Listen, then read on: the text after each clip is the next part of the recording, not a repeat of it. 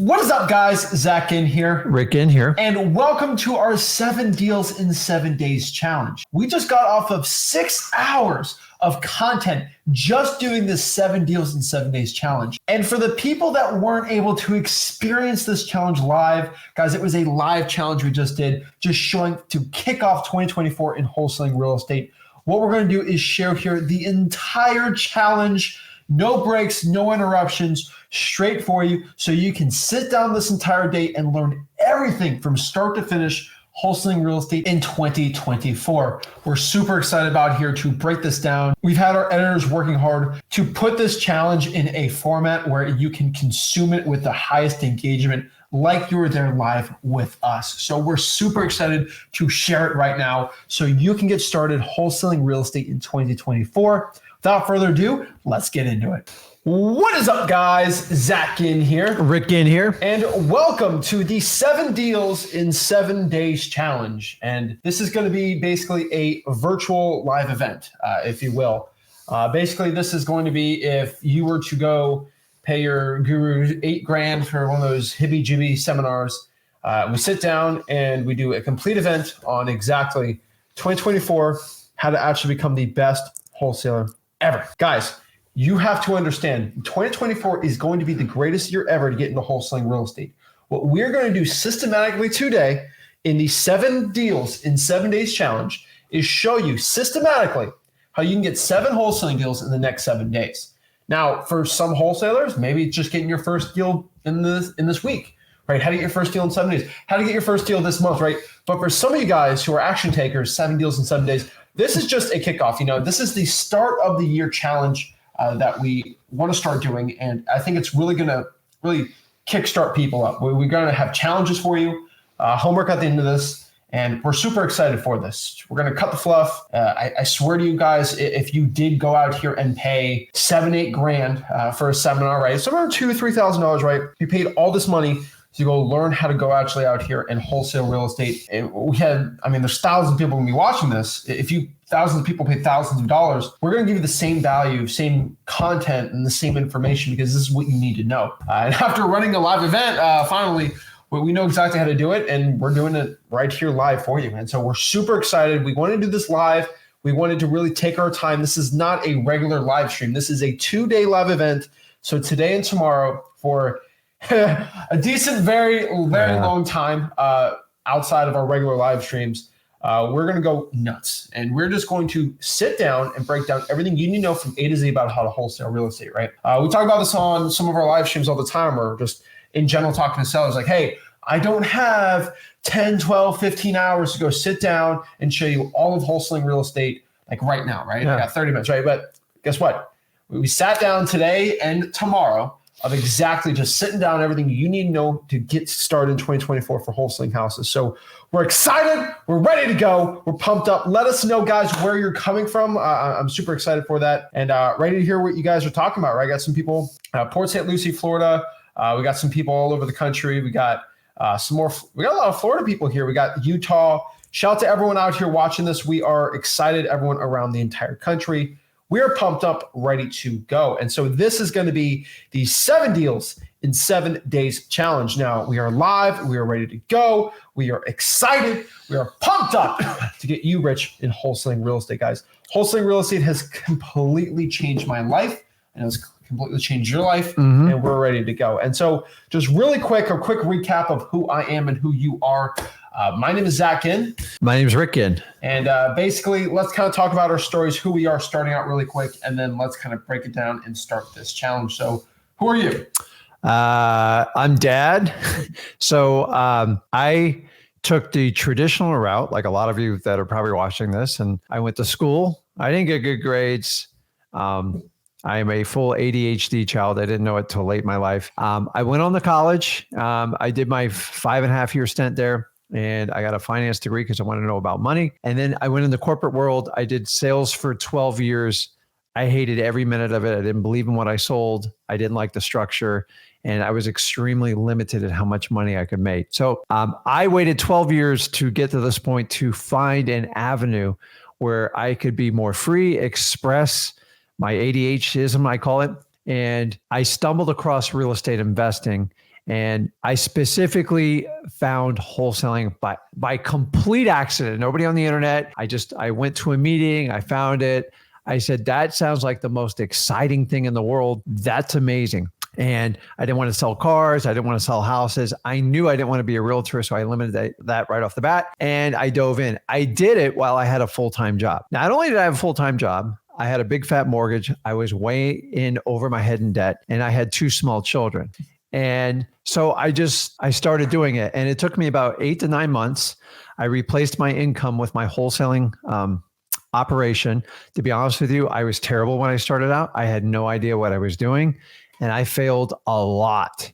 And the only difference is I just stuck at it because my belief was this was my way out so I could get freedom. And a lot of people are like, oh, Rick, you got so rich wholesaling. I'm here to tell you, I did it more for freedom of my life and my time. And then what happened is I got really good at it. I quit my job, one of the greatest days of my life, firing my boss. They begged me to stay, offered me promotions, threw a bunch of money, and I still walked because wholesaling was so attractive. And then what happened is, fast forward, I got to spend a ton of time with my kids. I got to go to every sporting event, and I just spent a ton of time with them. And I remember Zach saying to me once before, like, Dad, you're always around. I don't understand what you do. And he had always had a hard time explaining it to his friends and his parents. And it just led to a conversation. And honestly, I never made this guy do real estate, but I'm going to let him explain the story. But here's the key, guys, is if you really want to lead and make a change and a spark in your life and your families, you have to do it. Your boss isn't going to do it. Some company's not going to do it. It has to be you. I took a risk when I was 33 years old. I tried every avenue my parents gave me. It was a nightmare. It was what we call the matrix. And a lot of you are stuck in it. I took a leap of faith. I busted my butt. Failure was not an option because I was deep in a hole. And fast forward, I've been doing this 21 years now. And because I made that decision 21 years ago is why I'm standing in front of you, why this amazing human being's in front of the camera with you. And the best thing you do if you ever want to lead your family out of a matrix type lifestyle is you have to lead. You can't talk about it. We can talk till we turn blue. The world's full of talkers. We need doers. And the best way to do it is actually take action and do it. So don't tell your kids what you want to do, what you accomplish. Go do it. And then if you want them to break from the matrix and they see you can do it, it's a much easier path for them. So I'll let you kind of chime in. Yeah. So basically, a quicker version of this is he started wholesaling real estate 2003. 2003. Yeah, so 24. 20 plus years ago. And he made a decent amount of money wholesaling houses. I mean, I would say not like a stupid amount, but like he made a good living on it, right? A lot more than my corporate job. A lot more than a corporate job, but nothing nuts, right? Like nothing crazy. And then basically I was a bag boy and I was stuck in my little matrix, right? And I never really got into real estate. I always said I was in real estate, never really did anything with it. And then eventually I saw a check on his desk and I was like, whoa, what is that? I should make that. I'm making $8.25 an hour. It was $8 an hour, now $8.25 an hour because they changed minimum wage in Florida back then. And I decided to go into wholesaling real estate. And basically I asked you, what do I do? And you basically said, if you want to learn it hard enough, you'll go do it. And I was like, oh, so he's not going to help me. Great.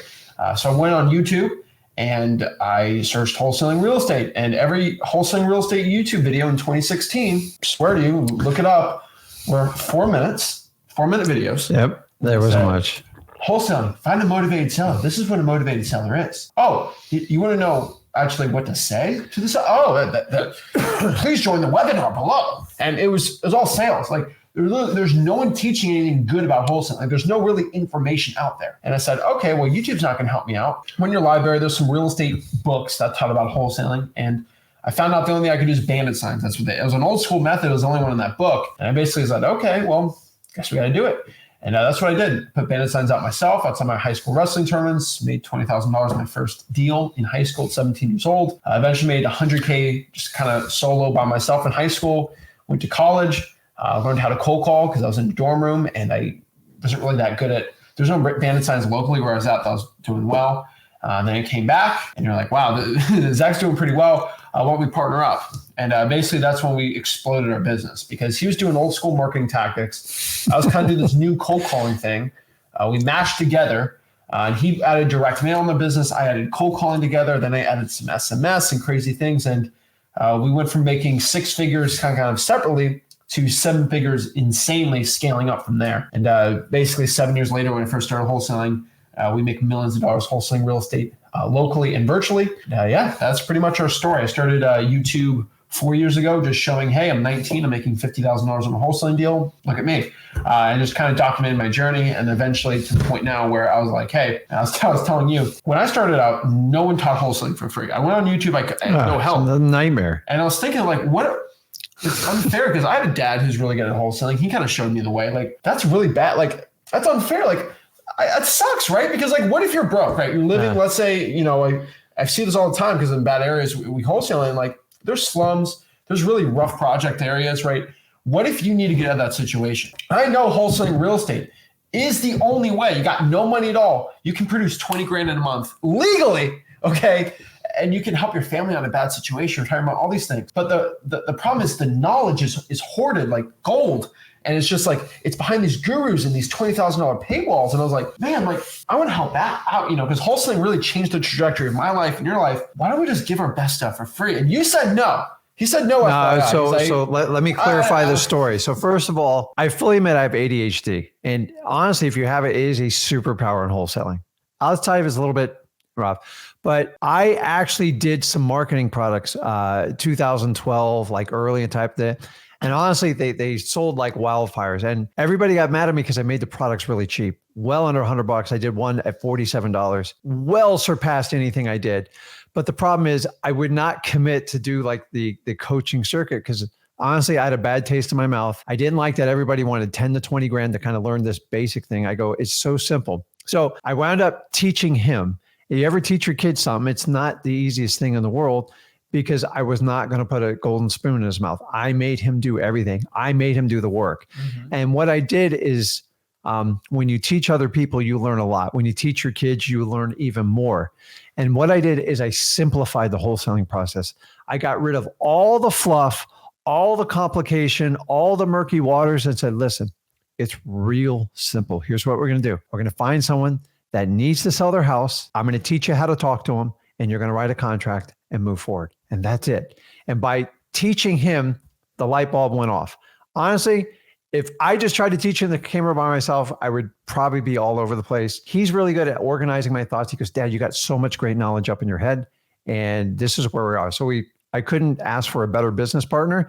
Plus, we do wholesaling together, and we talk to you guys and teach you it for free. Exactly. And so coming back to our point here, he went in like, why are you getting it all for free? And so I was like, well, because no one, basically I learned for free. I'm going to be kind of their dad, I'm going to be their Zach Ginn. And that's what we did. We started teaching wholesaling for free. And 4 years later on YouTube, we got a lot of people following us. And we have a free wholesaling course. It's called freewholesaling.com. We have over pretty much 250,000 people in it actively.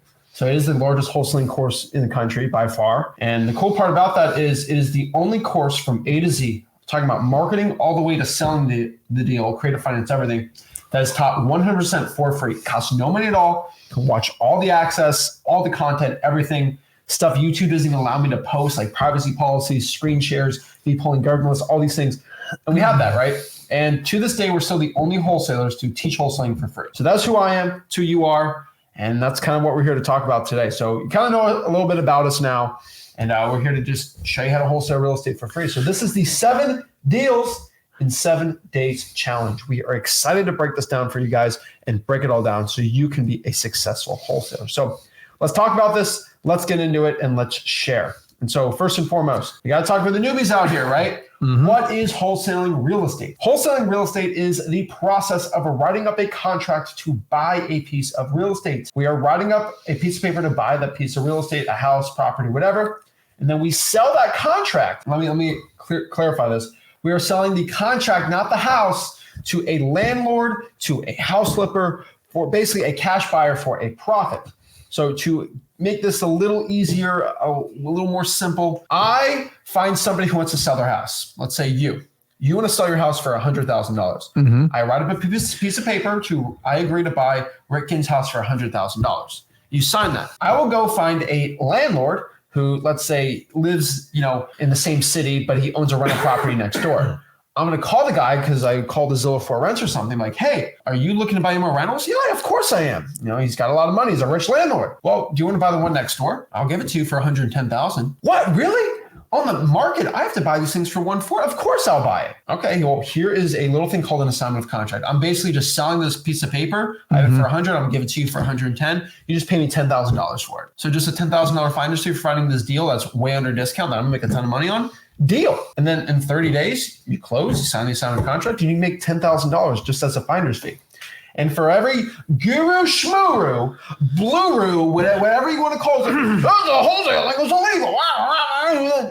I don't care. Wholesaling real estate is legal in all 50 states. Let me make this very, very clear. In all 50 states in the United States of America, wholesaling real estate is legal. Some people, in Philadelphia, it's illegal. No.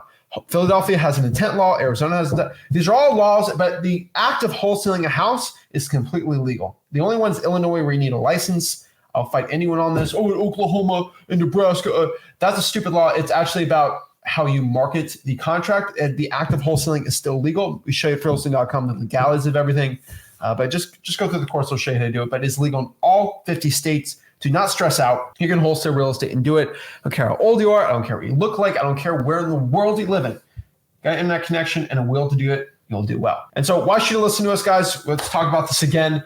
We've helped over 250,000 wholesalers learn wholesaling real estate and get their first deal to ones that make millions of dollars a year. We are the largest wholesaling educators in the world, I would say. I ain't no guru.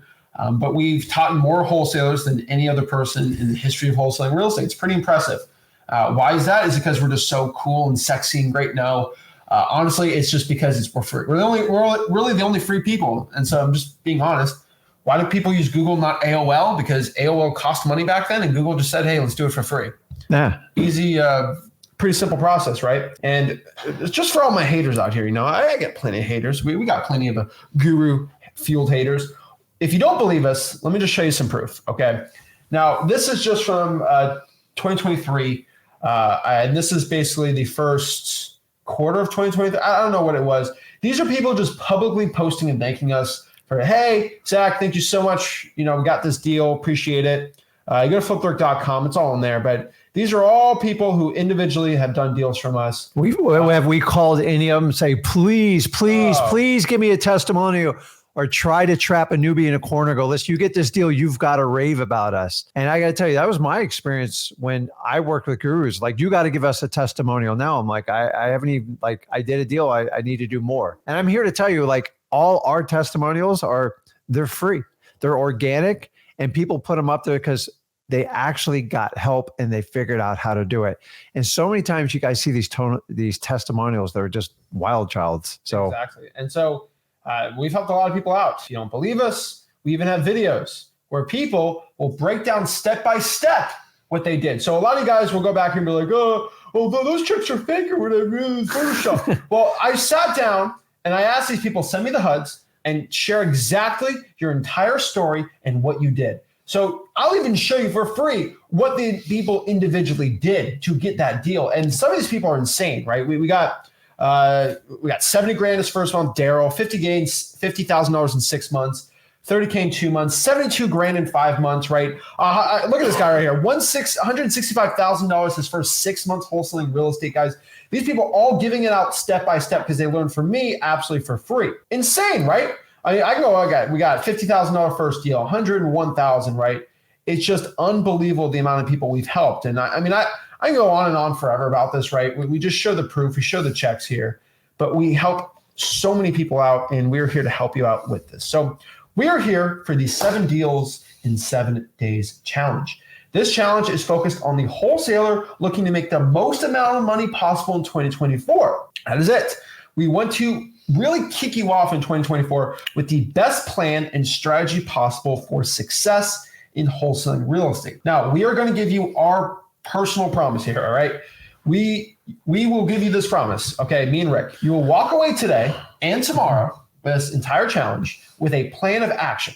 I will give you a promise. We will not be giving you a guru pitch fest. At the end of this video, it's not like, okay, well, here it is for $4,000. Wait, slash it to $2,000. No, slash that to $500. You can join our program, or we'll show you this, and it's $3,000 every single month, and then you go on a boat and do it. No. Okay. And yes, I will be completely transparent. We have Flip Alert Plus, where obviously people can pay to get more of a one-on-one experience with us.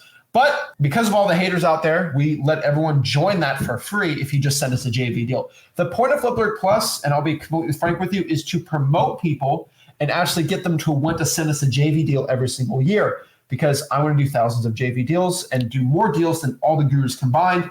Love flexing on the haters. So Flip Alert Plus is a great one, but like, guys, you can join it for free. You all have a path to learn from me for free. Send me some JV deals, right?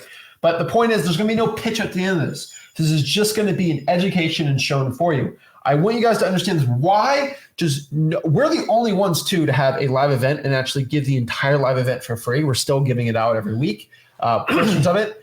Why are we the only ones that give our live events out for free? Because at the end of our live events, people say, hug us, they say thank you.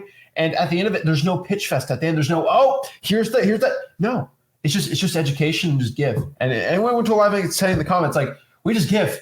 Like, it's crazy. The people in there, they literally, some of them pay, but like a good more portion of them send us JV deals, and they just literally came there for free. And there's a completely different atmosphere when you come to an event and you know you're not going to be pitched, and you know it's just raw content. It's like right there, because people are much more engaged. They're much more appreciative, and actually they're much more productive, because if you're going to sell something, you have to hype it up and over market it like everything else is wholesaling. So we do it completely opposite, just like we do freewholesaling.com. I've never been in an event where you don't have to worry about that. And you actually have to work. You have to apply the stuff, and you actually have to practice it. We role play, we write contracts. We go heavy on marketing. And honestly, it's been a dream of mine to do this for 20 plus years. And luckily, this all came together and it works out wonderfully. So when you come to one of our events, which we do twice a year with Flip with Rick Plus, we just immerse. We started like basically at 7 a.m. And then like, I think we crashed at like 11 or 12 at night, and we just do it the next day. Want to grab a bite to eat? Let's grab it. I don't do all this fancy stuff. I just want to teach you wholesaling. Everything we do is about wholesaling. I never forget the first deal I did.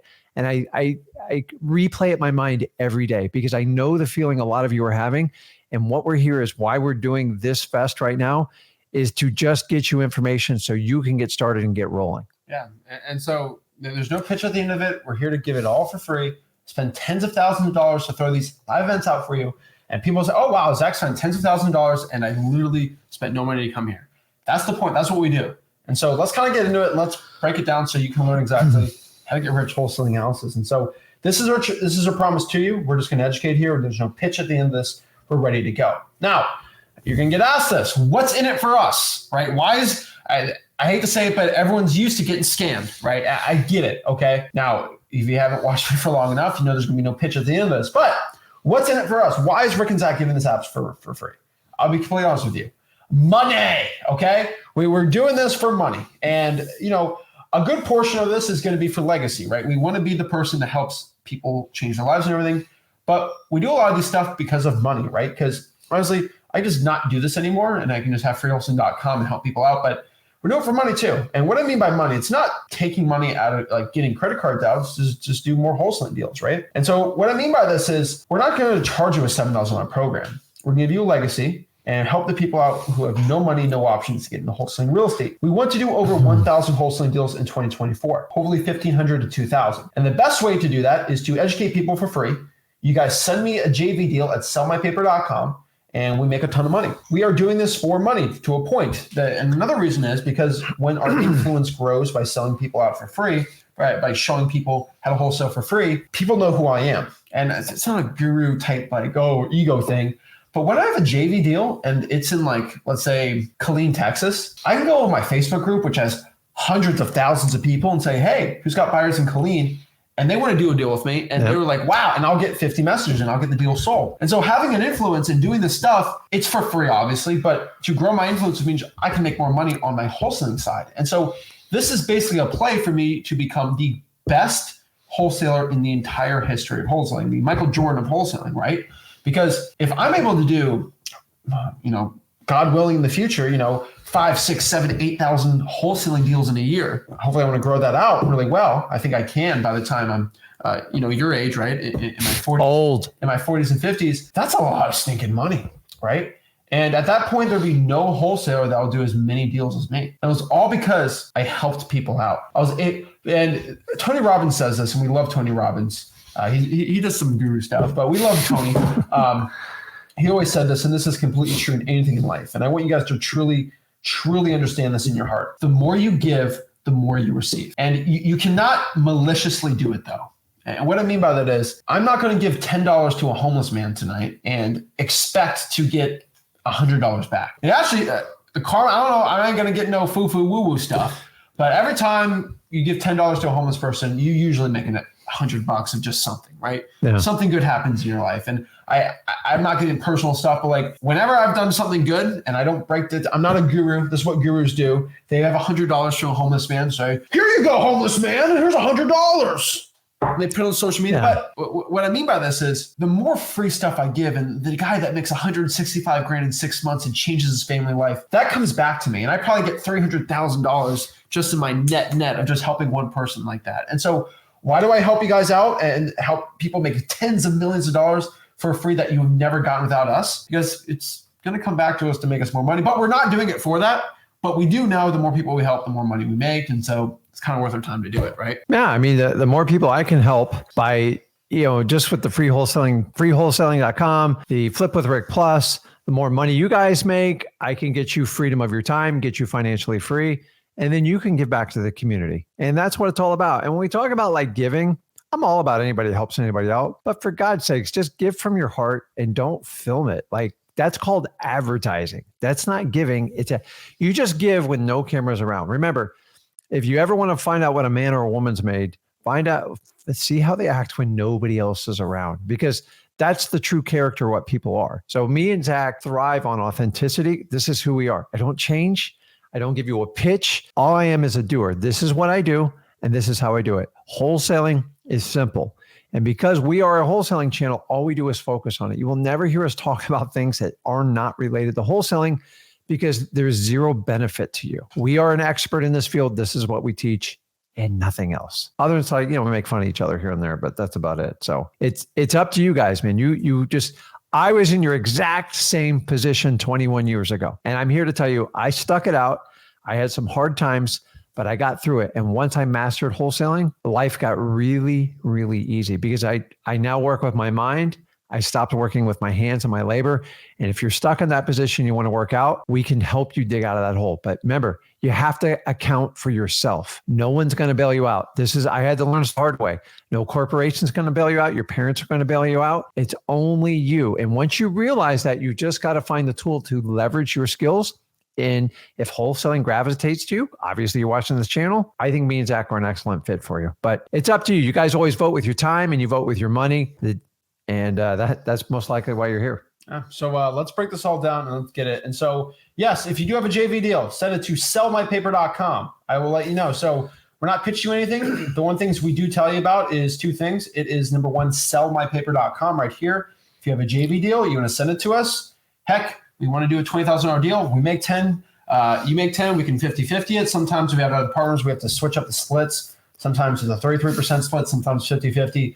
It depends where in the country you are and how difficult it is to JV your deal if we have to negotiate from there. But if you want some splits and we can make tens of thousands of dollars for us sending you a JV deal, that's why we do it. Like if you send me a JV deal and I have someone on my team do all the work for me, I don't really have to do much, and I can make 10 grand basically you sending a deal in a day. Yeah. Why would I charge you $5,000 for a one-on-one coaching call once a week? Like stupid, right? I know, guru. So do that. Also, if you don't have a JV deal to send me because you don't have any leads, you gotta learn how to wholesale. Go to freewholesaling.com. It's right there.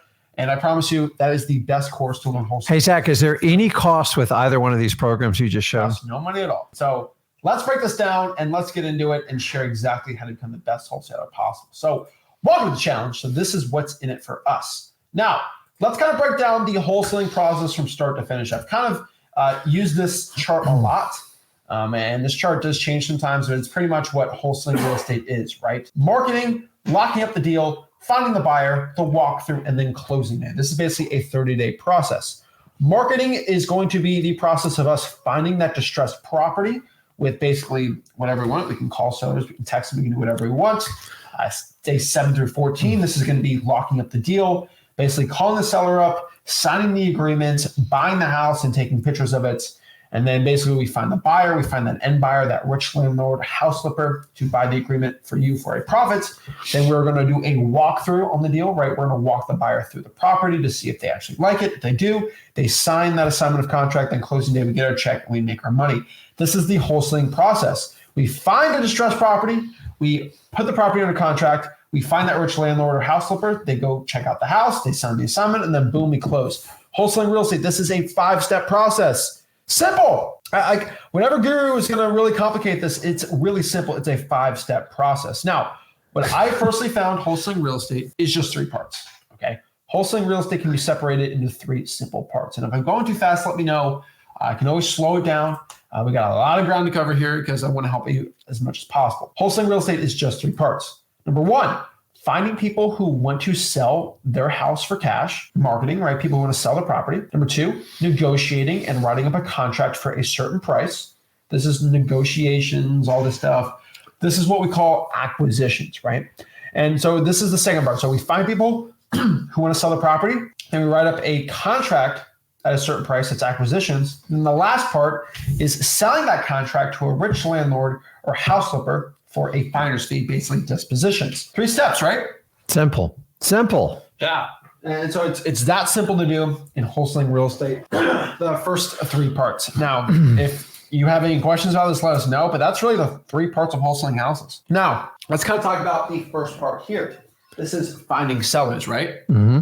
And so let's talk about this. So there's 2 ways you can find a seller. And honestly, you have to start with step number 1. So you have to create what we call a marketing list. And that list is really, really simple. You need to get a list of prospects. So it's just a list. So nobody goes into wholesaling and just randomly starts knocking on doors. Listen, driving for dollars is probably the only exception. We'll go into that later in detail. But you need to create a list. How do I create that list? Simple. Don't overthink it. One of the easiest ways is what we do is we call pulling a government list. Why do you say government list? None of the gurus ever talk about this because they can't manipulate it to make a profit of it. The reason why I focus on government lists is rule number 1. This is how I made my first few deals. This is how I still make deals in 2024. Why? Because government list will point you in the direction of the most motivated sellers. And don't kid yourself. To get a great wholesale deal, you have to have some sort of motivation, either the house or the property, or in the perfect world, the seller needs to sell it real quick and the property's in really rough condition and you can move it. But either way, you have to have some sort of triggering event for them to even consider to take our offer. Why not? They'd put it on the market. So if you want to learn how to get all the lists, and we'll go into deal, but we're going to help you out with today, is you can go to freewholesaling.com. I have everyone in grave detail in there. But I like government lists. Guys, wherever you see smoke, there's usually fire. Now, not every smoke plume is a fire. Sometimes it's like just a discharge from an old car or something like that. But let me ask you, if you were a firefighter, would you hunt and say nobody ever called and said there was a fire and you had a clear horizon? What would you look for? Would you look for the fire or the smoke? Mm-hmm. So you got to look for the smoke. The smoke are the government list. They work really, really well. Now, I'm here to tell you, just because they're free, don't kid yourself. You're going to have to earn these lists. What do I mean by that? You're going to get turned down a lot on these lists. Why? Because you're not the only person chasing them down. But if you have the fortitude, if you can overcome the resistance with persistence, you can get these leads. And I'm telling you guys, you have to deal with motivated sellers. One of the biggest challenges I see 21 years in doing wholesaling is the modern day wholesaler kind of forgot this and they start chasing all these deals. And some point, someone taught someone, just look for anybody selling a property. That's not wholesaling. It's not. You're going to drive yourself nuts by doing that. You've got to find motivated sellers.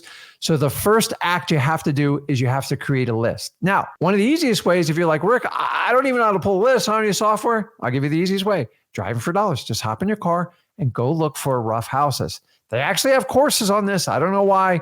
I'm going to give you a 1-minute crash course on it. Look for people that got high landscaping, boarded up windows, tarps on roof. The property looks like crap or it looks like vacant. Put it on your list and go out there and get it. That's the easiest way to start. Wholesaling.com, we went in the car. I have a whole video on it. We went in the car. We're like, all right, let's give 30 minutes. Let's see what we do. Yeah. Just easy. Like it's just, so like everything we talk about again is that it's at freewholesaling.com. Like they're like, but Zach, can you sit down and tell me what parts of driving for dollars and that we did a full video we put in freewholesaling.com of literally me driving in a car showing you, okay, this house has this issue, this is why I chose it, right? We actually have tutorials on there too. Like it's FYI, but that's how we find deals, guys. It's marketing, it's finding motivated sellers. We also have to use the right marketing channels, right? We talk about the lists and then we got to talk about the right marketing channels, the best way to actually reach out to these sellers, right? The way I look at wholesaling marketing wise is with lists and marketing channels, right?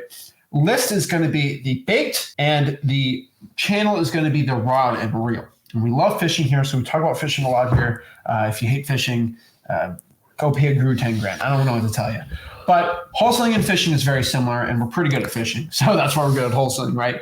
And the thing about bait and a rod and reel is you get the most premium $10,000 rod and reel, rod out there, the best Mac Daddy rod out there that'll never break or whatever. And if you have like a piece of cheese at the end of the hook, you ain't going to catch a marlin. Okay, it ain't going to happen. On vice versa, though, you can have the greatest bait of all time on the hook. And if you have a really bad rod, catch a marlin, the thing snaps in half and you don't catch anything, right? Yeah. And so a lot of you guys have this, right? You have the best list possible, and then you have just a terrible marketing channel and their scripts suck and it doesn't work. And vice versa, you might have the perfect scripts, but your list is terrible, right? And so it is better to have a decent list and a decent marketing channel than having a really good list and a bad marketing channel, right? If one's bad, it's not going to work. And so that's kind of what we talk about. But when they're both good, it's game over. And this is what we're here to talk about today, finding these sellers and getting these deals right now. Now, again, it's important to pull the right lists. And this is what we're talking about right now, pulling the right list, right?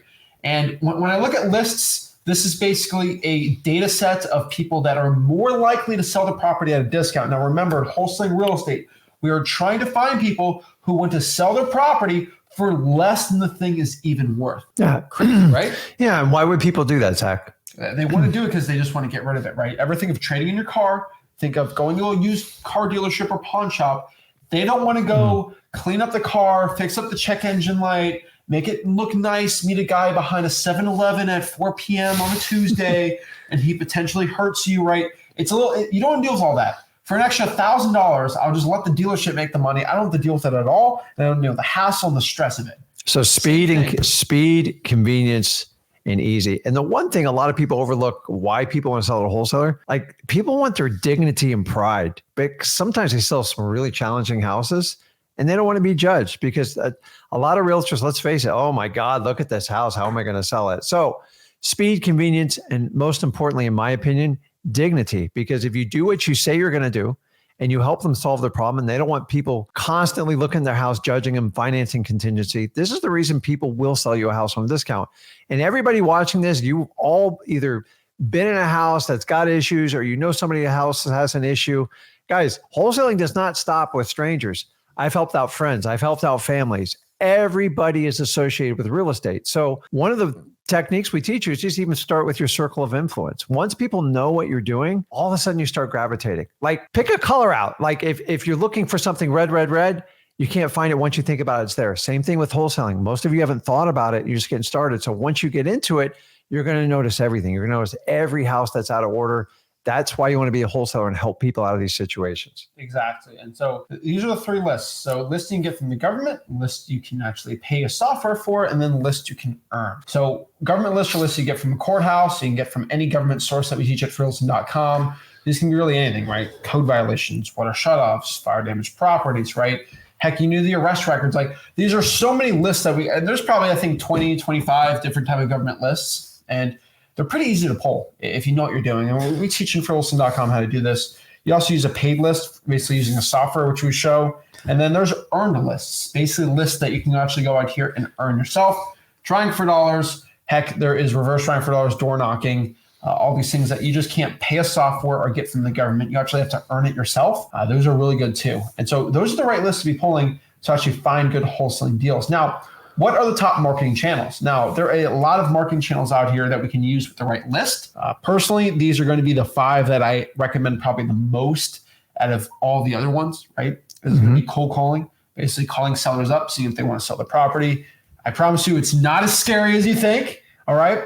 There is SMS text blasting, just texting sellers, oh, Zach, but you know the regulations and blah, blah, blah. You don't have to go pay a software to. Now, I do highly recommend smszach.com for paying a software to do it, but you don't have to do that. You can just use your personal cell phone. You can use a free service like googlevoice.com and actually text these sellers out. It's incredible what you can actually do. You can actually text these sellers out.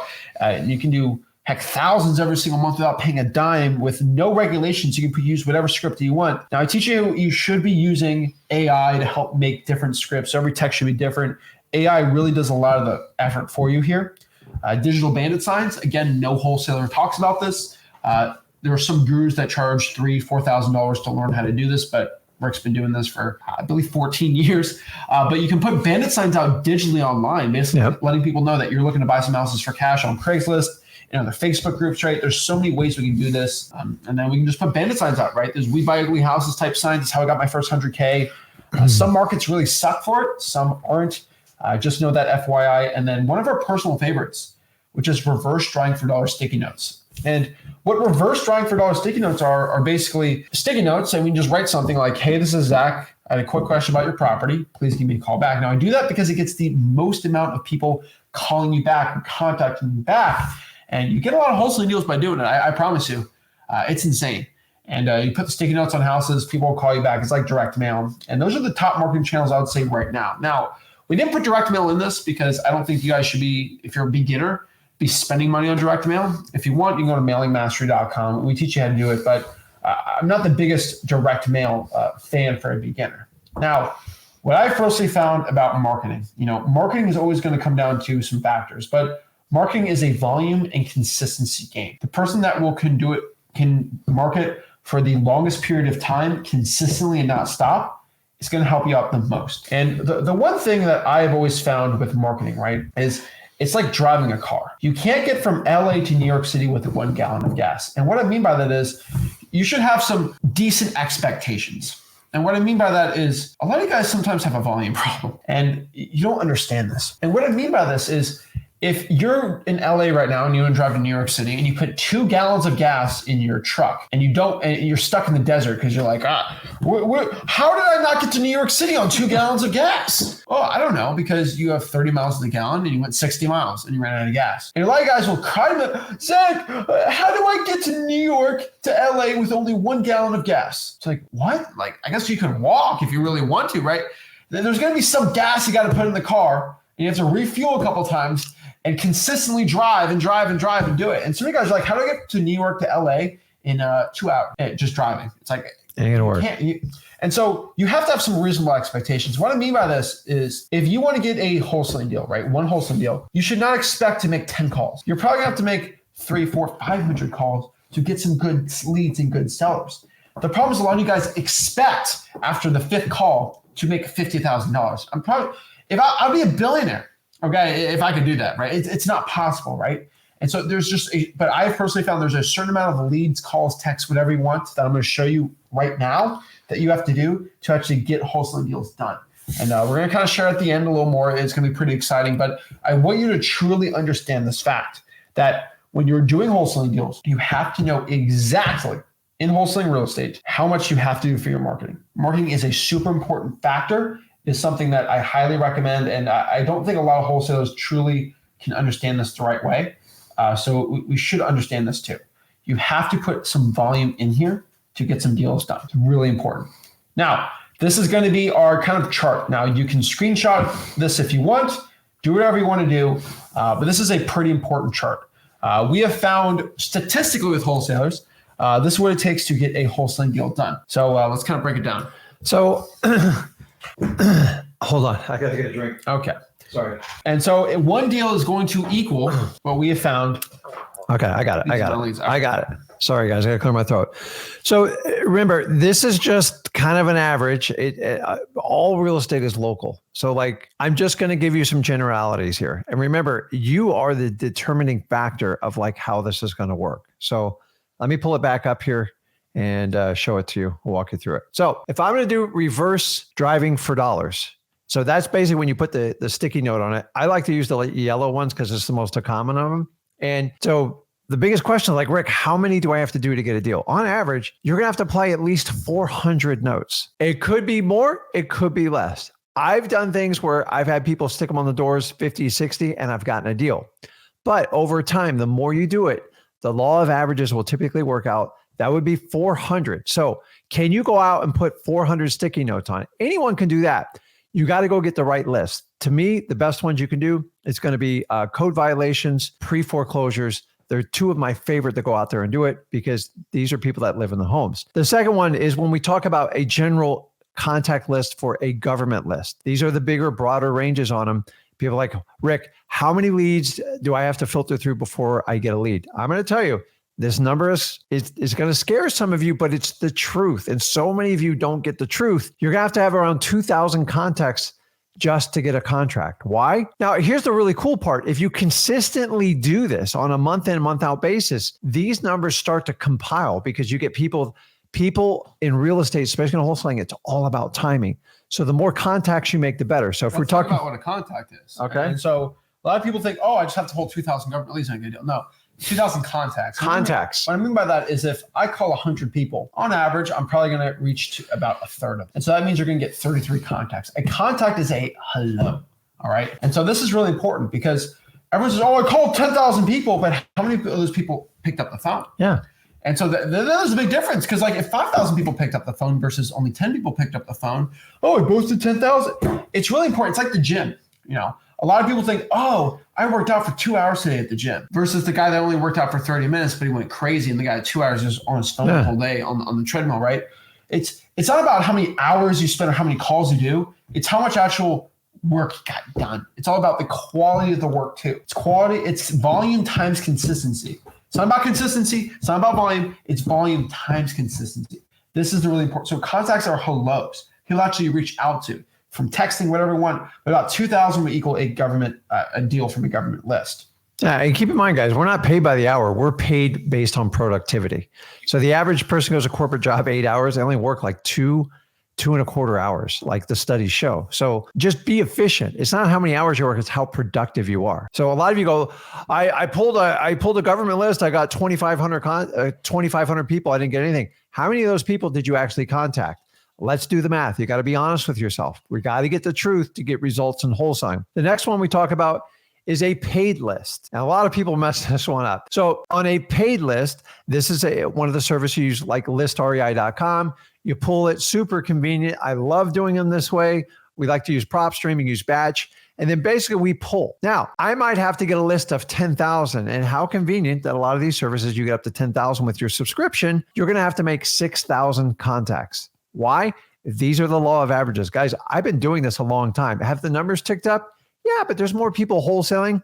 And with the advent of technology and multiple line dialers and stuff, you think it's going to go up. But it's all proportionate in the amount of work you're going to do. Keep in mind, 6,000 is about the people you actually talk to. So if I had a list of 10,000 and maybe I connect with a third of them, that's going to be about 3,300, whatever it is. You got to keep going. So many of you guys are setting the bar so low and you want to know why you're not hitting a deal. It's because you're manipulating the words you're using it. So when you talk to me and Zach, and we do one-on-ones all the time, we've been doing them for years, I say, tell me what your plan is. I go, well, I have a list of 10,000. Of those 10,000, how many people did you reach out? Well, I've gotten like 200 of them. Dude, no wonder you haven't gotten a deal. You've got to make these numbers work. You're the person that has to push it through. So when you get a paid list, think about it. You have to go contact, so you have to shoot bigger. Remember, the two biggest cures in wholesaling are tons of leads, quality leads, and a ton of action. If you can do those two things, I can teach anybody wholesaling. But if you whine and cry and you manipulate how you're going to use the definition of stuff, I can't help you because those are excuses. You can either make an excuse or you can take an action. You can't do both. I agree. And so that's government list. So basically paid list, government list. And then the last one is if you want to pay for the marketing, right? You send some postcards out, right? Yeah. So listen, I've been doing direct mail. I got into it early, actually at the end of my first year in wholesaling, because somebody introduced it to me. It was brutally hard. I had no idea what I was doing. And honestly, it took me years to figure out. And I'm here to tell you today in modern wholesaling area, I'm here to tell you, you've got to mail more. But the one plus you got on you got to understand when you think about direct mail is these are inbound leads. Everyone's like, oh my God, it costs so much money. Nobody even like reads the mail anymore. Guys, anyone who tells you direct mail doesn't work, it's just because they don't know how to work it themselves. You have to commit to 3 months minimum. I teach everybody that works with me that and Flip with Rec Plus on how to do this. I have like a doctorate in this degree. I don't think very few people have mailed as much as I have. So on average, you are going to have to have a contact rate of basically 8,000. You have to send out 8,000 postcards. You're like, are you kidding me to get a deal? Listen, son, when you get better and you get skilled at it, the numbers go down. When I first did postcards, I was literally freaking out when I was sending out 400 and 500. Now, 10,000, no problem. Why?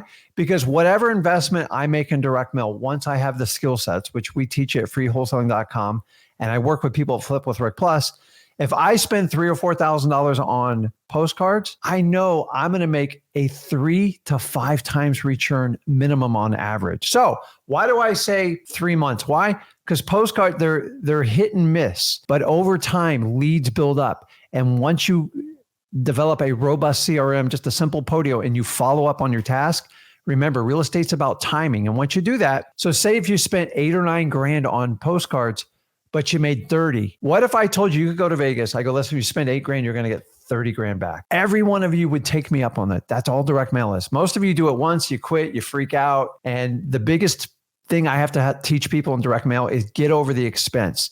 It's not an expense, it's an investment. But I don't want you starting out in direct mail. I always tell you, I need you to go out and find a deal. The best way is start with your free list, your government list, get a deal, get your first one under contract. And then people goes, what's the number to get started in direct mail? Get 5 deals under your belt and I will show you how to blow up your real estate business. Why 5? I got to make sure you're going to cut it in wholesaling. And I'm talking to you. You actually have to do the work because if you can't go out and get 1 deal and then get another 4, direct mail is not going to help you. Okay. So I want people to be successful. We teach you all on how to do it for free. Don't start out with direct mail, but that's something we use as a leverage to scale your business in wholesaling. And so now we know how to find these deals. Now we got to learn. We can't go from LA to New York with 1 gallon of gas, right? We got to put some work. What we want to do if you want to do 7 deals though, is you got to multiply that by 7. This is pretty important. So, okay, if I want 7 deals in 7 days, so what you got to do, right? Guys, you want to go from New York to LA in 7 days, you have to drive this much and you have to put this much gas in. This is what the numbers look like. No guru is going to tell you this stuff. So you want to do 2 deals this month, do 4,000 contacts, do 800 reverse trying for sticky notes, right? This is what the math statistically after 250,000 wholesalers we've helped. This is what it is, okay? And also, a lot of people get this confused, but it's about having the right market too. And the real question here is, how do I pick a good market, right? Maybe you're in a good local market, but you have to learn a decent population and a decent median home price is going to be really important to see if you have a good wholesaling deal. What I've personally found, if other wholesalers are doing well, do it and don't reinvent the wheel. To find a good wholesaling real estate market, right, it really comes down to 2 factors. I have statistically found everywhere, okay? 2 easy factors. If we can get the whiteboard here. Okay. 2 simple, easy factors, all right? We're not going to complicate it. We're not going to make it crazier than it needs to be. 2 simple factors. Let's switch. Okay, go. Let's switch real quick here. All right. 2 simple factors. You can tell we're professional gurus at what we do. All right. So there's 2 simple factors. Forgive me. Terrible handwriting, all this stuff. Make sure they can read it. They'll read it fine. Okay. 2 factors. If you want to find a good wholesaling real estate market, okay, we need a 100,000 population. Okay. We need if I look at a market, okay. So I look at let's say I look at the whole United States of America, right? So this is the whole United States, right? There's a market here, there's a market here, there's a market there. There's all markets everywhere, right? How do I figure out this market? Let's say this is where I live. How do I figure out if it's good or not? Does it have a 100,000 plus population for the county? Yes or no? So we'll do a little check mark, okay? Check, it does, okay? And then we got to look at the second thing, that's number 1. And then number 2 is going to be the median home price. So what is the average home price on the property, right? And so all I have to do is, let's say we're doing Dallas, right? Dallas has a decent enough population. And what I'm going to do is just look up Dallas County space median home price Zillow. Heck, let's just do it right here. I'm going to look at Dallas County median home price Zillow. And what happens is Zillow's going to pop it up. And it's going to show us right here, share my screen, what the median home price is.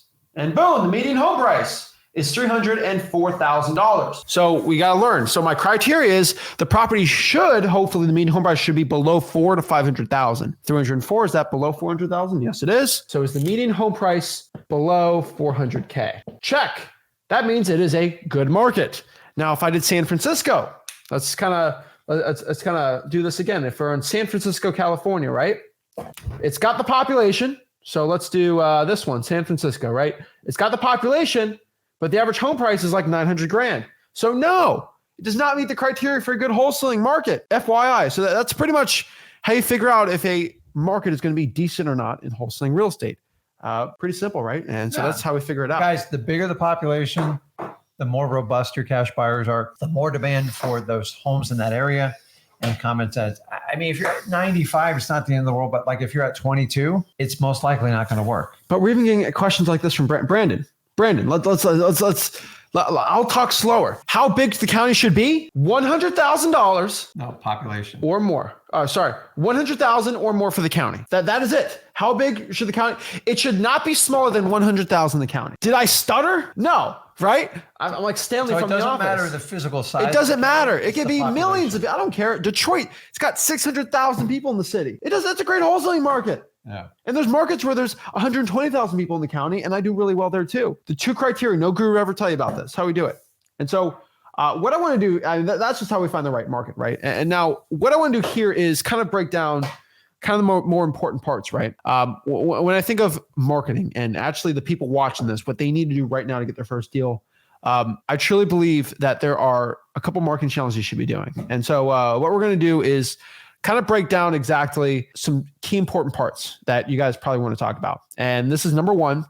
I want to do a full breakdown on trying for dollars or reverse trying for dollars because I feel like the majority of new wholesalers need to do this.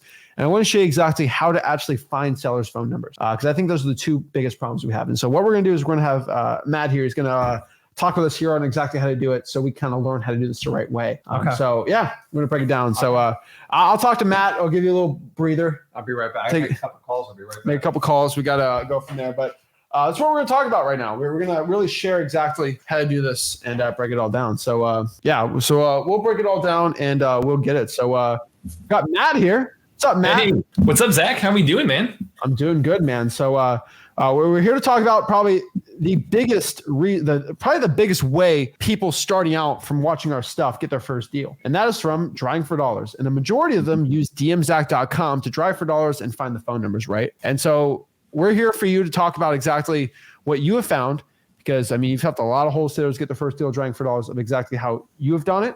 How people really with practically free skip tracing to the point, using 911 information basically on how to do it and get some wholesaling deals. And so let's talk about it. Let's do it. And first of all, love to see that you guys are coming on here, giving away just a ridiculous amount of value on this thing. Even when you're playing musical chairs over there, you and Rick are a great team. So, happy 2024 to everybody. Really, really excited to kick this off and just make this the best year you've ever had when it comes to real estate, whether it be you doing your first deal here or, you doing your next 10 deals and beyond. So really excited to break this down for you guys. Just a little bit of background, why we have any, just context on why we have any, ability to talk about this at a credible level. I know on our end, again, Matt Camp over here with Deal Machine. I work on partnerships over here. You may have seen me on here with Zach and Rick before, but our mission is to give everyone the power of real estate investing using technology. And I'm really proud to say that we're the highest rated, most reviewed app out there to go do this and to go find off market deals. And we've had literally over 10,000 deals done by our customers doing exactly what we're going to teach you today. So that's what we're going to break down getting into this. I mean, we've had hundreds of YouTube videos on our YouTube interviewing people talking about like, here's exactly step-by-step what they did to go do deals.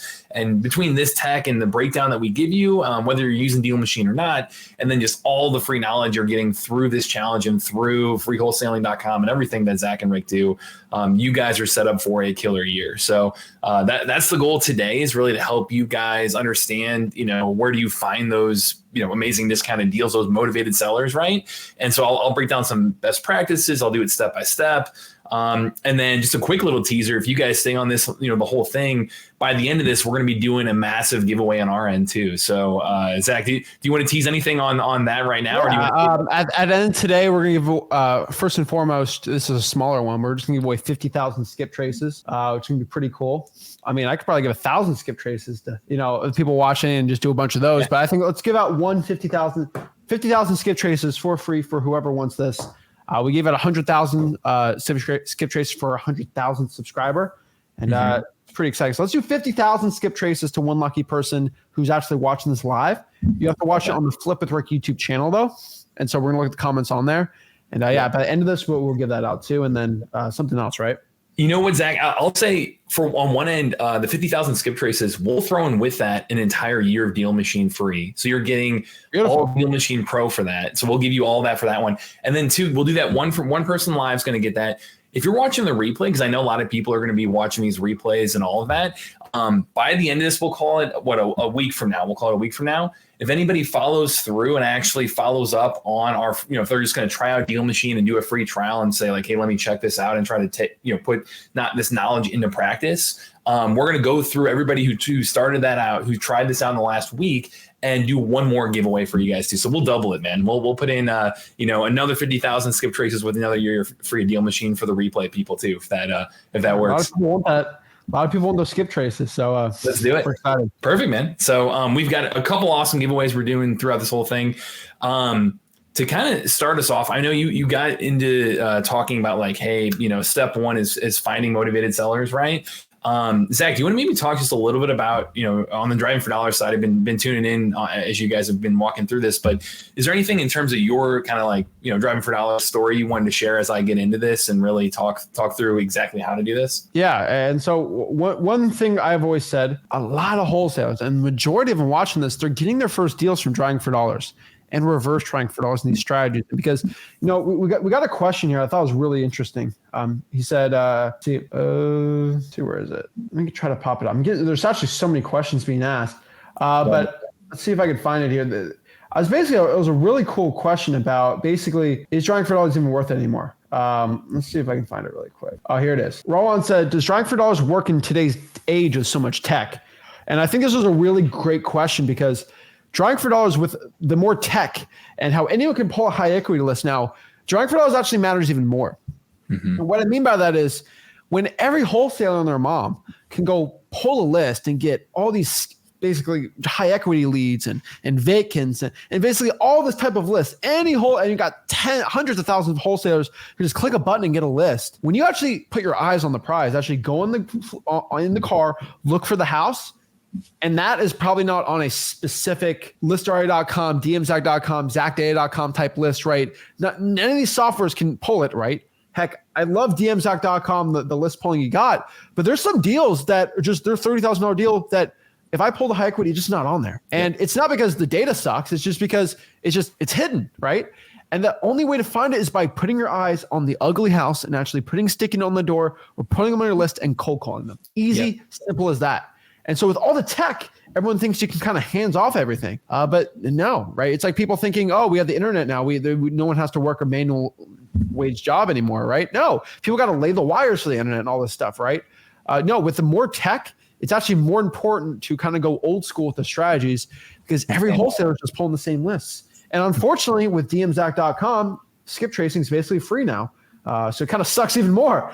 So yeah, it's actually more important to reverse Drive for Dollars and Drive for Dollars now. Yep. Yeah. And I will say on the D4D side in general, I know, Zach, you talked about like, hey, you need a great list to go wholesale and you need a great marketing channel, right? And it's better to be doing a good job of both rather than having one lack versus the other.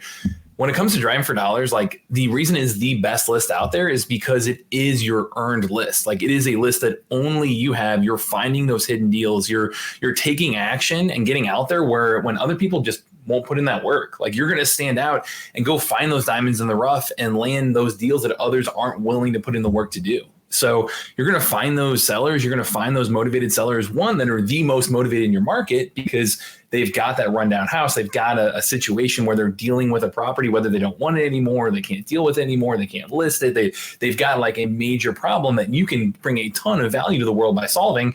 And then secondly, like you're fine, and with that, like you're not a deal maker, you're a deal finder. You're finding people who want to sell the house that way.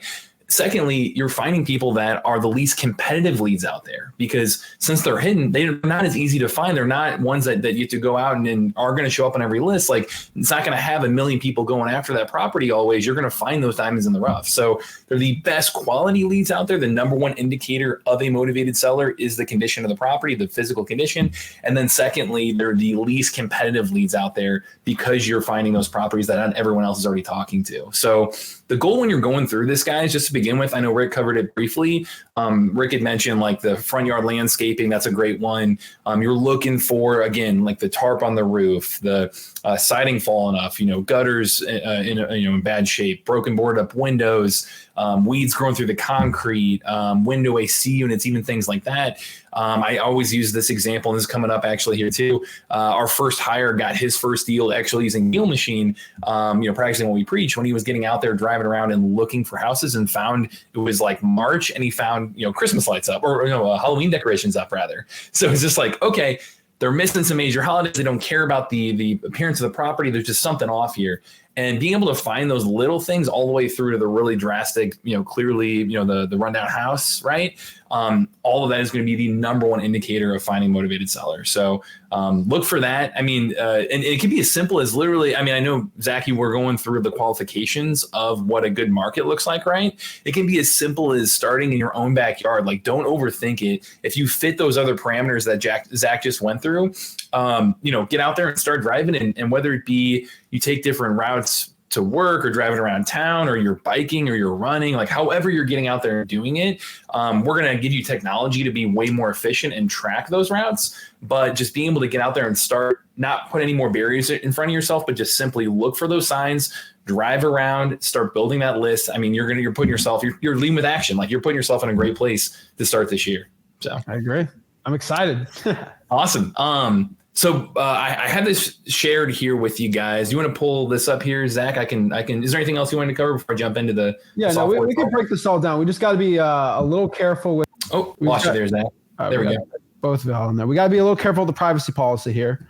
Cool. And so, yeah. So FYI, dmzach.com, you click it, phone numbers do pop up, but I got to be careful because YouTube will shut this video down pretty quick. Always, I'm recording everything, so if they do that, we can be fine on it. But just FYI, but. Yeah, let's break it all down. Yeah, perfect, man. So showing this off. Oh, can you hear me there, Zach? Here we go. We're good. Okay, perfect. You got me? Audio check. Sound good? Hopefully. Yeah, you're all set. I got to show your face on it, so you don't worry about perfect. it. Oh, I got you. Okay, cool. Awesome. Thanks, guys. So going into this right here, I'll break down again step by step exactly what to do this so you don't have to overthink it. First and foremost, I know Zach was talking through setting goals, right? On like, and Rick as well, of he's got so much experience of between mail and sticky notes and the reverse D4D and all these different strategies in terms of marketing channel. The one thing I can tell you on our end, because it is highly variant based on how good you are talking to sellers, you're going to get better over time. So it's going to take less leads the longer you do this. And the more you market to them, it means they're going to have a higher response rate, which means if you put 1,000 leads in your system and market them consistently over time, down the road, you might get some answering to you as well, right? So these numbers kind of are all over the place in terms of really averaging how many leads it takes to get to a deal. And it's highly variant based on your market as well. But what I can tell you is just across the board, when you're looking at who succeeds with this long term, the number 100 is really the magic number. And that doesn't mean 100 leads will equal one deal. It doesn't mean like, and when I say lead, I mean address, I mean property added to your list that you're marketing to.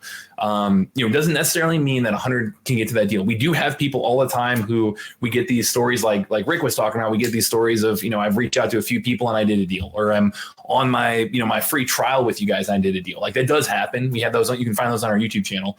But what I'll tell you is that the number 100 is an awesome indicator of if somebody is serious with this strategy, building the right processes in place and starting to build momentum. It's like talking about getting in the gym, like Zach said, getting in the gym, you start to build the right habits. You start to do this consistently over time. You start to say, oh yeah, I'm going to go in the morning and I'm going to do it Monday, Wednesday, Friday, and what have you. Like, you're thinking through, you're very intentional about this.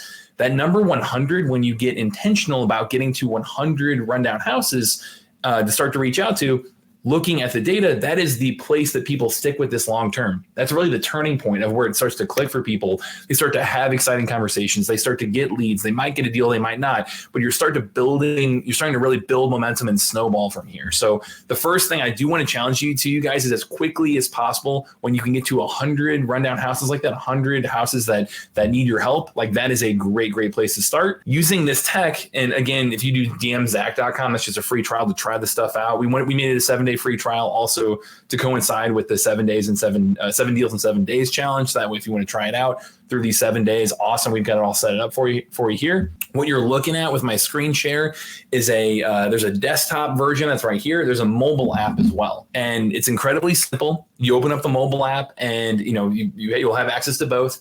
You drive around and, the mobile app is great for getting out in the field and driving for dollars, getting out there, and it's going to lock onto your location. You're going to drive down the street. And you'll notice right here, as you drive down the street, I've got the map pulled up right here. And, again, for privacy policy, that's why I'm on the screen like this. So that way, we cover up anything we need to. But as I'm driving down the street right here, I've got Sydney Street in St. Louis. You'll notice I've got all these black dots around me. All these black dots, those are all individual properties. Those are all properties that, as I'm driving down the street, I'm at the corner of McNair and Sydney in real life. On the app, it's right there for me. Cool. I click on any property right there. Awesome. It's going to pop up. Again, good job with the the screen share there. Works for the privacy policy there. Click on that. It's going to pull up that information, and simple as that, you're good to go. Like, don't overthink it. Click on that property, hit add lead, and move on to the next one. And so as you continue to build that list, as you continue to drive for dollars, you've got all these blue pins that'll start to pop up around you. That's just a visual representation on the map of all your list of leads, right? Every time I click on a property, it's going to go over here.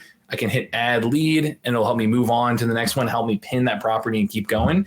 So as simple as that, you'll want to know right away, you've got the black dots around you, you've got the blue pins around you, and you've got this map that's going to move with you as you drive down the street in real life, or as you bike down the street or run down the street. So that's the map there. You can toggle over to satellite view. I know a lot of people like that just because, it helps you really identify the properties in real life. It visually looks a little bit better to make it easy for you to use. But as you do this as well, you'll also notice, and this is under my box on there, but the route tracking that this is going to give you. This is an awesome feature to just help you, again, as you're driving for dollars, you want to know, like, hey, how do I be as efficient as possible? How do I, save as much time as possible and cover entire areas? If I know my market is a great market to drive for dollars, and I want to get out there and add as many leads as quickly as possible, how do I just blanket entire neighborhoods, my entire city and county? Well, the route tracking feature will help you with that. The route tracking is, as I drive down the street, you're going to see a little tail pop up behind me, a little green tail.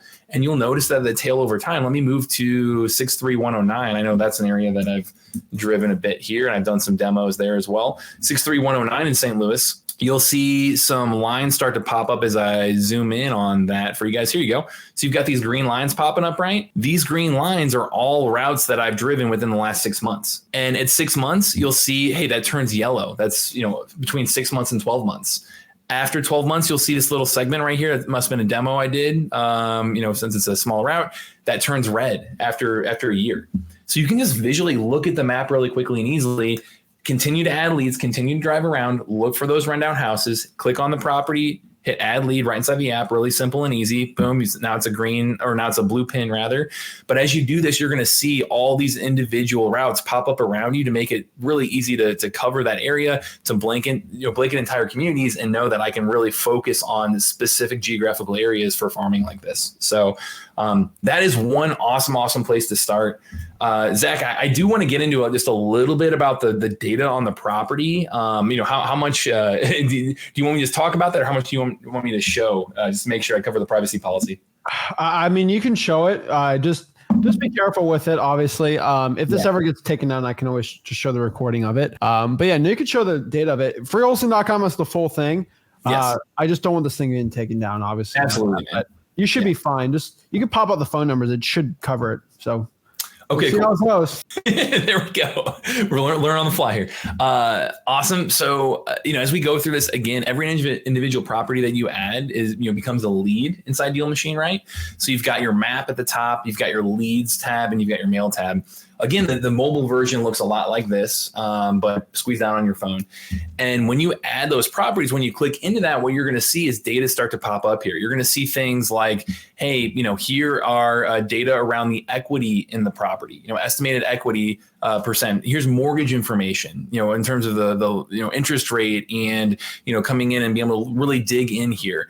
You're going to see a lot of the data that's most important pop up right away, where it's just simple and easy to show immediately in terms of like property characteristics, things like square footage, year built, even individual things about the house will pop up right there.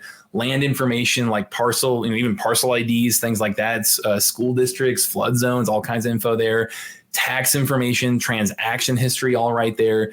And then even awesome kind of next level data. This is newer stuff we put in here is rehab and repair cost. It'll even come in here and say, well, hey, here's the average dollar per square foot it takes to repair a property in this area. Here's our general building condition code that we've got on this. And here's our, if we're going to add or multiply those together, the repair cost times the general condition code in, by the square footage, it's going to come out to a $62,000 rehab. It's very back of the napkin math, but at least give you some pretty good general information about what a rehab on this property could look like. So in terms of the property card data, that's all stuff that, again, when you're driving for dollars, you're looking for the physical condition of the property. But when you want to take it to the next level and dig in, especially on the dispo side that we're going to be getting to here, that property data can be super, super helpful. And probably the most relevant thing I will mention in addition to that would be these property tags right here too. When you click on a property, you'll see like, hey, is it high equity? Has it been recently sold? Is it free and clear? Is it,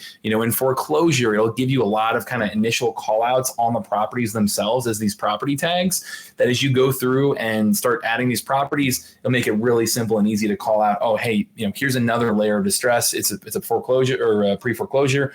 Awesome. Like it's helping me really identify what are those best leads in my system. So, route tracking, again, going to track your routes, going to add leads, going to drive around, just simply click on those properties, hit, don't overthink it, look for those signs of physical distress.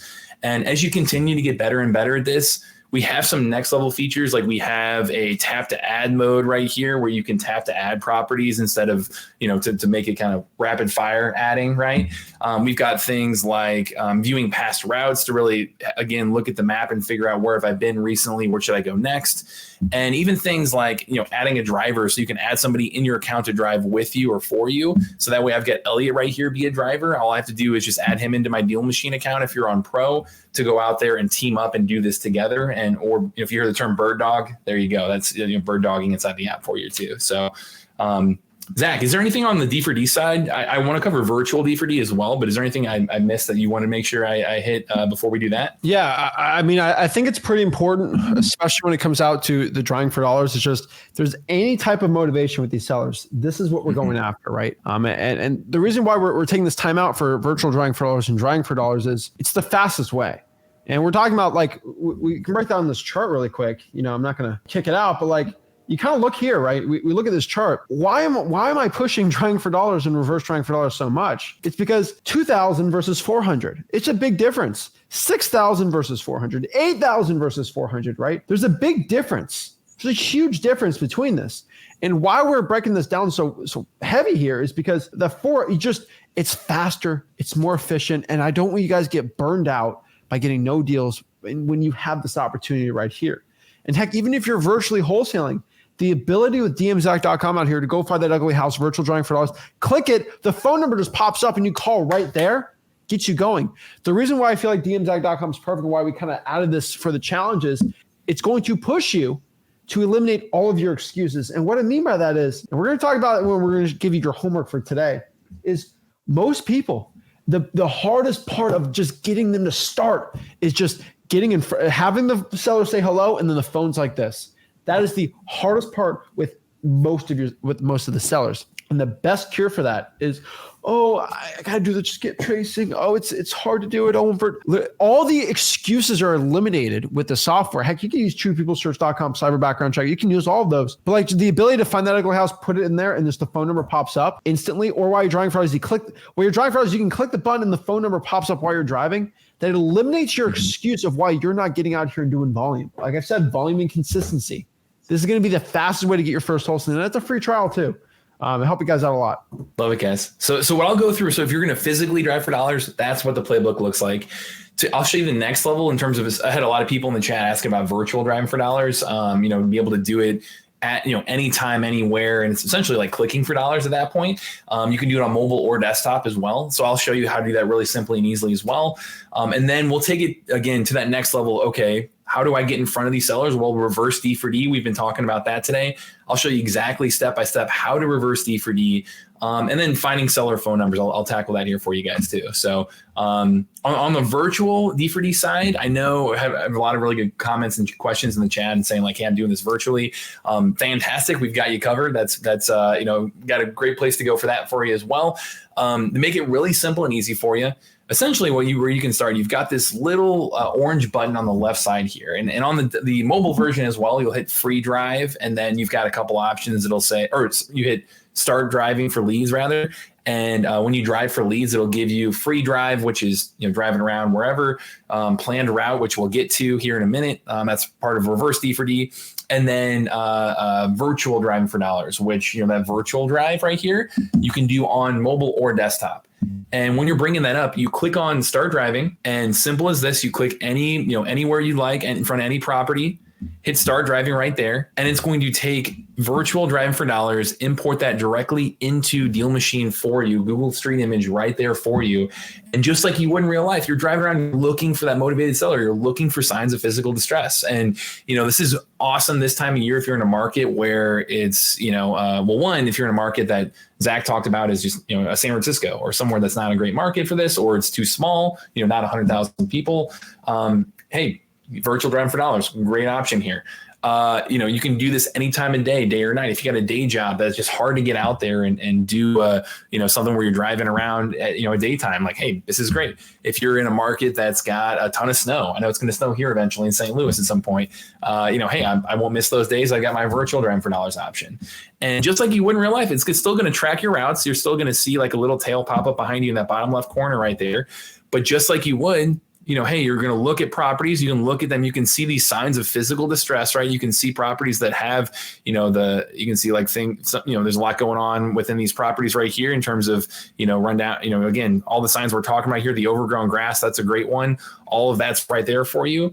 And in that bottom right corner, you've got add lead. You hit add lead, and that's all you need to do. You've got, it makes it just very, very simple and easy, just like you would in real life where you're driving around. It's going to pull up the information for you. You've got even, if you are physically driving for dollars, you do have kind of like an augmented reality option too, where you can actually point the phone at the property and hit add lead. It'll pop up right there for you. That's pretty cool. It's new as well, or newer. But the virtual option, as you click down the street, going to look very, very similar. Don't overthink it. Look at the property, clearly overgrown right here. Cool. Hit add lead. It's going to pin that house and just move on to the next one and keep going. So just like, again, this is something that I will mention. It's a numbers game. So it's all about consistency. It's about getting out there and building that list right away. It's the fastest way to build a list like that of physically distressed houses. I will mention the one pro tip on virtual D for D I get all the time is like, hey, yeah, I see that, this photo was taken in June 2022. Is that a reliable photo or not? Well, one, Google Street Image, in most places with 100,000 person population or more, like Zach's talking about, Google Street Image is very up to date in a lot of those places. So it's usually only going to be a year or two old typically. I will mention, even for the older ones, say this was taken, June of 2012, like a really old photo. Well, look at the condition of this property. Go in and let's see if we can see, we've got some transaction history right here. It was last sold in December of 2021. So I can see that really simply and easily right there inside Deal Machine as well. And knowing that it was December 2021 and this photo was taken in June of 2022, we know it's the same exact owner that purchased this property. It still looks like this. So, hey, could be still a really good lead.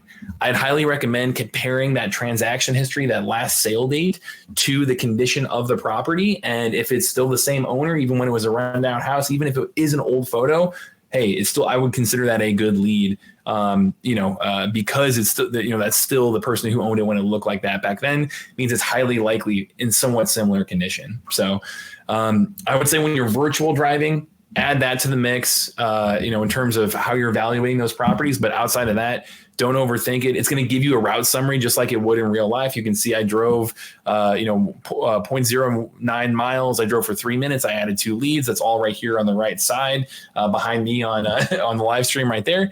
And you can see that's pulled up on the map right here, tracking your route. And there you go, man. So Zach, do you have any other pro tips on the virtual driving side before we get to reverse D4D here? Yeah, when you're virtually driving for dollars, the key here is if you see any motivation, you go from there. Mm-hmm. One thing I'll tell you is there's 2 ways you can do it too, which I do like. Number one, you can actually pull some government lists, and in dmzach.com, you can do this. I think it'll show it.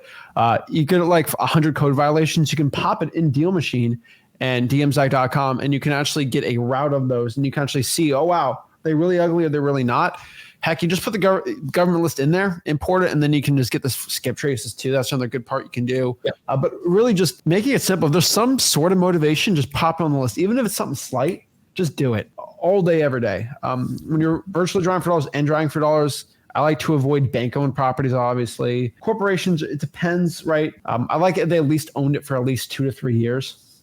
Because some ugly houses get bought from the bank or someone. But I don't really try to judge too much. If it's ugly, it goes on the list. Simple as that. There we go. Yeah.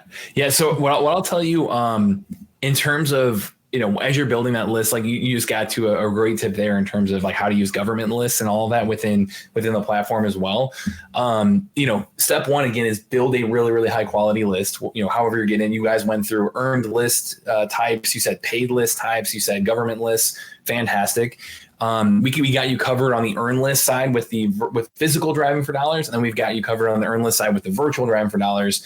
Now, reverse D4D, if you're out there and you're wanting to drive around, and again, that's just driving around, putting sticky notes on the door where you're saying, hey, I have a question about your property, give me a call. Here's the phone number, make it really simple and easy. Like, don't overthink that either. But if you're going to drive around and do reverse D4D, one, that's a strategy that has amazing response rates. Like, I know you were comparing that to direct mail before, Zach, but like, the reverse D4D, like putting a sticky note on somebody's door, people pay attention to that. Like, people are going to give you a call. When we see our customers doing that, like they are getting phenomenal response rates from doing that strategy. The one thing is inside Deal Machine is if you want to do this as efficiently as possible and effectively as possible, like get the best leads as fast as possible, map the whole thing out. We have a planned route mode inside Deal Machine where you can actually go in, and you just talked about it, Zach, like put your government list in there. Put, you're already driving for dollars. Awesome. Put that sticky note on the door while you're doing it. Go in here and you get, on Deal Machine starter, you get 10,000 leads. On Pro, you get 50,000. On Teams, you get 500,000. Like, go in there and take full advantage of that by importing lists into Deal Machine. Or you can even go in and pull a list inside the app to be able to drive that. And what planned route mode is when you hit start driving on the mobile app, it's going to say, hey, do you want to free drive? Again, that's just driving for dollars. Do you want a virtual drive, or is what we showed you? Or do you want to do a planned route where that planned route will say, hey, select a list that you have in Deal Machine, and it's going to give you turn-by-turn navigation to every single one of those properties as fast as humanly possible. Like, it'll map it out for you. So whether you're importing lists, whether you're already doing D4D, I'll show you guys here really quick. If you go, Zach, if you want to pull up the map here one more time for them again. Yeah. I think I can show this off for you guys. You were going through a couple of great paid lists in addition to this. So if you're inside Deal Machine, you do have a paid list option as well. Like, this is really the new Deal Machine where we've upgraded our map, and that you've got this search bar on the top. You've got this properties bar on the bottom where it says hit build list on this bottom right corner right here. That's something where if you want to go in and you can put in any kind of property criteria, like on the house itself, you can put in seller criteria on their motivations itself. If you want to come away with a paid list, in addition to your driving for dollars earn list, in addition to the government list that Rick's talking about, you can go in here and do things and just say like, hey, yeah, go in and show me. Let's see if I can pull up St. Louis City. St. Louis City Mo. It's going to outline the entire city. So I can just click on that to begin with. And then I can just start filtering out and say like, hey, yeah, show me all of the pre-foreclosed properties inside city limits right here. Awesome pre-foreclosures. That is whittling it down right now. It's seeing real time 12 properties. Fantastic. I've got that right there. Build this confirm build. And then to reverse D for D that thing, you just hit drive this list inside the mobile app, and it's going to give you turn by turn navigation to go to all 12 of those right there. You've got that option for you. You can also go in and I want to make sure I give you guys as much value as possible. So a couple other quick lists that we see really, really great. You've got pre-foreclosure is another great one in this strategy. So if you go in and let's just do 63109, for example, I can go to my filters up top, click on more filters, type in tax delinquent and say, is it tax delinquent? Yes. Well, let's see. Oh, let me take off pre-foreclosures. There we go. We've got 390 properties that are tax delinquent in 63109. Hit build list and then go reverse D for D that. Go in there and hit the planned route mode. It's going to give you turn by turn navigation to go to every single one of those properties. That's one example. Liens are another one. You can go in here and say like, hey, yeah, show me properties that, again, I clicked on the filters and you can say, does it have an active lien? Click on yes, active lien. Now I'm down to, let's see here. We've got 1,172 properties inside these borders that have an active lien on it. Fantastic. Hit build list. It takes literally 10 seconds to build that list. And then it's ready to go, ready to drive, ready for you to get out there and do that. And you can even get more targeted too. One last example here for you guys, Zach. You can do things like, hey, let me target like the downsizing cliff, the silver tsunami of people that are, getting ready to retire and maybe want to downsize their property. Well, I've got 63109 as an example.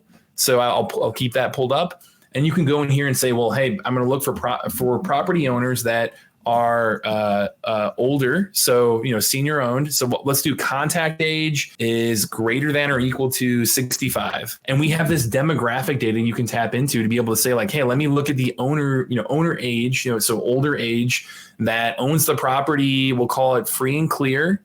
So that way, they've got 100% equity in it right here. And then we'll call it a living, a larger house. So we'll call it like square footage is bigger than living area square footage is bigger than 2,000. We'll call it that. And you can just start to layer in these things on top of each other where you've got older owner, free and clear property. They own the whole thing. They want to cash out. Living area is big. It's in this area. We've got 1,000 properties that fit that. Awesome. Pull that list, reverse D for D that list right there. Like you can get as minute and specific as that on the spot. You can get as broad as just one area, or you can import a government list or go D for D. And you've got all these opportunities right here to take action right now today and get out there and reverse D for D for this stuff. So, Zach, is there anything on that side, like the paid list side, you wanted me to touch on? I know we're focused on D for D mostly here. Yeah, I mean, DMSLock.com's got plenty of great like paid list stuff too. But I would say the majority of the wholesalers right now, we should be focused on the drawing for dollars, reverse drawing for dollars. Now you can just do the paid list. That's fine too. But I would say the majority of your success is going to come from drawing for dollars, reverse drawing for dollars right now, unless you got the means to do it, right? I think cold calling and texting these type of leads are going to be the best one outside of the sticky notes. And stick to that one. But once we get these leads, we got to figure out how to get the phone numbers. Exactly. Yeah. So, and the reason why I bring up the paid list as well is because that's kind of the gateway into reverse D for D, guys. Like to reverse drive for dollars as fast as possible. If you have a list, a government list, a paid list like that, and then you just hit, again, plan route mode, drive that list, it's going to give you turn-by-turn navigation to get to all of those. So you can go out there and while you're reverse D for D'ing, like absolutely drive for dollars. And on top of that, like look for those rundown houses while you're out there driving around and putting sticky notes on the door. But to give you that best practices of what we see work over and over again, it's reverse D for D by driving a list and also drive for dollars while you're out there. Right. So, awesome. Cool. So when we give you guys all that to start with, like Zach had talked about, that next step is, okay, now that I've got this, killer list of leads, really, really high quality, motivated list of leads, what do I do with them? Like, how do I actually reach out to them? How do I get contact info? and, you know, be able to call, text, email, reach out to them directly in a variety of ways. Well, like the data you need for that is already ready to go inside the machine. And that's something like, it's been awesome to announce this with you, Zach. I know this was something we recently really are trying to change the game in the industry. And, you know, this is something I'm always curious on this. Put in the comments how much you're spending on skip tracing right now today. I would love to see that, see if anybody's out there and that we can really, really help. But the awesome thing with this is, you know, Zach, again, you helped us announce this, but we're trying to kill skip tracing from that perspective. Like we want you to never have to pay for that again. We want you to get out there, and every single Deal Machine account, every single DMZach.com account, it comes with those that contact info already preloaded, ready to go. So you don't have to get nickeled and dimed. You know, we have people in here. Let's see. We've got people in here. Skip tracing, even the skip tracing, like 3 cents a skip trace, that can be, you know, the cheapest that you probably can find out there that's quality at all. Like our goal is to give you guys nothing else to pay for. Really about 10, 12 cents. If you're there you go. 10, 12 cents. Awesome. There you go. So being able to get out there and have it ready to go and save you the time because it's in the app right there for you, and just click on there. Literally nickel and dime. Thanks, Matthew.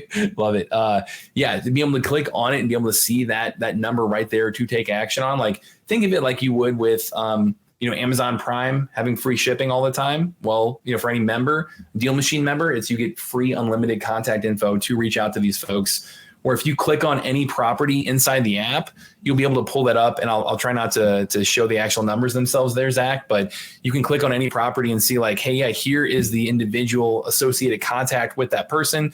You've got the 2 phone numbers right here. You've got an email address right here. Just selecting any property on my list and be able to dig in and see like, yeah, here, you know, it's owned by an LLC who's owned by this person, likely owner. You can see even things like likely resident who's renting that individual property, things, both of those in there. And you've got phone numbers and email addresses to dig into right away.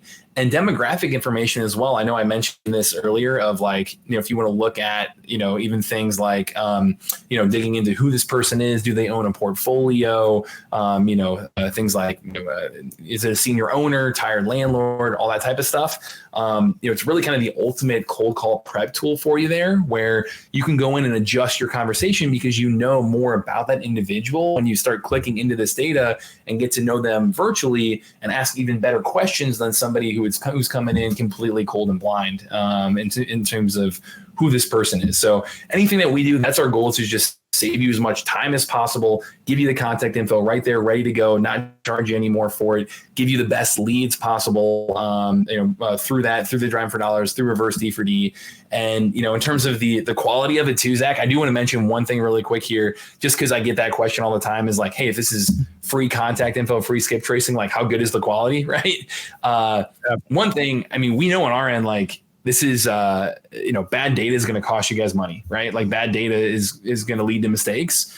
And so we spend a crazy amount on our end to be able to make this happen for people, where it is the same data that, 911 call centers are using, that, 90% of the caller ID in the US is using. Like a lot of the top banks, a lot of the top financial institutions, they're using this data. So it's something that we've upgraded our data, really try to make it as the best in the industry in terms of accuracy around all that. And, excited to kind of give away as many of these as possible too, man. So appreciate you bringing us on to be able to walk people through how to build that list, how to market to them, and just give them as much value as possible today through it. Yeah, of course. And, the reason why we gave out all the wholesaling real estate information for free, still you used to have to pay 15, 16, 17 cents to skip trace. That's still bottleneck in this industry if you get some good leads and data. And so that's why trying to, make DMZI.com basically the best way to get some free skip tracing if you want to get the skip trace. Now, there's other services you can always use too, but I'm telling you, for the beginners out here, the people watching this, you want to get 20, 30, 40, 50,000 skip traces done like this instantly, and it's super, super cheap. It's DMZach.com. I mean, it's calculating it. It'll cost like a third of a penny per thing. It's something crazy. It's an insane amount. And so basically you have it, the app, you just literally get the skip traces with it. And I think it's probably going to force a lot of people's hands to give out skip tracing for free, which ultimately helps the people in wholesaling out. So I'm here to help out DMZach.com because they're trying to help out the wholesaling community by forcing everyone else to give out wholesaling information and the data for free. So pretty excited about that. Absolutely, man. Yeah. I mean, that's like you said, I mean, if you're on our starter plan, again, that's 10,000 leads that you get with that. So, if you're spending even 10 cents a skip trace, that's $1,000 in free value built into that right there for you. So we just want to give away as much as possible for you guys. I know on our end, in terms of the giveaways, there's 2 that I'll give you guys. One, for today, we're going through this. If you want to comment, Zach, is this cool if they comment, I want free skip tracing with dmzach.com? Is that the best way to do this giveaway? That works. Yeah, just awesome. put that. There we go. So if you comment, I want free skip tracing with dmzach.com, you enter to today's giveaway. Everybody live on here, we're going to be giving away one of those to you guys as well. That's going to be 50,000 free skip traces, which is our pro plan. And we're going to be, so unlimited on pro is 50,000 leads. It's 50,000 free skip traces for you. A year of Deal Machine is going to come with that. So if you add up all that, I mean, that's over $5,000 in free value when you talk about the software and then what the skip traces could cost you. So that's going to be one winner. And then if you're watching the replay, because I know a lot of people are going to watch the replay a week from today. So we're going to go through on January 11th. And we're going to do that again. If you started a free trial at dmzach.com between now and January 11th, we're going to go through and pick one of you guys randomly out of a hat and give away the same thing, 50,000 free skip traces. That's our pro plan with a year Deal Machine there. So yeah, man, we're excited to do this for you guys. Awesome. Well, Matt, I really appreciate it, man. Pumped up for you helping the people out. And I'm pumped up, man. I really appreciate it. You just you let me know who's the winner. I'll let you decide. And you tell me who. So you choose the winner right now, and then we can go have the guy message you out because it'd be hard to get their information. Yeah, I want free skip tracing. Here we go. Here, let's give people a few minutes. You want me to message it to you directly in a few minutes here? Is that okay, Zach? Yeah, sure. Go message me who it is, and we'll go from there, man. I'm excited. Perfect, man. Love it. Keep it up, guys. All right. Appreciate it, guys. Boom. dmzach.com. Awesome stuff. Matt will check out and he'll tell me which one's the winner. And then you just got to message him or reach out to him right there. But the point of why we talked about dmzach.com is because it's the best way for people to eliminate their excuses. And that's the one thing I hate about new wholesalers. They will have all these excuses why they can't do it. That's just the best way, the most money and time efficient way to get your first deal. I truly believe drawing for dollars, reverse drawing for dollars. But if you have other reasons, let's say you want to do some more virtual stuff, right? Even if you're virtual wholesaling and you get a bunch of leads and you got to skip trace them, you don't need to go through True People Search, cyber background checks. You can use other ones. Now, if you have no money, you don't want to spend for dmzach.com, you can always use 2 websites I love. Let me write them in the comments for you guys. One is called truepeoplesearch.com. Let's put it right here. And so if you want to find someone's phone number, you have no money, there's a website. It's called truepeoplesearch.com, which is a really good one. And the other one's called cyberbackgroundchecks.com. I love cyberbackgroundchecks.com too if you got no money. That's another really good one too. Let's go pop it up here. Go here. And then the other one is the cyberbackgroundchecks.com if you have no money. We're getting too many comments. People want they want their 50,000 skip traces for free. But the point is, if you want it, you just sign up for there and you can get it too. Now, let's talk about some other things really quick too. And just we're talking about wholesaling on a consistent basis, right? And I want you to kind of have an understanding here of wholesalers, right? We have wholesaling is there's 2 wholesalers. There's 2 lines in here. Okay. And so this is a pretty simple chart, right? People that get a deal and the people that get no deal. All right. These are the 2 wholesalers that we have, right? That watch this channel, right?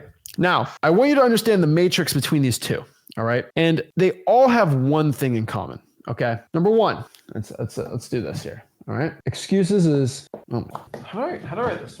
So this is let's talk about the difference between a successful wholesaler and not. Number 1, we got to understand this. The wholesalers that get no deal, they're always going to make an excuse. Oh, I just don't have the right mentor. I don't have blah, blah, blah. If you want to be rich and successful, you cannot let an excuse get in front of you. An excuse is just going to be a roadblock. So if you are running around here trying to get to your goal, which is money, all right, we're walking to that goal. If I have a roadblock right here called an excuse, oh, I have an accent, I have this, I'm tired, I have a kid, you're never going to get to this money goal. When you have and you know what an excuse is? I want you to understand this. It is a cloud. It is a fugazi. It's a fake thing. It is a mentally created thing in your mind of why you can't become successful, right? And so what you got to do is eliminate the excuse. I have no money. TruePeopleSearch.com. I got no money. You can go out here and pull a government list. Oh, I got no money. TruePeopleSearch.com. You can Google Maps and do this, right? Oh, I got no money. You can actually go out here, and this is shocking, do a virtual market if you're in the wrong market. Pull code violations, let's say Lake County, Florida, True People Search, and start calling these people up with Google Voice. Oh, I have no internet. You go to the library. Like there's nothing should stop you from getting to that cash, that money, what we're actually destined to get, right? And I don't care what you want, but that's number one. Excuses are made when you make no excuse. And here's the problem. Excuses for a good wholesaler, they don't have excuses, right? Excuses aren't even a word. They don't say the word excuse. They say this. They say problem. And I want you to understand this problem, okay? And so a broke wholesaler, a one that's not going to become successful, they're going to say excuses. I can't do this, and this is why I can't become successful. A successful wholesaler that gets deals, they have problems and they have solutions. I have no money. That's a problem. Well, the solution to that problem is to do a free marketing strategy, right? And the problem is most wholesalers don't understand this concept. If you can replace excuses with problems and solutions, it'll change your life the most. Number one, now the wholesalers that get a deal, they clearly just have one thing in common. They want it more. They want it more. And what I mean by that is, and then they want, oh Lord, that's terrible handwriting. They want it less. And this is pretty simple stuff, but I think it's pretty important for us to understand this. When a wholesaler wants it more, they will beat their competition. They will get wholesaling deals. When they say, I don't care what it takes. I don't care how tired I am. I don't care how long I've been trying this. I don't care. I want it more than my competition. I'm actually going to go out here and get a property owner contract. I'm actually going to become successful. When you want it less, when, I don't like my job, but it's too much work. I'm too tired. You clearly don't hate your job enough. Some wholesalers have to be to the point where they are so broke that they're like, I am so sick of being broke. I have hunger pains in my heart and in my stomach of being sick of being broke, that they're like, okay, then I'm going to work even harder to get out of this hole. But until you're at that point, here's the truth. I love this story, and this is a story I use for a lot of beginner wholesalers, and sometimes y'all need a slap in the face. But there's this one wholesaler. He was scared to death to cold call. Scared to death to cold call, right? And we had a one-on-one call. Scared to death to cold call, right? He did not want to call someone. He was so worried. And I said, until you are more scared of being broke than being scared of cold calling, you'll never, ever become successful. And he always makes excuses, right? One time I said, cold call, talk to 7 sellers in the next 7 days, right? And he said, oh, I forgot to cold call. I was just so busy. I said, oh, you're busy. There's a bigger dude. I was like, well, were you too busy to eat dinner? No, I ate dinner. Oh, so you didn't forget to eat dinner, but you forgot a cold call. I just forgot a cold call today. I'm like, okay, well, why did you not forget to eat dinner? And he said, well, I don't forget to eat dinner because I get hungry. And I'm like, oh, so when you're hungry, it's a constant thought in your mind that you're hungry, right? And you're thirsty. He said, yeah. I'm like, here's your problem, bro. You are not so broke that you're not constantly reminded every single day that you are broke, and it hurts. And what I mean by that is just being broke. It's a consistent, it's a weight on you, right? That, oh, I can't pay for the bills. I can't do this. The AC is not working right. I can't afford this. And I'm driving a bad car, all these things. And it should be the same thing as a hunger pain. You should be hungry to become rich and successful. And it's constantly in your mind, 24/7. You want to get out of the situation, and you will do anything it takes to stop having that hunger pain, right? You'll eat and you're fine, right? You have to want it more until that pain, you start feeling it and you say, I'm sick of this. I'm going to make a change. And you don't forget, that's when you become successful.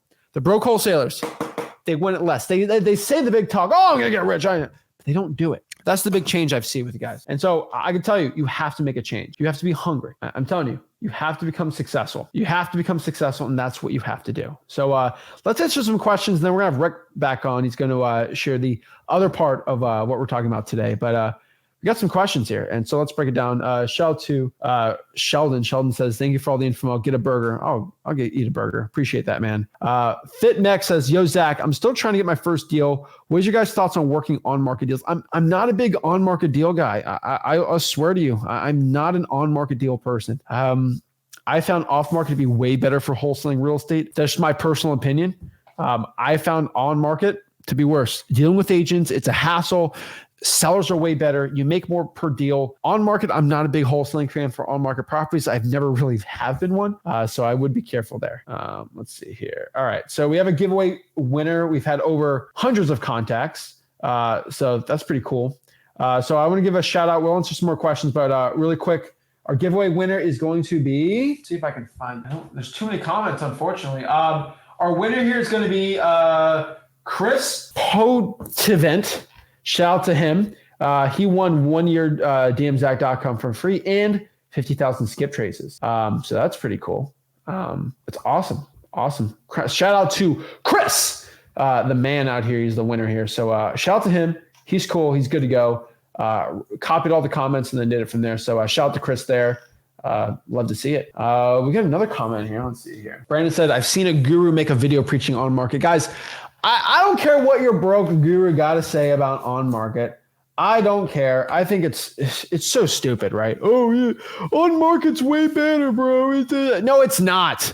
Okay. The majority of wholesalers that are making millions and millions of dollars do it off market. You know why? Because there's more of it. I see one guy saying, why go after off market when you go on market when most wholesalers, most sellers all have their deal. Most properties get sold on the market.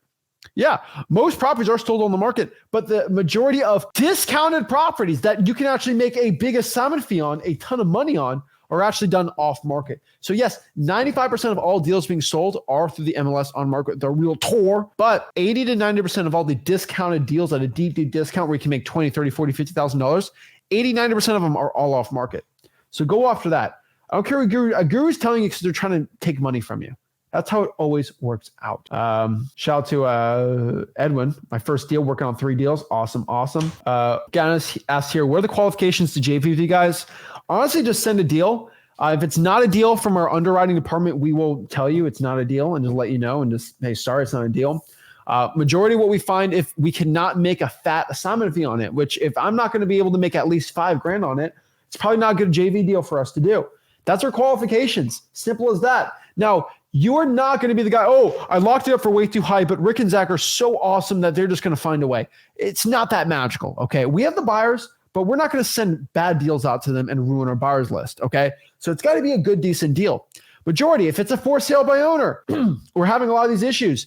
If your FSBO is locked up if it's listed for $100,000 and you lock it up for $99,000, I showed all my deals. I said, don't allow that deal. We're not dispoing that deal. That's a stupid deal. It's got to be somewhere at deep discounts, right? If it's listed for 100, I don't care what you found the hidden value is. The market is clearly showing it's not worth that price. And so, yeah, I don't like on market. We'll do on markets, but we're not a big fan of them. So yeah, that's honestly what we have found.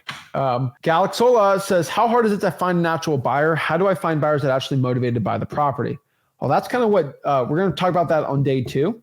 We still got a lot more to cover today, but we're day 2 is we're really going to break that down. So we're excited about that. Caleb says, got a JV deal from someone hitting me up on a YouTube comment. Caleb. So shout out to Caleb. He's made hundreds of thousands of dollars. Caleb and Ryan, shout out to Caleb and Ryan. They've been on our podcast, learning from us absolutely for free. So they're pretty cool people. But here's a really powerful part of why you should. Caleb's like a attendee to this virtual event. He's networking. And because he lets himself be known out there, he'll probably make 15, 20 grand on a JV deal by just letting people know that he is in Grand Rapids. He's still in Grand Rapids, I believe. We got to do another podcast and really see how he's doing. But yeah, literally just letting people know who you are. It's shocking, but you'll get, guys, if you clearly went on most of my live streams and you actually let people know who you were and you had buyers, you could easily make 50 to 100K in 2024. No problem at all. Just on my YouTube comments. Because I make millions of dollars with the JVs. And so you can make at least 100K doing it, right? Not that hard. You just got to do the work. I'm telling you guys, easy and simple as that. See here. Michael says, you mentioned choosing a market with a median ARV under 400 grand. What's the reason for that? Do you get bigger spreads between $400,000 and $600,000 median ARVs? Yes, you are correct. But you have to understand this. There is a law of large numbers. And what I mean by that is, yes, if let's say this worked, right? I would only go to San Francisco. I'll lock up deals for $10 million, then sell them for $12 million and make $2 million a deal and do 3,000 of those a year, right? That's of course, right? But there is a problem with that, right? And it's just the law of large numbers. And human beings are really weird. When you could start creeping up to the 7, 8, 9, $1 million, $900,000, $1 million ARVs, you have a problem here. And the majority of these problems are sellers are not willing to take a discount. That's the problem. And so we'll go on the whiteboard here and show you really quick. But you got to look at this. It's all a business. And so if I have a $900,000 house. A cash buyer, let's say, is going to want at most, let's be conservative here. Let's do an 80% of ARV minus repairs, right? Usually it's going to be a little more for this. But so that means they're going to want to buy that deal for, let's do the math here. I don't want to be too stupid in front of y'all. Let's do 900 times 0.8, 720, right? That means at minimum, they want to buy it for 720 or below. Or if I had a $90,000 deal, right, I would be at $72K. Now, or below. This is an $18,000 reduction. This is a $180,000 reduction. What you have to understand here, human beings are weird. Human beings don't look at a percent basis. They don't look at they look at literally the number. And so people are more likely to take an $18,000 reduction than a $180,000 reduction. I'm telling you, it doesn't happen like that. And the majority of people owning this are less likely to want to sell for a discount. They're less likely to make a property distressed and get rid of it for cash.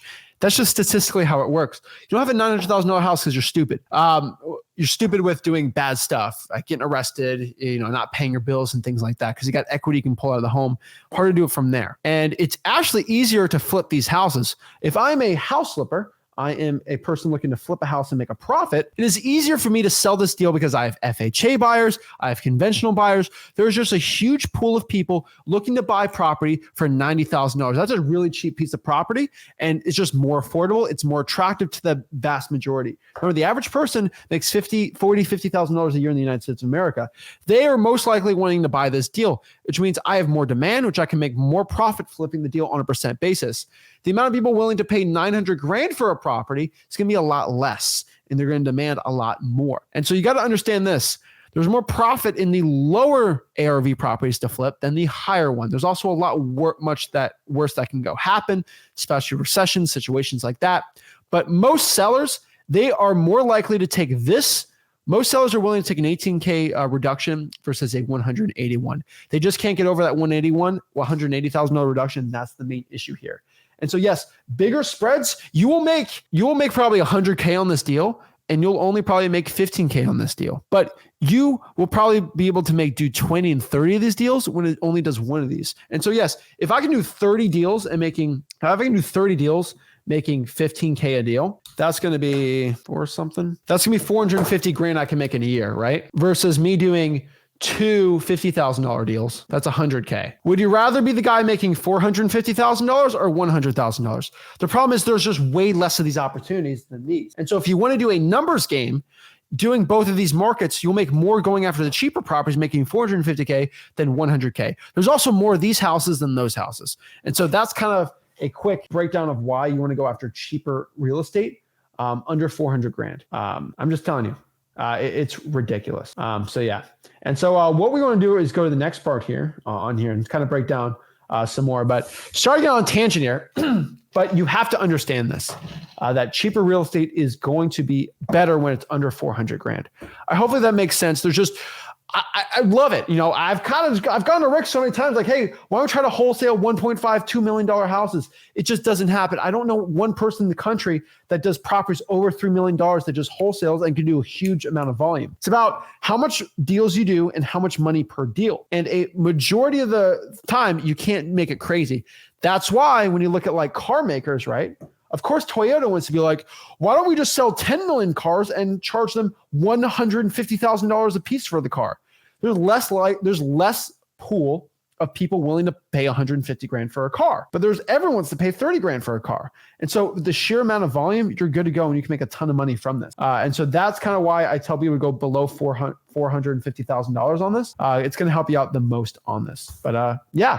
And so next part here, I think the part where we got a lot of people asking questions for, right, is how to deal with contracts and all these. People get really confused. So this part, we're going to kind of break this down because I think a lot of people have a lot of questions about this. And so let's kind of break it all down here. So let's go pop this up. And shout out to everyone asking questions. We're going to answer some more questions here. Rick is back here. And so let's break it all down. So what we're going to do is actually break down our contracts. Now, if you go to freewholesaling.com, you can actually go download our free contract. We'll show you exactly how to do it. And now, Once you go to freelisting.com, you download a free contract. Our contract's going to pop up here.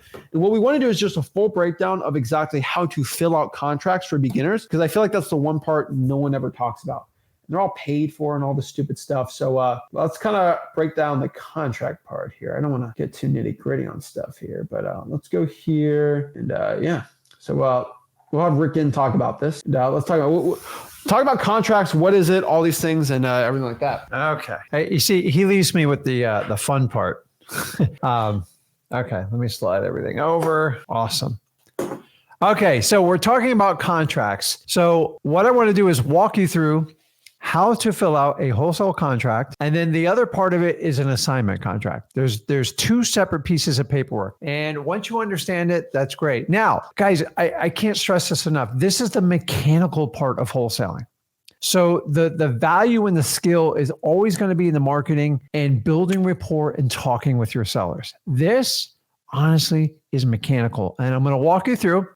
And if you have never done a contract, by the time you're done watching this video, you will have all the tools to write a simple contract. Now, contract law in the United States is very clear.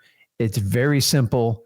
And don't let lawyers, don't let realtors, heck, don't let buyers, and definitely don't let sellers try to control you in this. It is very, very, very simple. Honestly, I remember the day I started out wholesaling, I don't know how the heck I'm ever going to write a contract.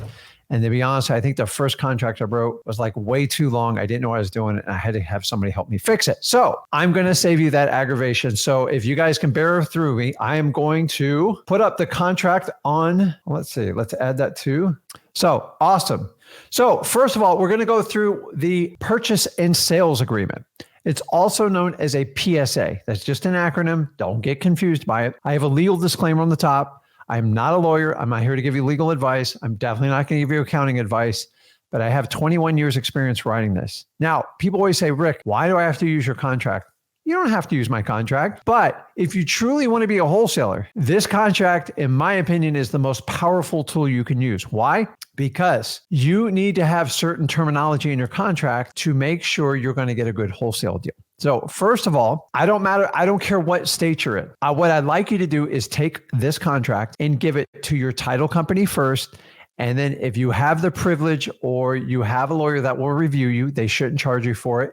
Have them take a look at it. Now, I'm here to tell you, talk to lawyers almost on a daily basis. And lawyers will always complicate it, always find a way to put their niche in it.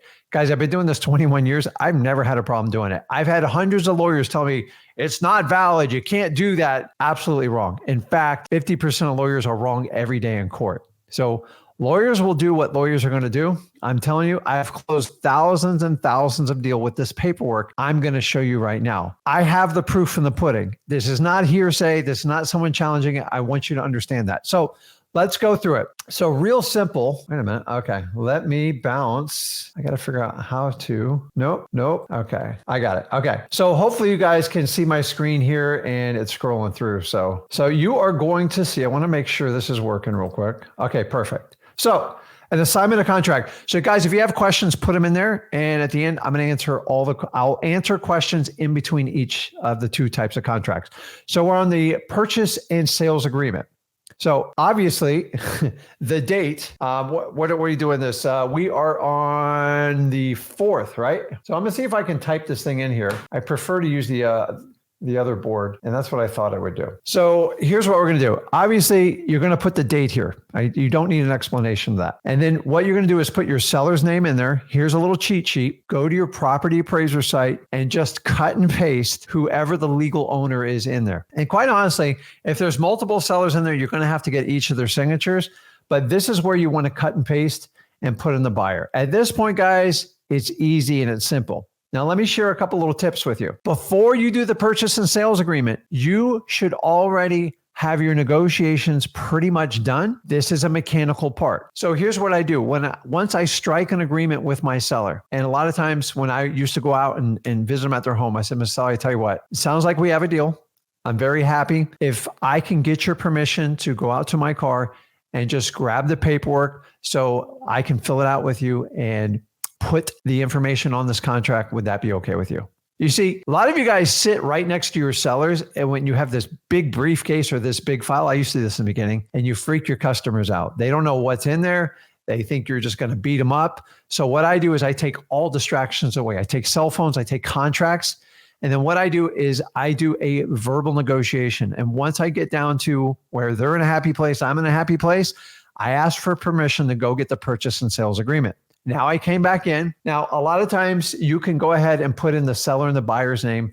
Obviously, I'll leave the date blank till you get there. And then basically street address, city, legal description. A lot of people ask me about this. Once again, go to your property appraiser site and cut and paste. Now, for full disclaimer here, legal descriptions are not always correct at the property appraiser site. So if it's one of those long ones and you got a really old property, here's a trick that you want to do. Just cut and paste the parcel ID or write it on there. It is 100% legal. And most of them are between 9 and like 15 digits. And it's very clear in black and white. That will suffice. Sometimes if you get a property that's really, really old, like 100 years plus, the legal description can be a paragraph. And you can cut and paste it, but it won't even fit in the spaces most likely. So just use the parcel ID number and that will identify that parcel and that property. And you want to put that in there. So I'm not going to fill in all this stuff because honestly, it's much more cumbersome than the computer, but we are going to fill in these numbers right here. So let's purchase and sales agreement here. So the first part is we are hopping down is what is your total deposit? Now, I want to talk about deposits here because you all get hung up on this. And if you have a question, stick it in now because you know what? Let's just answer it while we're going through this. Anybody got any deposit questions? I'm going to give you the ideal case scenario as a wholesaler, the perfect world. Understanding that perfect world is in your own little comfort environment. When you go meet with a seller, your perfect world is going to get rocked a little bit, especially in the beginning. So when you're new at wholesaling and you go, Rick and Zach told me to leave $100 deposit and your seller freaks out, understand you have left the perfect world. This is the reality. So we have to prepare you to talk about the deposits. This is one of the biggest hangups I see.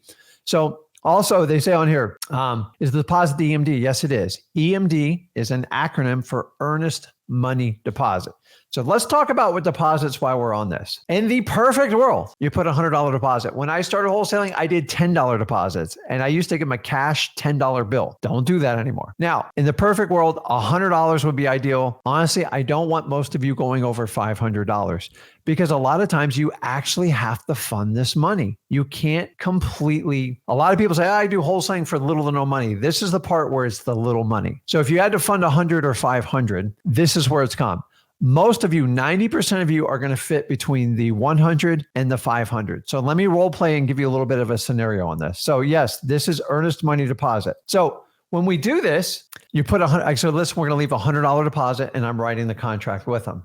So when I do this, I hop in here. I would put $100. Okay. I'm typing on the computer. I'd much rather write it with a pen, but I didn't do that today. So if you had a $100,000 price, say the house was for $100,000, that means cash due at closing is what? It's just a math problem, guys. $99,900. That's it. Don't ask me to line all this stuff up because it is not my expertise. So I like to handwrite these things. It's much easier, but here's where you guys get in trouble when you do the deposits. So say you go and put that $100 and your seller goes, $100? Are you crazy? And a lot of you, like I used to get this white look on my face like, oh my God. And I'm here to tell you, it's not an objection. It's just a lack of education and information. So guys, put in the comments, who is that deposit going to? Is it going to the seller? Is it going to like some fairyland? Is it going to the title company? Is it going to attorney? When you write your deposit, where does it go to? Somebody put it in the comments because I want to teach you how to do this. It's important because when you know where the deposit's going,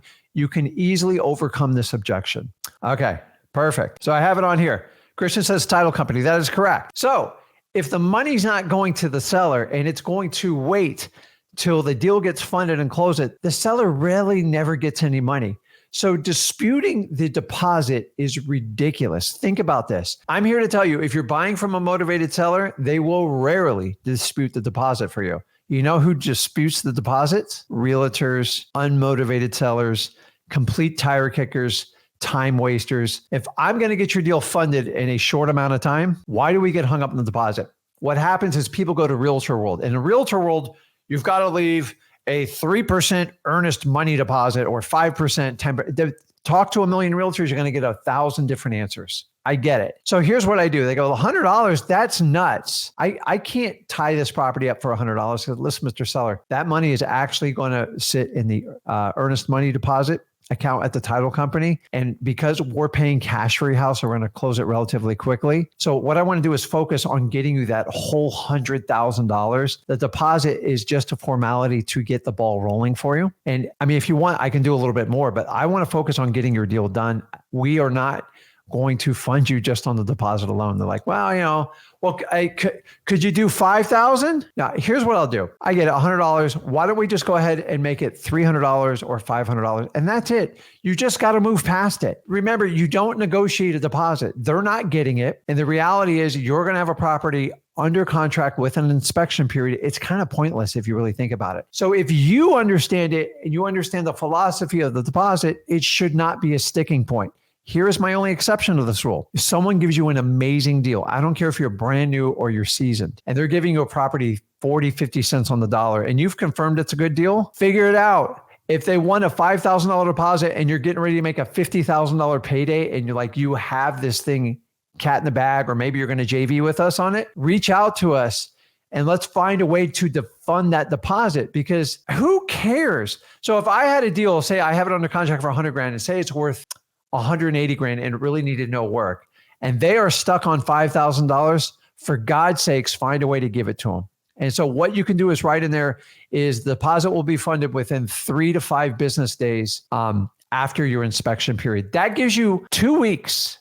That gives you basically 7 days to fund the deposit yourself. You can either float the money with you, a business partner, a JV partner, or here's a better idea. Why don't you have your cash buyer go ahead and fund that for you if you haven't built in? You see, if I left a $5,000, $10,000, or $50,000 deposit and I knew I was going to triple my money, then do it. I get it. You're brand new. It's a little bit scary. So the reality is that is the exception. There are very few deals like that. So you want to stay in that 100 to 500. And I'm going to show you later in the contract why that is so important you do that. So let me see here. How do I remove that? So perfect. Okay, let's keep moving through it. We got a lot to go through here. So the next part, we're on the contract. We are rolling down. And if we get down to the next important part, because honestly, I find the deposit, it's the wholesaler makes it a bigger deal because they don't understand it and they get scared and they don't know how to overcome it. Remember, I want to focus on funding your entire $100,000. The deposit is just a formality to go ahead and pull the title and get the file open. And the idea is to get your house bought and sold within 30 days. That's it. And then when they come back and then you let them out, the most I'm going to go to is $500 unless it's beyond a smoking deal. And the reality is most of you don't know what a smoking deal is until you get a little bit of experience on your belt. So do me a favor, try to stay in that $100 to $500 range. It's going to keep you out of trouble. The reason a lot of sellers are having you do that is because they're thinking like realtors. And honestly, you got to start asking yourself, do I have the right seller? Most of the sellers I deal with, motivated sellers, they really don't care about the deposit. In fact, my first 2 years of wholesaling, I never lost more than $10. And half the time I didn't even leave the $10 because I didn't know what I was doing. So let's move forward. The next one you guys get hung up is on number 3 on the closing date. And this one, I'm going to give you perfect world, and then we're going to apply the reality of wholesaling every day, which I do, Zach does, and we understand this. So in the perfect world, I'm going to ask between 30 and 90-day close. Now, before we expand on that, I want you to understand this. If you look on that, the first thing, remember, this is a wholesale contract, very different than a realtor's contract. If you read this part right here, it says close on or before. Okay. You should be able to see. I think I highlighted it. Yeah, you can see that. It says close on or before, and then you put the date. So the minimum you want to put a closing date, especially as a newer wholesaler, don't go less than 30 days because it's going to be too stressful on you. I'm sorry. It's just the truth. The exception to this rule is when you have an amazing deal. Like it is like 50 cents on the dollar. The house needs nothing. Let's move. That would be the exception. But I'm telling you, 30 days is tight for a new wholesaler. What I'd like you to do is do it for 90 days. So whatever the date is, I'm going to put 30 to 90. Now, keep in mind, oops, I didn't put a dash in there, is you have the ability to close it sooner. If you put 90 days, sometimes sellers need time to move out. I look at it and I tell them, I go, listen, to help you out with this transaction, since I'm not moving in the house, I know you need a little extra time. So what I do is I'll go ahead and put it 3 months out. As soon as you're ready, give me a call and then we can get it done within 30 days. Simple as that. I like to put 90 days because the reality is they always need more time than they tell you. As much as we talk about wholesaling moves fast, the reality is most people need tons of time. Why? They got to figure out where they're going to move to. They got to get a moving truck. And I've dealt with sellers been in a house 30 and 40 years. It takes every bit of 90 days for them to get out of there. Now, if we're talking about probates, which you know how I feel about probates, I'm going to put it 6 months out or all the way into the end of the year. Why am I going to do that? Don't want to chase people down for extensions. It's exhausting and it obligates them to the contract.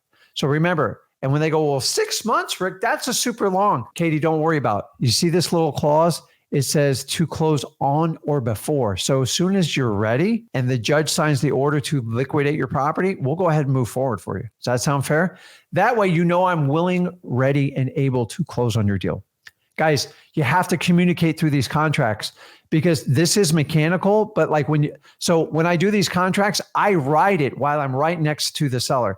If you pre-fill out everything, they get nervous. Keep in mind, this is only a 2-page contract. Simplicity is what does best in wholesaling. Realtors bring 15 to 23-page contracts. It overwhelms most people. Now, by the way, this contract will do the exact same thing as a realtor's approved contract. It's just, in my opinion, is much clearer. It's more direct, and sellers really enjoy that. Closing to be held at. This is where you're going to name your title company. I'm here to tell you, you and only you choose the title company. I don't care what your seller says. Well, the Tilefish title company, I bought the property through them, so I prefer to use them. No, you should at this point already met with your title company, have your closing procedures set up, make sure they're an investor-friendly company, and make sure they're 100% comfortable doing the assignment of contract. While we're talking about title companies, I'm here to tell you is the reason why you want to work with a title company that works with investors and very familiar with assignment of contracts. If I go back up, if we put the closing date on here, now, if you don't have a title company, I'll teach you a little trick. Just put TBD, and that simply stands for to be determined by you. So whenever you give up the rights to your title company, you are going to have problems. Trust me on this. 95% of the title companies out there are geared towards realtors, not to wholesalers or investors. So the reality is, if I put a closing date out and say, we're in the beginning of January 2024, and I put it, say I put it 2 months from now, so January, so maybe at the end of the beginning of March, what all title companies do that are associated with realtors, they go, okay, March 4th, okay, I'll put the file in the back of the file. They just assume your closing's the March 4th. I want to move it up as fast as I can. The only thing standing in the way is my seller. And you need to understand this because very clearly I go, listen, it says close by March, but I'm going to try to close it sooner. I want them pulling that title immediately. You need to let them know very clear. My title company is all trained. We can close any deal within 5 days as long as it doesn't have a complicated title issue. The average title company in the United States, they will take 3 to 4 weeks just to pull your title. This is why you have to hand pick your title company. Do not negotiate this. Whenever I've given up this, I've always had a problem. Not maybe 99% of the time on an assignment contract when I'm selling it via wholesale. If I don't use my title company, it's always, always difficult. So you've got to understand doing that. So that's number 3 you want to put in there. Ideally, guys, 30 to 90 days. Now, the reality is sellers if they freak out when you put 90 days, just understand you can negotiate this part. Don't let your deal fall apart. By this time, you already have the price locked in. The question is, you're going to close it in 30, you're going to close it in 90 days. I like to take feedback from the seller. And if they haven't packed or done anything, they actually are relieved that you could take more time. What does that allow you to do? It allows you to find more cash buyers. You can usually get a higher price for it, and it's much more flexible. Remember, if you're a newer wholesaler, the last thing you want to do is be stressed out trying to find a cash buyer closing something in 2 weeks. So I can do it. People that have a lot of experience and a lot of capital can do it. But honestly, as a new wholesaler, I would have never tried to do anything in under 30 days. And honestly, 30 days always made me nervous. So ideally would be 45 to 90 days. 30 days is always tight. But as I said, we go out in the real world and we have to deal with what happens. So people always ask me this question, go, hey, Rick, what's my worst case scenario? I'm going to walk you through it right now. And remember, I'm not a lawyer. I'm not here to give you legal advice, but I do have 21 years experience. So I do know a thing or two about these contracts. The positive highlighted on there, it's for time's sake, you guys can read it. Do not wait till your last day to get out of a contract. It's just not going to help you out. So if you have a 30-day inspection that if you can't find a cash buyer in 30 days, you've done everything you can, you need to move on. Honestly, if you contact 5 cash buyers in the first week and they all say you're crazy overpaid for it, either renegotiate that contract or get out sooner than later. You have an obligation to the seller. Somewhere in the last 4 or 5 years, people are teaching wholesaling and they want you to like put everything under contract and shake it out later. That is not wholesaling, guys. That is pure speculation. And I don't teach that. Zach doesn't teach it. I didn't teach him that way. And you have to understand that. So let's move on. Now, if you had additional terms under number 10, what would you put in here?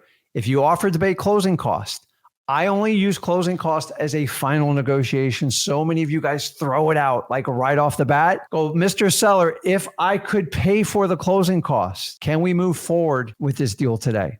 Meaning, can I go ahead and get your okay on the signature? Remember, I always want to exchange with people. I don't give stuff away for free. Everything has to be give and take when you do negotiations. Remember, you already have the price locked down. You're just negotiating the final part of it. Don't let a deal get lost over closing costs, because guess what? Who pays the closing costs, guys?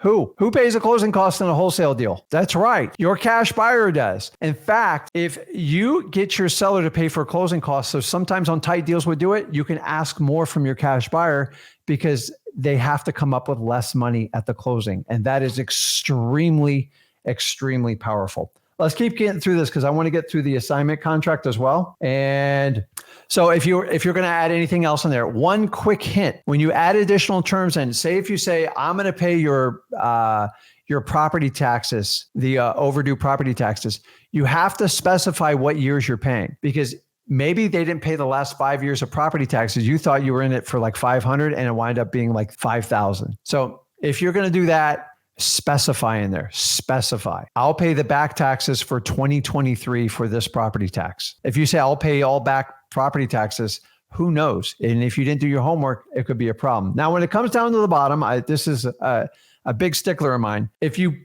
wrote the contract in your name, you got to sign it with your name. If you wrote the contract in your LLC name or a corporation or whatever it is, some of you do trust, don't do that. You have to sign on behalf. Richard Ginn, signing on behalf of Home Buyers LLC. Remember, if you sign your name personally and there's no clarification on the bottom, you have personally signed that contract and you could be on the hook if anything goes south on that contract. So if you got an LLC and you did that extra layer of protection, then make sure it's Richard Ginn, president or on behalf of Home Buyers LLC. And then what you do is you just put it right below there. It's really that simple. So let me back out of this. I know there's a lot of screen there. So if you have any questions on the contract, you can put them in there. Okay, I see it. I'm going to get to that one. So let's jump on the assignment. Let's see here. And let me pull it up. Okay. Let's answer any questions on the contract and we will go with it. So everybody can see the screen. I had a couple technical difficulties, but we got it all figured out. And questions on the contract. So the next one we're going to do is just the assignment of contract. So I'm sorry, my screen timed out on me. Don't ask me why, because when I'm in there working, I can't track both screens. So Jay says, what do I do with a probate that has multiple properties in the will? Well, the reality is each property has to have its own separate contract, and then each contract has to be presented to the court. So if there was 5 properties and you wanted to buy all 5, you have to do 5 separate contracts. There's no way around it. Like, don't try to cheat that on any of it. So let's see here. Let me pull in. Okay, got that one. And then now I've got to, okay. So soon as you get your contract signed, you have to send it over to your title company. Why? A lot of you guys go, well, I want to wait to send over the title. The reality is you don't, because you need to find any problems sooner than later. If you wait too long, it's too late, because sometimes things need time to get fixed. Emails have to be sent. Certified mail has to be done. So as soon as you get this contract that we've talked about, you got to send it over to your title company right away. A lot of you go, oh, Rick, I'm holding off to see if I can find a cash buyer. No, absolutely not. You have to move it right away and you have to get that done.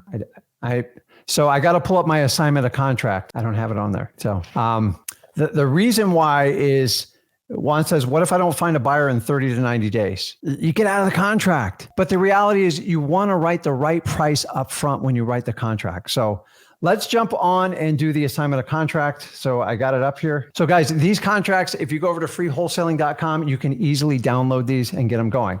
So let's run through the assignment of contract. I'm going to share my screen here. Hopefully you guys can see it. And so the first thing is, the assigner, that's you. You're the assigner. You can easily mix this up and your assignee is going to be your new cash buyer. Now, when you go through this, the same thing on the legal description, just put the parcel ID number. Sometimes people just put the address, but I like to put the parcel ID number, or if it's a very small legal description in the property appraiser site, you can cut and paste it. Or if you want more detail, go over to the official property records for your county and you can get it there.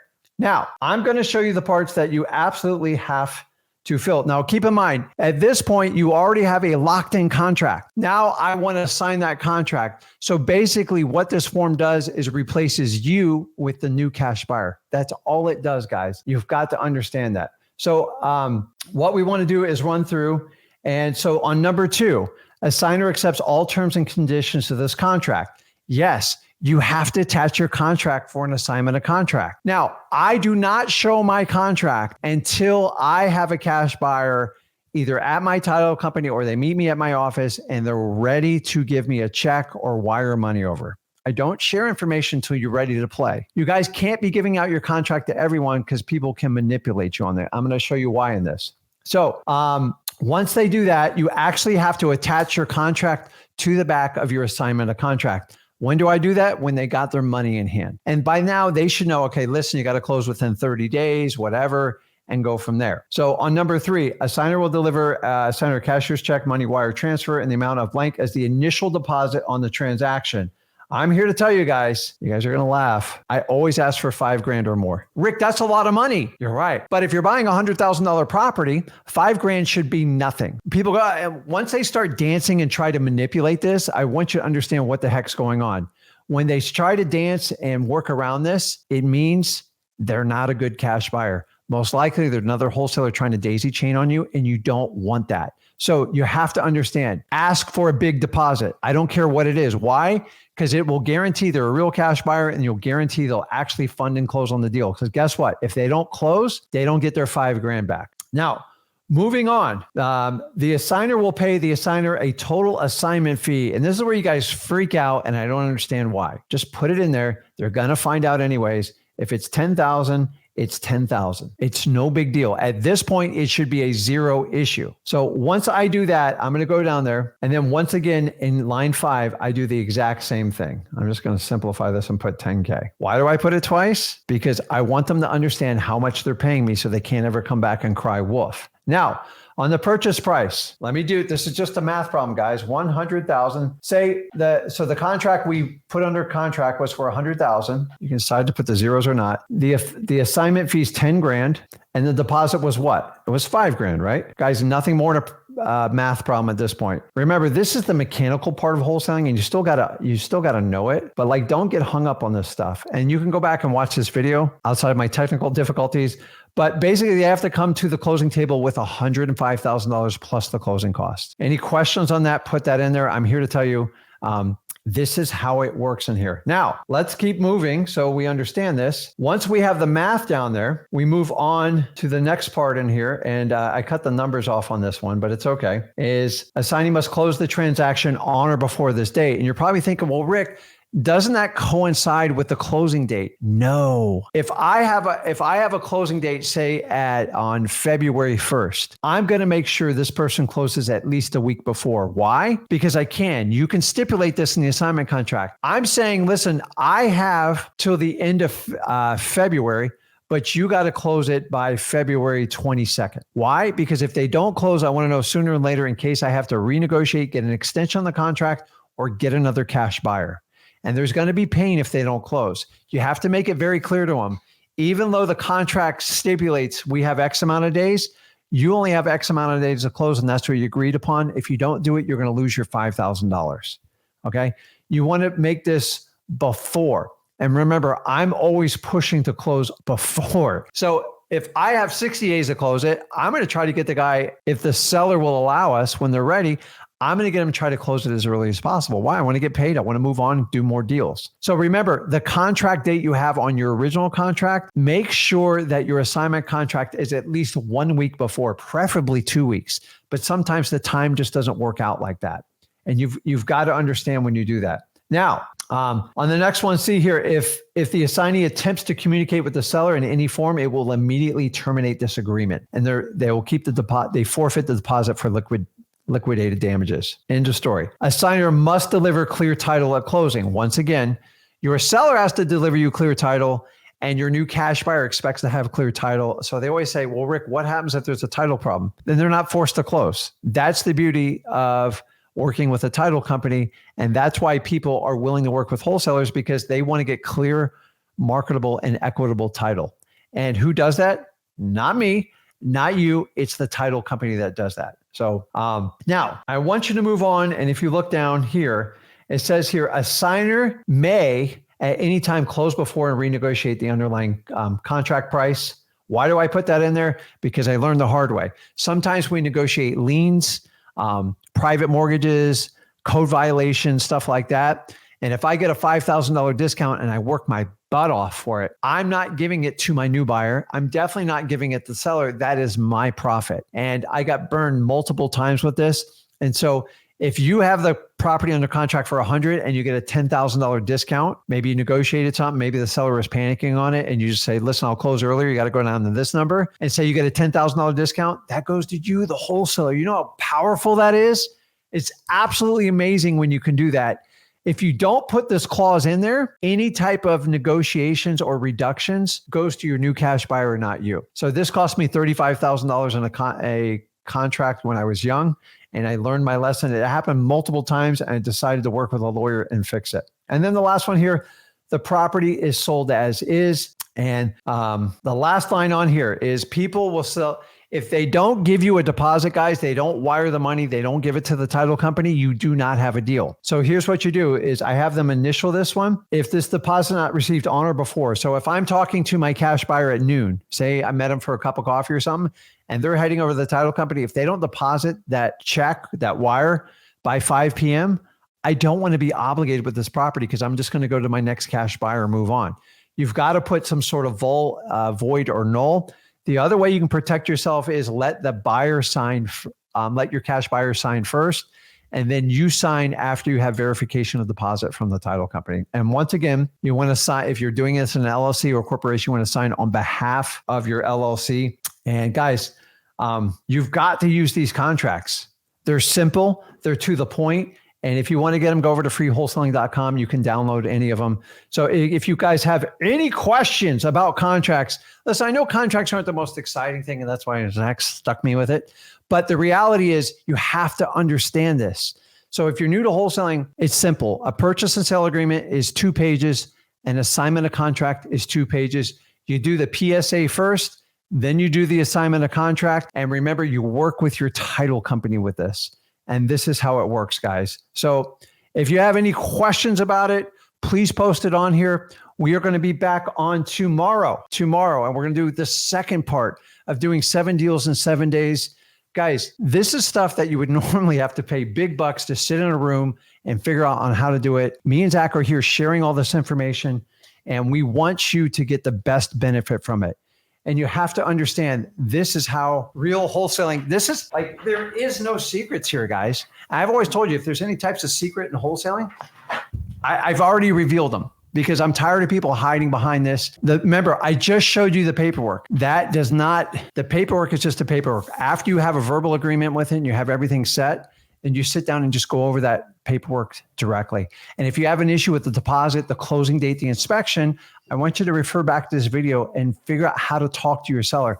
Most importantly, practice it, because it does come up, because we're all out in the real world. Me and him do wholesaling. I don't get perfect case scenarios. A lot of them I do, but some of them I have to negotiate. And I want you to be flexible and understand it's more important how you respond to a seller's question than what you actually do. Because if you deliver a calm, cool answer, their confidence level in you goes through the roof, and you've got to understand that. Because the other way is you go, I don't know. I've never seen this. And you lose confidence. And more importantly, your seller lose confidence. And then that's how you lose a great wholesale deal. So I want you to practice some of this stuff. Some of you guys get so hung up on the deposit and the closing date. It's really not that hard. Remember, when you're doing the contract, you're just down to the final terms. You've already nailed down price. So don't make the deposit issue. Don't make the other stuff an issue, and learn how to talk back to them when they have an objection about it. And once you understand how to overcome the objection, wholesaling becomes very easy. But most people won't teach it to you unless you write a big fat check to them. And me and Zach are here to solve that problem for you. Yeah, exactly. So do you answer this question yet?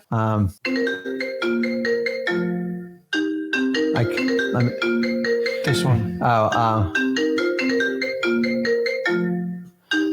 I'll just pop it up. Okay. Let me see. I'm looking. So Cadillac Colt says, Zach and Rick, I got a 3-property bundle. Did you open this one? No, I didn't. Okay. I didn't open it yet. Cadillac said, I have a 3-property bundle open for assignment in East Liverpool. That's probably on the border, right? East Liverpool. 2 separate apartment buildings, 1 8-unit, 1 4-unit, plus a single family.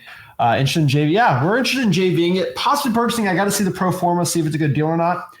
If you want to send me a JV deal, remember, you just got to go to sellmypaper.com. That's how you send it. Let me show you exactly how to do it. Yeah, just share some details with us, how long you've had it under contract for, and the pertinent stuff. But like, we look at everything. Like, we're wide open. Let's pop it up right here. So you just go to sellmypaper.com. Let's go here. There's the link. There we go. Just go to sellmypaper.com, and it's literally just go to flip the Rick. It's JV with us. You click that. And basically, if you are in any of these markets, okay, East Liverpool, Ohio is going to be kind of that border by West Virginia, but it's in Ohio, so technically. Any of these markets, we're going to go to JV with you guys in there. So send us your deals there. We'd love to do the deal with you there and help you out. But yeah, just sellmypaper.com. It's pretty simple. That's a great way to go out there and do it. But let's answer a couple more questions real quick too.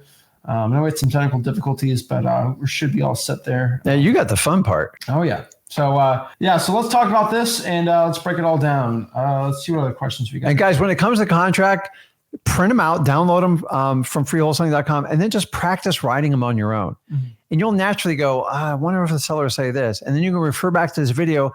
And then you've got to practice your objections. When you guys get objections on like stupid things like outside of price, like deposit, closing dates, and you go like this, I don't know, I'll have to get back to you. You're dead in the water. These are the easy parts you have to get through. What Zach was teaching you earlier, the marketing and stuff, that's the stuff you really got to like immerse yourself in. But when it comes to contract, a lot of you guys skip this part. And I'm telling you, you can practice on real live wholesale deals and it's going to cost you a fortune. Or you can practice in your house. Go find your sister, your mom, your brother, your dad. Practice on them because you're going to find out what you're made of. It's funny, until you do a live setting or put somebody on a role play, you never know how they're going to respond. You are no different watching this video. I want you to understand that. So exactly. So let's kind of break down our homework for today for the 7 deals in 7 days challenge. So let's break down our homework and everything on here. So if we are going to go out here and become successful, this is day 1. Obviously, we're doing it tomorrow. Also, tonight, we are going to research your markets. We kind of have that pretty easy plan. Is it 100,000 plus population for the county? And is the median home price below 400,000 to 500,000? We're going to go to freewholesaling.com, and go and download our contract. We're going to go there and download it and the assignment of contract. It's all in one thing. Pretty easy, pretty simple. And then we are going to network with 2 local wholesalers. That's right, 2 local wholesalers. I got it. We're going to network with 2 local wholesalers that are local to our market. That's why we go in the comments here. We go in the Facebook group. We can do all these things, and we can go actually out here and network to them. This is really important. We're going to go find them. Now, I would say 2 20-minute phone calls if you can tonight. That would be really good. I'm telling you, just some general networking, some accountability is going to be really good to you. And then also try to call at least 10 sellers today. That's right, 10 sellers. That is going to be your goal today. We're going to go over action plans and everything like that tomorrow. But you should have an action plan to call 10 sellers. Here's the truth. You're probably really scared to call 10 sellers. That's a little scary. That's the point. I want you to be scared, because once you're uncomfortable, you start growing. You start making more money. That is the point here, guys and gals. And so I'm telling you to get uncomfortable. Talk to 10 sellers. If the thought of talking to 10 motivated sellers freaks you out, makes you super scared, good. It really should. And that means you'll overcome that fear. And once you overcome that fear, you'll be able to make more money wholesaling houses, guys. This is what it's all about. It's insane to me, the amount of wholesalers that are so scared to talk to sellers. You're only scared because you just haven't done enough of it. You don't have enough experience. With that, your confidence will skyrocket and you'll make a ton of money in wholesaling real estate. So many wholesale. If you want to download the contracts, go to Wholesaling.com. It's all there. He did a full breakdown on that. And yeah, we appreciate it, guys. So make sure you go to Wholesaling.com. You break it all down. You go there and network. 2 people, get their phone numbers, network in here, right? We got Megan in Washington. So shout out to her. She's telling people she's in there. Hillary's in Maryland. So go network with the people. Rambo out here in Atlanta. Here's the problem. Rambo, you can't how am I going to know how to, do I go to Rambo.com? Like, I don't know what's your phone number, what's your email. People don't know how to reach out to you. You got to network, guys. You got to network. Like Diane Russell, yeah, I know she's in Plenty, Michigan. I've done deals there. I don't know how to say it. But I mean, that's in Wayne County. The problem is, Diane, do I find you on Facebook? Like, that's the problem I think we have on the internet, Let people know what your email is, what your social media is. How do I actually how do I reach out to Dream Chaser? Dream Chaser in Alabama? Like, do I look up Dream? Is that the person's real name? No, I mean, just more specifics, guys. It will help you out. And we'll all break it down from there. So guys, this is day 1 of the 7 Deals in 7 Days Challenge. We'll be on tomorrow for hours and hours and hours of more wholesaling content. And we're going to break down kind of the locking up the deal side, really finding the comps, the values of the deals, the ARV side, dispositions, and all those things. So you can become the most successful wholesaler possible. For day 2 of the 7 Deals in 7 Days Challenge. We are excited today to present our second day here. And if you thought day 1 was insane, day 2 is going to get even crazier. We're going to get more into the implementation part of exactly how you can get the best head start in 2024 for wholesaling real estate and everything you need to know about wholesaling houses. 2024 had the best chance possible. I'm telling you guys, if you spent all this money trying to learn wholesaling real estate and you spent $4 or $5 grand for a seminar type thing, this is going to be really the event we're doing. And it's absolutely for free. And we're here to get you going. Again, there's no pitch fest at this. There's no, I got you at the end. Oh, here's a $4,000 program, slash it in half. And you go, no. We just want to help you guys out for you to become the best wholesaler possible. We were excited about this. We're excited. Everyone can probably end up today with a plan for yourself to become successful in it. So you have the best shot, the trampoline to success, that rocket boost to success for wholesaling houses. We helped a lot of people yesterday. That was really exciting. Good. And let's try and get into it. Let's talk about this and really teach you exactly in the 7 Deals in 7 Days Challenge, the best thing you can do to become successful in wholesaling real estate. So let's break it all down. Let's get into this. The 7 Deals in 7 Days Challenge. Guys, make sure you network in the comments. This is a live event. Let everybody know in the comments where you're coming at, what you're doing, where you're going to do deals. What is up, Clay? Clay is out here. Clay is in Palm Beach, St. Lucie County, locally to us. Right. We got New Hampshire. We got Connecticut in the house, right? We got all these people. Love to see it. Everyone networking in the comments. Love to see everyone in here from across the country. Love to see it, guys. Make sure you network in the comments. We got Vegas in the house. What is up? What is up? We're pumped up. Wisconsin, Tacoma, Maryland. We're going on. But this is the 7 Deals in 7 Days Challenge. Let's talk about this and let's get into it. So we are here. We are in day 2 of the challenge. And so today we are going to learn how to talk to motivated sellers. We are going to talk of exactly how to value your deal. A lot of people ask, like, how do I figure out if I have a good deal or not, right? Or how do I figure out what my MAO is, my LAO, all these things, right? And then you're going to figure out today exactly our acquisition systems, right? Exactly what we tell to the sellers to get them to really sign a contract for deep discounts, right? And actually get them to sign it and do really well. And then last but not least, how to sell that wholesaling deal you have under contract for the best assignment fees. Also, there's a lot of stuff in there. We're going to talk about title companies, how to find the best ones, virtual wholesaling 101, exactly a game plan, steps to wholesaling, everything you need to know to get your first deal this month, and heck, even your 7th deal in 7 days. This is what we're talking about today. We're excited about this. We're ready to go. So let's talk about this. And so let's just kind of get into it. Let's try to learn how to talk to motivated sellers, right? I think the first thing we have to understand, if you're watching this as a beginner, you're probably really nervous to talk to a motivated seller, right? I mean, I was nervous talking to my first seller. I know you were nervous talking to your first motivated seller. It's a little scary. And the only way to get over that is by just doing it, right? Yeah. So when you deal with a motivated seller, it's you have to target a list and you got to figure out how to get into them. We're taking care of something here.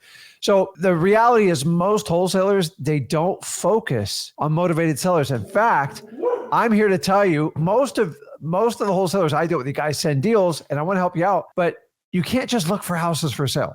That's actually the last thing you want to do. You got to find some form of motivation. And the biggest question is like, Rick, Zach, how do I find motivation?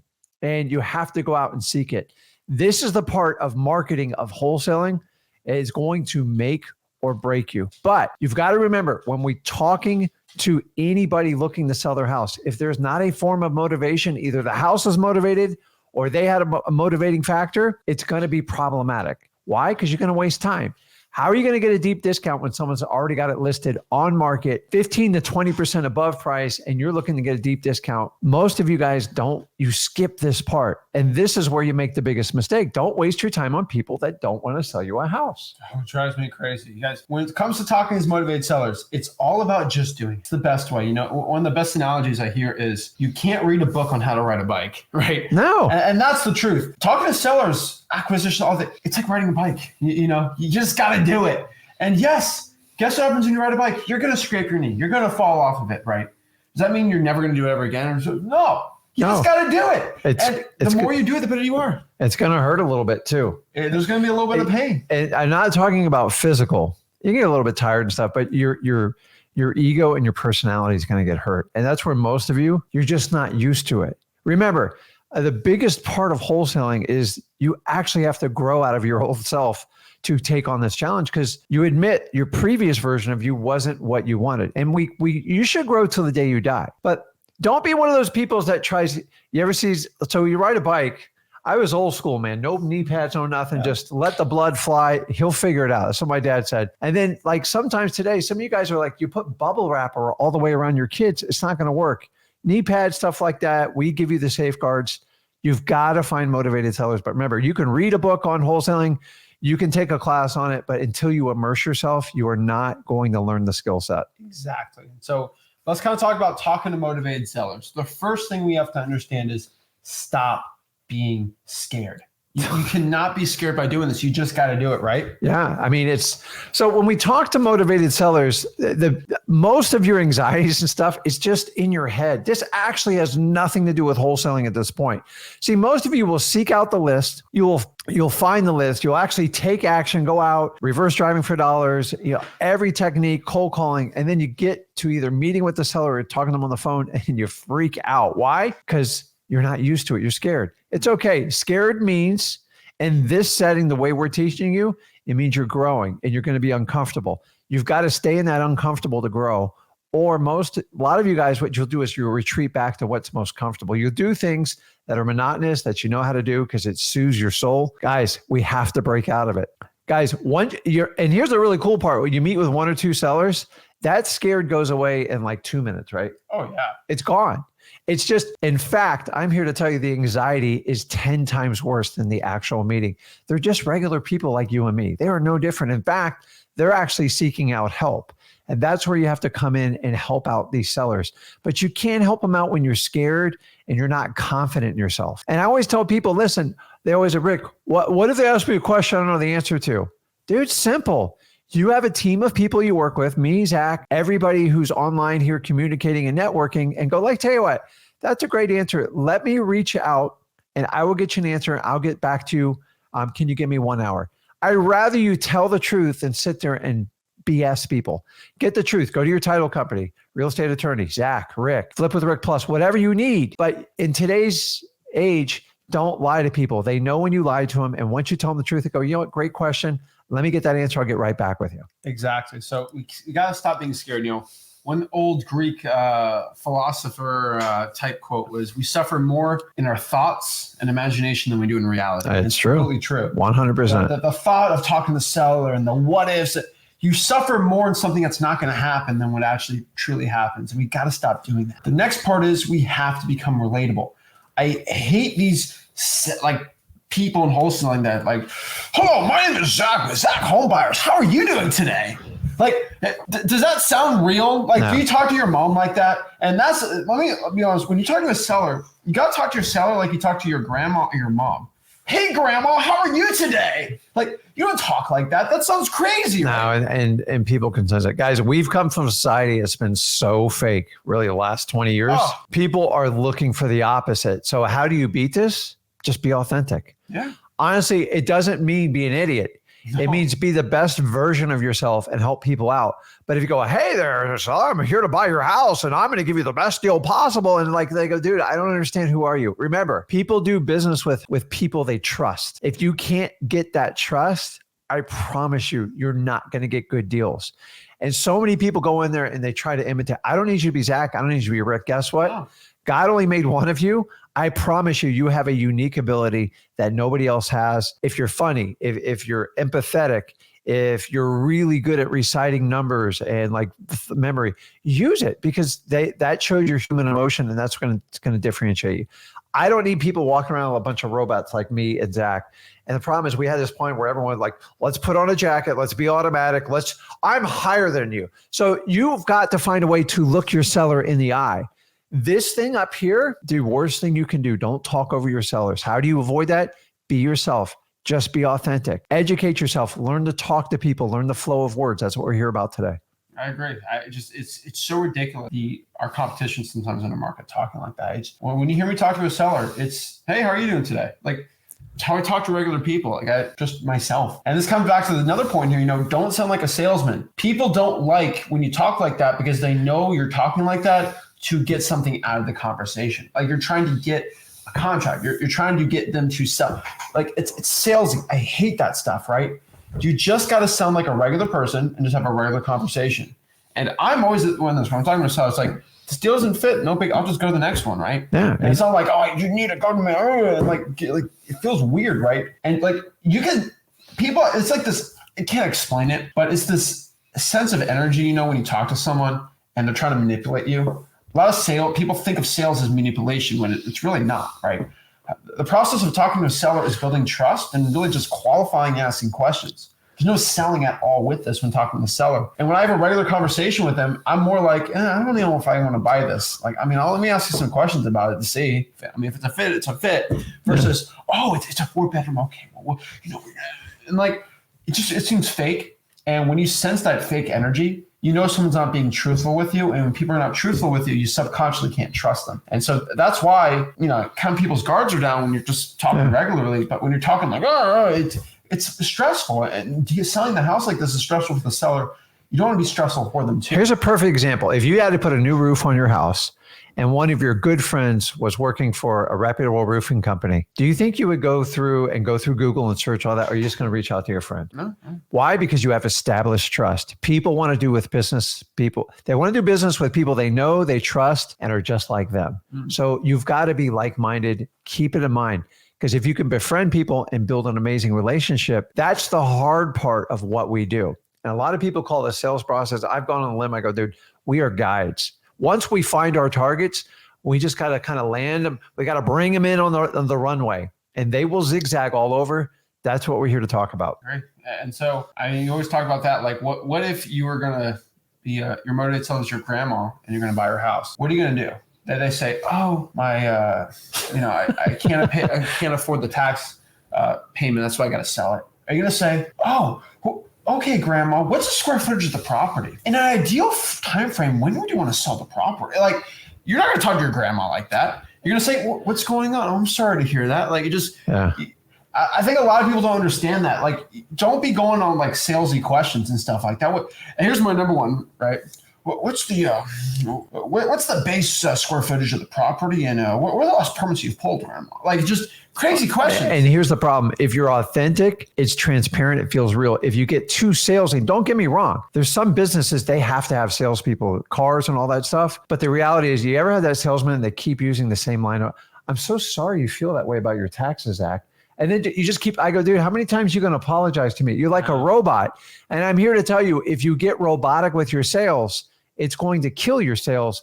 So be you, become highly educated, and learn how to use the words. Honestly, words are about timing, tonality, speed. I'll get into that. I'm just here to tell you, be truthful. If you keep using the same tired old line, they sense it. If you apologize to me more than twice, I feel a sales pitch coming every time. I'm so sorry you feel that way. It drives me crazy. I don't understand it. I'm so sorry. Just don't sound salesy. And then the last part is just to focus on the script. Guys, right here, we have a script for you. You just got to focus on it. You can't get crazy on it. You just got to stick to that script, because a lot of you guys try to wing it, what to sell to a seller, and y'all don't know what you're doing. And just saying it for a beginner, it's crazy. So stick to our script we have here. Let's break down our seller script, and it's pretty simple, right? We explain this in the same way. And guys, before we get in the script, I'm here to tell you, the challenge is a lot of you guys rehearse it in your head. You do it aloud, maybe in your home, in your bedroom, in your home office. But the reality is, the minute you get in front of a seller, it's a whole, like, you are now under what we call stress, tension, and you've got to practice this. Exactly. So let's break down the script. So the script is... it's basically, it's how we gauge our motivated sellers. So this is the point where we're into qualifying the sellers. And when we're qualifying the sellers, it's simple. Okay. What I like to do is simplify things. So I create acronyms. So MCTP, if you're new to the channel, check it out. We have this all in great detail on freewholesaling.com. But this is the acronym we use for qualifying sellers. This is the point where you're going to verify you actually have somebody that's worthwhile spending time and investing with it. So start out with like motivation. Obviously, we need some sign and form of motivation. Yeah, exactly. So we got motivation, condition, time frame, price. So what we're going to do right now is go over each one. MCTP. So MCTP is the acronym we use when talking to a seller. So when you're talking to a motivated seller, what do I say? Someone's literally, all we have to do is, the seller says, yes, I want to sell my house. What do I say? MCTP. So let's break down MCTP. Number one, motivation. Correct. So at this point, here's what you don't want to do. Mr. Seller, tell me what your motivating factor is to sell your house.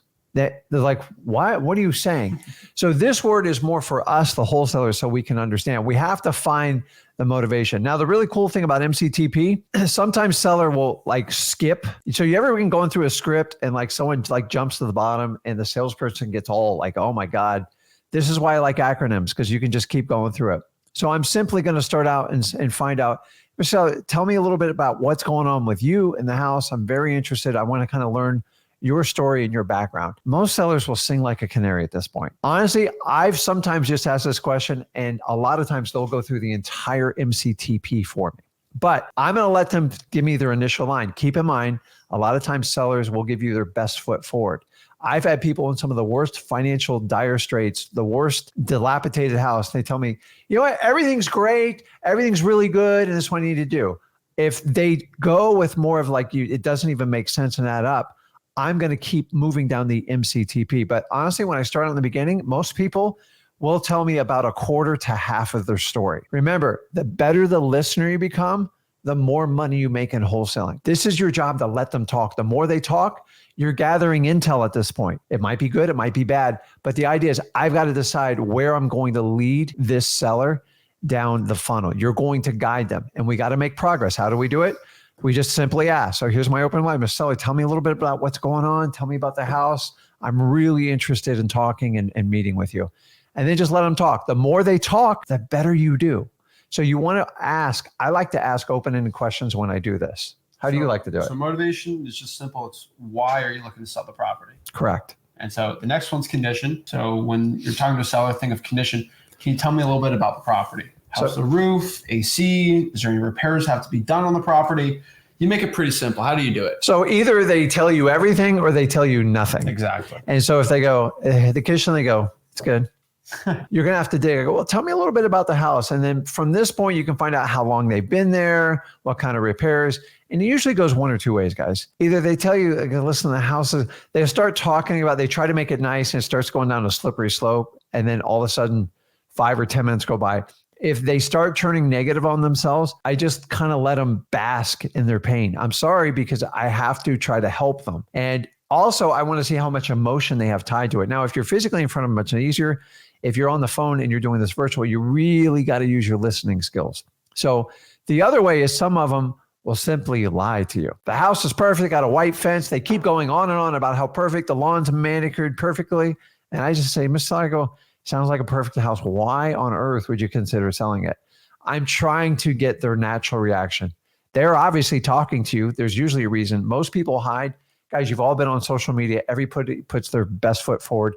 You have to talk and engage people to really get to the truth. The whole part of what me and Zach are teaching you here is, if you can get to the truth, you can help people out. If you can't get the truth, you waste a ton of time. So ask them about the condition. And remember, this is the point where you want them talking a majority of the time. And then your job is to guide them. If they're doing yes, no answers, guide them down there. How old's the house? When's the last time you switched out the roof? Tell me more about the bedroom, stuff like that. Exactly. So that's condition. Now, the next one here is time frame. Time frame is pretty simple. Hey, Mr. Seller, when are you looking to sell the property? When's a good time frame? An ideal scenario or ideal world, when would you be looking to sell it? And just kind of get from there, just trying to see where they're at. Is it a month, a week, a year, when they're looking to sell the property? Then last is P, price. We want to try to get a price out of the seller, right? Yeah. So just to piggyback on the time frame, to me, it's one of the most critical times, because people will go, listen, when you looking to sell the house by, some people go, listen, I have to have it sold by the end of this month because I'm moving with my sister Sally up in New Hampshire. Bingo, really hyper focused, because they want to cut a deal usually right there.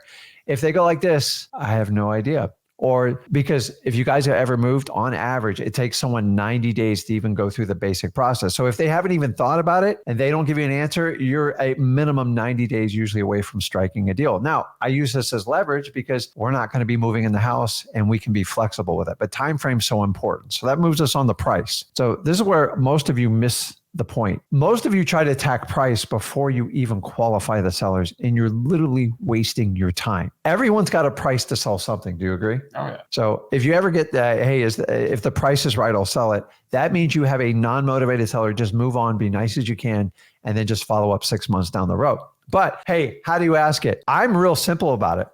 I don't ask the word price, ask, offer, list, anything like that, because they have negative connotations to retail. I'm simply going to say, remember, I want to get into my seller's subconscious answer, because listen, 95% of the people, when you meet with them, they already have a bottom line price in the back of their head. If you want to know how to get it, you don't do it like this. Hey, Mr. Seller, what's the cheapest you'll sell me this house right now? That's how I started out wholesaling. That's what I was taught. So I simply say, hey, Mr. Seller, what do you need to get rid of this house? So I'm going to use words, what do you need to let it go? So stuff like that. I'm not going to go price, ask, offer, anything like that. And sometimes they go, what do you mean by that? Really, like, what do you need to move on? Because I want to find out. Remember, I am not a realtor. I'm not asking for full price. And honestly, I have a number I can't go past.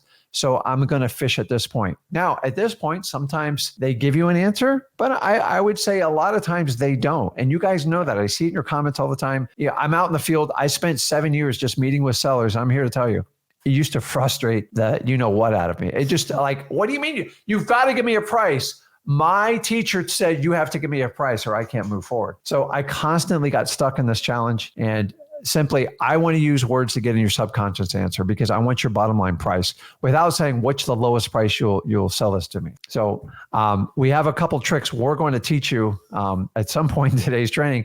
I'm going to show you methods on how to get this when they don't give you a price. Because a lot of you, I know when I started, I was stumped at this point. I'm like, hey, they won't give me a price. What do I do? I'm going to show you how to do it when we go through the acquisitions training. I'm going to go into detail on this. And guys, it's a lot of fun. Once you learn the skill set, it works out great. Exactly. And so the next part here is how to talk to motivated sellers, some tips. So let me get some tips here. Again, let's reiterate this. Stop being scared, be relatable, don't sound like a salesman, and focus on the script. Let's bring it from the top here. When it comes to talking to a motivated seller, let's break this all down. When it comes to talking to a motivated seller, number one, stop being scared. Let's get over it. It's going to happen. And they're not going to hurt you. Don't be a little baby about it. Stop being scared. Next here, be relatable, right? Be relatable. Be like, just have the person understand you and actually get to know you better. I'm telling you, the person who can be more relatable is usually going to win out. And how do people become relatable to you?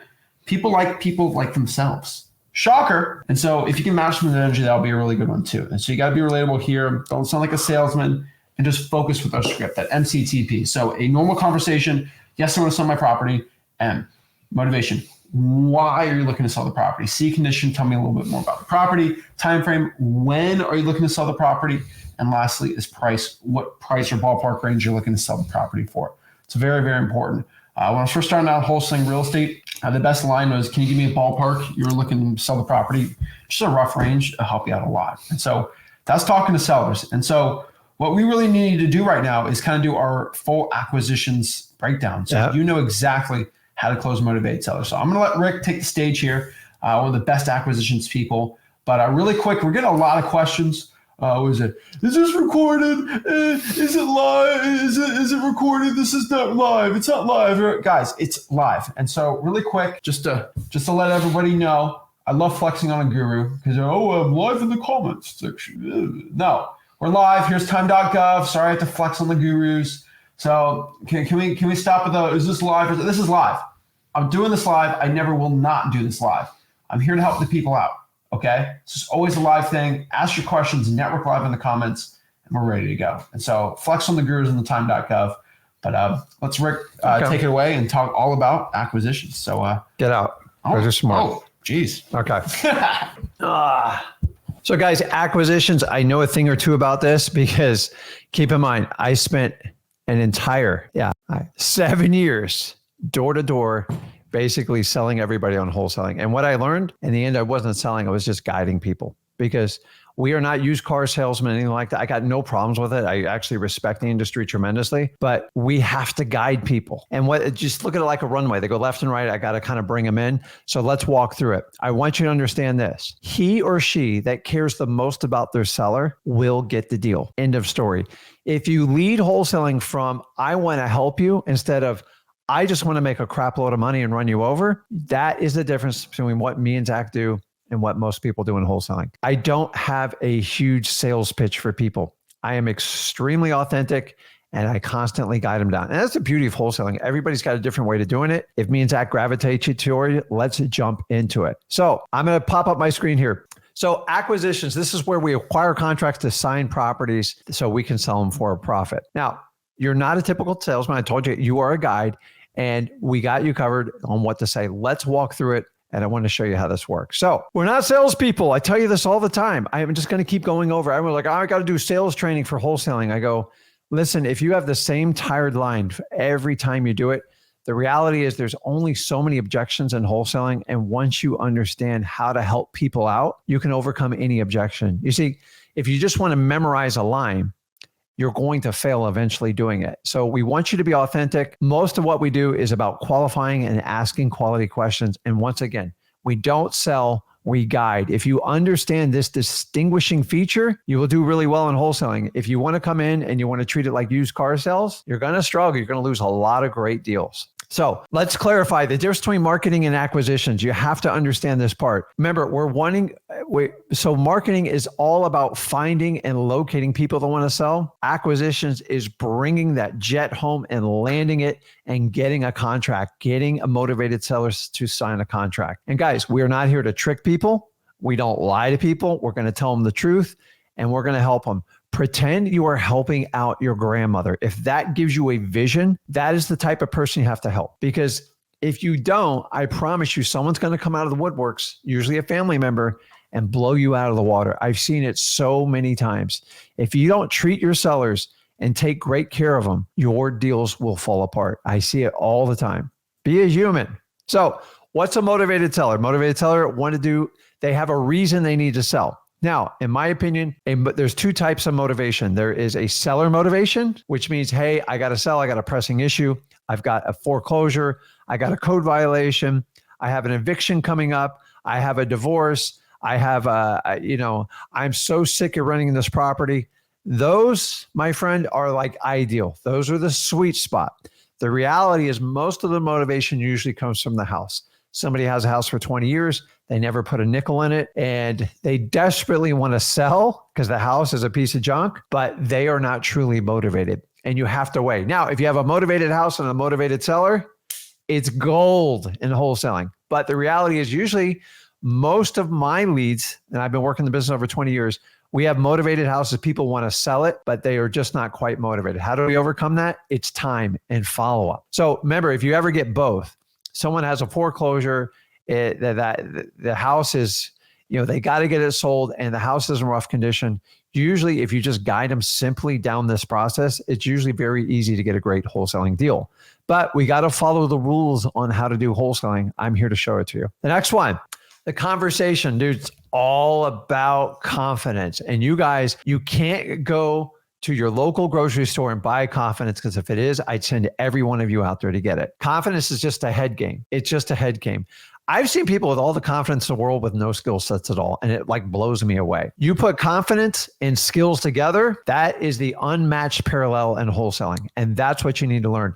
Confidence without skill set, you just talk a lot. You don't get anything done. Confidence with skill set, you can apply it and people believe in you. Why do people gravitate towards people that they feel they can lead them? That's how bosses come. This is what you need to do. You have to lead your sellers. You are a guide. What makes a guide great? If you've ever gone on like a guided trail at like a national park, they know every nook and cranny.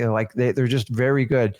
But actually, most people don't understand this. The guide, they know all about the forest and like all the rocks and the history. But a great guide's one who interacts, builds great rapport, and talks to people. Because usually a good guide gets tipped at the end.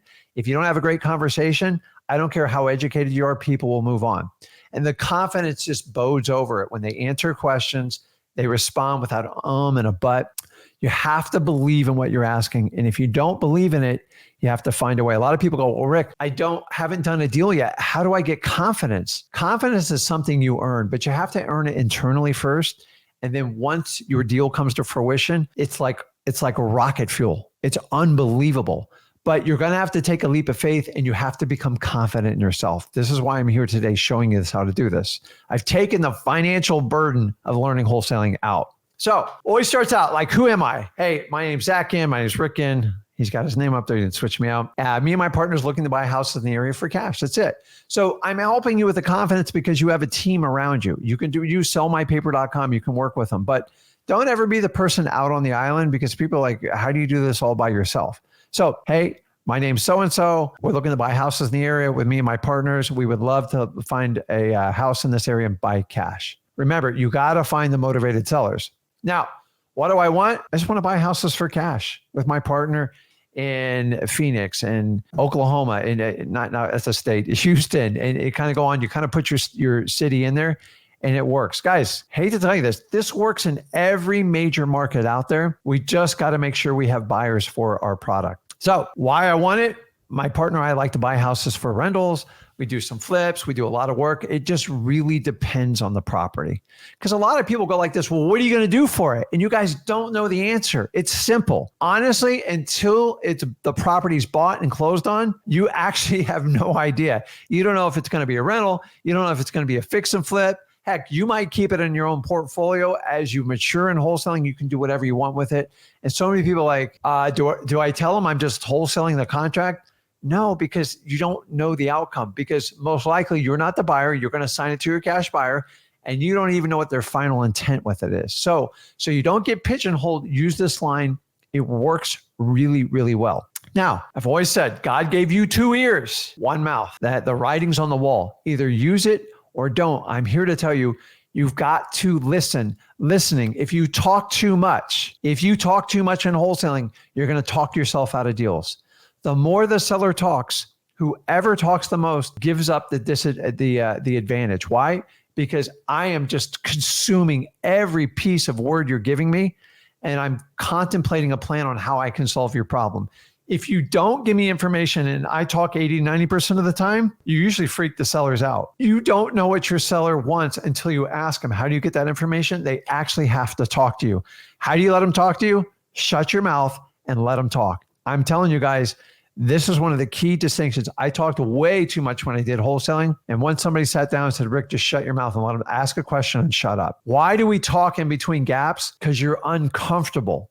Why do we do ums and buts? You're trying to buy time. Why don't you learn the skill sets, ask a question, and shut your mouth? Silence is one of the most powerful closing tools you can ever have. Why? Because it forces your prospect, your lead, to respond with data. Once you have data, you can assimilate a plan. The more you know about your seller, it's much easier to help them out. If you don't know anything, you're going to try to give them a cookie cut plan. I'm going to buy your house 70 cents on the dollar and get it done. They don't want to hear that. You've got to ask the questions. Use your ears. God gave you two. Okay. Now, we have to avoid negative connotation words when we're talking to sellers. Remember, when you and me talk, we can talk about these words all day long. But if you say contract, it is proven, scientifically proven, people get like this nervous reaction with them. You ever had at night, unfortunately I've had this, or you're driving and you see the blue and red lights light up. Now, you're probably not getting pulled over. Maybe they're passing over and trying to get by to you in an emergency, but like your nervous system, your heart starts racing. That's what I'm talking about. So when you start using these words, the one word I didn't put up there, I never use wholesaler when I'm ever talking to a seller. They don't care. They don't give a crap. So stop saying it. So all these words up, investor, contract, I need your signature. We need to use replacement words for them. And I will show you those replacement words. And by the way, they're all at freewholesaling.com. We go into like deep detail on them. Now, I talked earlier about your tone and tonality. We're talking about words. This is where people think sales is all about, I have to memorize a line and respond to the objection. The reality is if you learn how to use the words, and this is universal in all languages, it's not just English, but you've got to learn how to use your tone and tonality. It's everything. Let me ask you, if I start screaming at you like this, you probably think I'm excited or I'm ticked off. And that's why, because when someone screams or yells, that's what it means. So you've got to understand how you say the words is almost as, if not more important than the actual words you say. If you don't believe me, start listening to yourself, how you talk to your family, how you talk to your friends. They know your patterns. And if your patterns aren't good, you're going to have to go ahead and break forward. Let me give you an example. Some of you don't smile. You don't smile. And I can tell when someone's smiling, when they're talking to me. Obviously, when they're in front of me, you have to smile. If you don't smile, you are just a stick in the mud. Now, if I'm on the phone, oh, Rick, how do you want me to smile? Smile even harder. Why? People can feel it's an energy. I don't know how to equate it to you. I got 21 years of data on this. You have to do it. And keep in mind, when your seller is excitable and they're high pitched or something like that, you've got to match it. If they're slow and they're quiet, you have to match it. It's that simple. Remember, they want to do business with people that are like them. Studies show if you match tonality and you match the speed on how they talk and your tone, you automatically get a certain vibe and you connect with them naturally. Now, listen, this is way above my head type of stuff. And I would love to talk to someone more about this, but I'm telling you, it's true. I've tried this out. A lot of you skip this part right here. Refer back to the acquisitions part on this video and make it come real. Now, how do I build trust and rapport with sellers? Okay. We can use the Ford method. A Ford method is just a way. I'm going to use this method when people are not responding. Now, when someone's responding yes, no questions, you're not asking open-ended questions. You're going to have to dig further. Some people love to talk. Some people don't talk at all. Remember, you are a guide. You've got to walk them. So if you start to getting yes, no answers, it means you're not getting anywhere. You're not getting any data and you're doing more of the talking. So ask an open-ended question. If you remember Ford, this is an old sales technique. And to me, there's a certain time and place for this. When they stop talking, go this. So it basically, you walk through it and it's an acronym, just like MCTP is. Ford. It's not the car company. So F is for family. O is for occupation, R is for recreation, and D is basically their dreams. Ask open-ended question. Just think Ford. They're stuck. They're not talking to me, Ford. So you should already talk about the family. Hey, what did you do a living? Especially if I have old people and you ask them what they did for a living, dude, sit down. Dude, they love to talk. People are so proud of what they did. I'm proud of what I do. I'm proud of what my son does. This is human nature. They like to brag about who they are. Remember, you have to lose your ego in wholesaling. This is the best way to do it. So letting the seller speak, you cannot step over them when they talk. If you like what they say or not, let them always finish. Don't ever talk over a seller. It is disastrous. It shows a hierarchy and instead of you talking to your seller, you are talking to here. And guys, look at me. I'm here to tell you, you have to meet your seller eye to eye, because if you connect with them and they like what you're saying and you match their tone, their tonality, and you're using your words correctly and you're letting them speak, you're doing what 99% of most people won't do for that person. You're listening to them. You want to help them. If you truly want to help them, you will do this. If you think you're a know-it-all and you know everything and you're going to stick it down their mouth, I'm coming in right behind you and I'm going to gobble up that wholesale deal. People go, Rick, you spend way too much time with people. I go, look at the amount of deals I do. How much do you think I get paid an hour? Like, come on, let's go. Okay. So I'm telling you guys, and then I already talked about whoever cares about the seller the most gets the deal. One of the truest statements I've ever heard in my life. And I live the statement. I'm an empathetic person. That's the DNA I got. I use it. Remember, we talk about the highest skill set God gave you. I'm just an empathetic person. Sometimes it actually is a problem for me because I do feel for people's problem. I want to help everybody out. Yeah, I love this business. It's changed my life. It's changed my family. And I want to help as many people as possible. So you got to care about people. But remember, you're still running a business. If the numbers don't work, you got to be willing to walk away. We'll talk about that later. So the last thing on this is you got to be authentic. Me and Zach talked about this earlier. Be you. I told you I'm empathetic. I care about people. It's natural for me to connect with people. Honestly, I over connect with people. And sometimes I have to disconnect from a lot of people. But the reality is if you just be yourself, don't try to be your favorite wholesaler, your favorite influencer. The world doesn't we need you. We need you. And people are like, how do I be you? And if you're you, you don't have to act. You don't have to pretend. You can be you and you can get plenty of deals doing that. So this one right here, I'm going to back up before I even put this one on. Let me take this off. Guys, when it comes to wholesaling, one of my big 21 years plus things I learned is remember, our outcome is what? To get a yes. That's our goal. We want to get a yes. I'm here to tell you, I'm okay getting a no. I'm actually a yes or a no is actually a good outcome. The reality is most of the time, if you don't have training, you know what you're doing, you get a maybe or I'll get back to you. This is what we call the friend zone. And it's literally torture. You don't want to be there. Nobody wants to be the backup prom date. So you have to set things up. A lot of people call it framing it. Me and Zach like to call it conditioning. We're talking about conditioning the seller. And here's how you prevent from being in the friend zone. You ever been in the friend zone? It's kind of a high school place. Now you're a grown adult and you're back in the friend zone. This is where they want to be friends with you, but they don't want to date you and they don't want to marry you. Okay. I'm looking for a commitment. What's my commitment? Yes. If I get a no, be okay with it because they're saving you a ton of time. So how do we do this? Let me go forward. Conditioning sellers. It is an absolute must. I don't let anybody go on my appointments without doing this. So I put this up there so you guys can save this. And it simply says just like this. I do this on the phone before I come out and I reaffirm it if I go on a physical appointment or I do a virtual appointment on the phone. It says, listen, before we take a look at a house, I don't want to waste your time. I'm usually busy. I usually only come out to look at the property once. So before I come, I just want to make sure you're ready to make a decision. Either it's yes or no. Either you love working with Rick and it's a yes, or I don't like what you're doing and it's a hard no. Either way, I respect you. And at the end, I will do whatever I have to do to help you get your house sold. You have to condition them because if you do this, you have to make a decision, yes or no. Now, a lot of times if they don't want to make a decision, they'll tell you up front. And then sometimes you have to wait. And sometimes it takes time and circumstances to change it. But keep in mind, if you don't precondition the statement and you get to the end and they go, well, I have to think about it. Or I go, well, listen, John, remember when we talked over the phone earlier and before I met you here today, we agreed we would make a decision today, right? And you just wanted to meet with me, see if I'm going to qualify, see what the offer is going to be. I think we've established all that. What is it that's making you uncomfortable at this point, and how can I help you solve that problem? You see, most of the time, if you do this thing up front, they're going to honor their word because they made your word with you and they can't hide behind it. So they're like, you're right, Rick. You told me, you need a decision. And then usually you can, and what I do is I use this to help find out what's holding them back. So at this point, it's usually one or two things. But if you don't do this preconditioning statement, you can be a backup, you can be a second fiddle, and I don't want anyone to be stuck in this. This right here took me a good 4 years to learn this. Once I did this, it was a complete game changer for wholesaling. Why? I got much more decisions.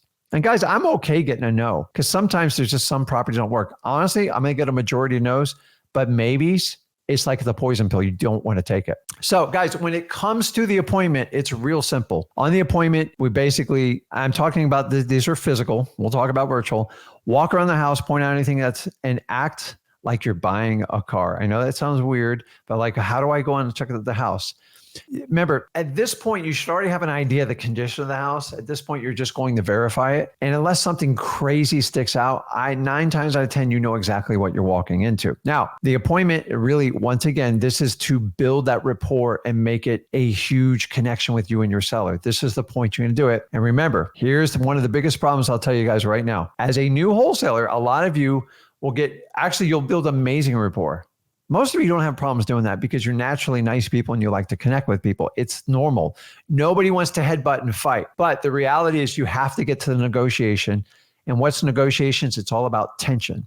How do you dissolve the tension? Most of you just keep talking. So I used to sometimes go on and on. Now, the problem is if you talk too much and you stay in that rapport zone, you will discredit yourself because you're not doing what you told you were there to buy the house. And if you don't get to the point, the seller's like, you're making them nervous and you're creating tension. So you have to get to your closing line. I call it the transition statement. And so if you find yourself talking too much and you don't want to get to the negotiation, just do like this. And Mr. I could talk to you all day about the kids. You know how much I love spending time with family and going skiing, but we are here for a reason. Do you mind if we talk about the house and figure out if we can do a solution for you? That is your transition statement. Now you're going into negotiations. And if you understand that, let me back this up. If you understand that, because guys, I've been doing this 21 years. I'm here to tell you, a lot of wholesalers get stuck in the rapport zone. If you stay in it too long, it's going to be a problem. Another line you can do is like, Mr. I got to tell you, when we're done talking and buying your house, I'll always precondition them. We can carry on this conversation afterwards. So you get them excited, like, oh my God, I would love to talk to you more about Rick.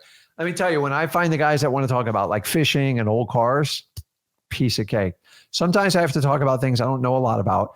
And sometimes when I deal with females and it's a subject I know nothing about, I make it as an opportunity to let them teach it to me. That people love talking about their hobbies. Think about the things that brings you the most joy in life. And if someone like comes to me, I go, well, tell me more about this crocheting. I'm just going to listen. I'm going to be a sponge. Doesn't mean I learned something about it, but people love to talk. So we want to get to that closing line. This is one of the biggest problems people get hung up on. So we go to the low ball. I call it the go for no. We call it the low ball. Why do we do this? I do this to protect you as a wholesaler. Why? Because the number one problem I see with wholesalers today, most of y'all pay too much for the property. Why? Because you want to get a yes. And what happens when you want to get a yes? You're going to get one. All yeses are not good in wholesaling. And I'm going to show you why. Because you're so nervous and you're so scared, you just want to get a yes.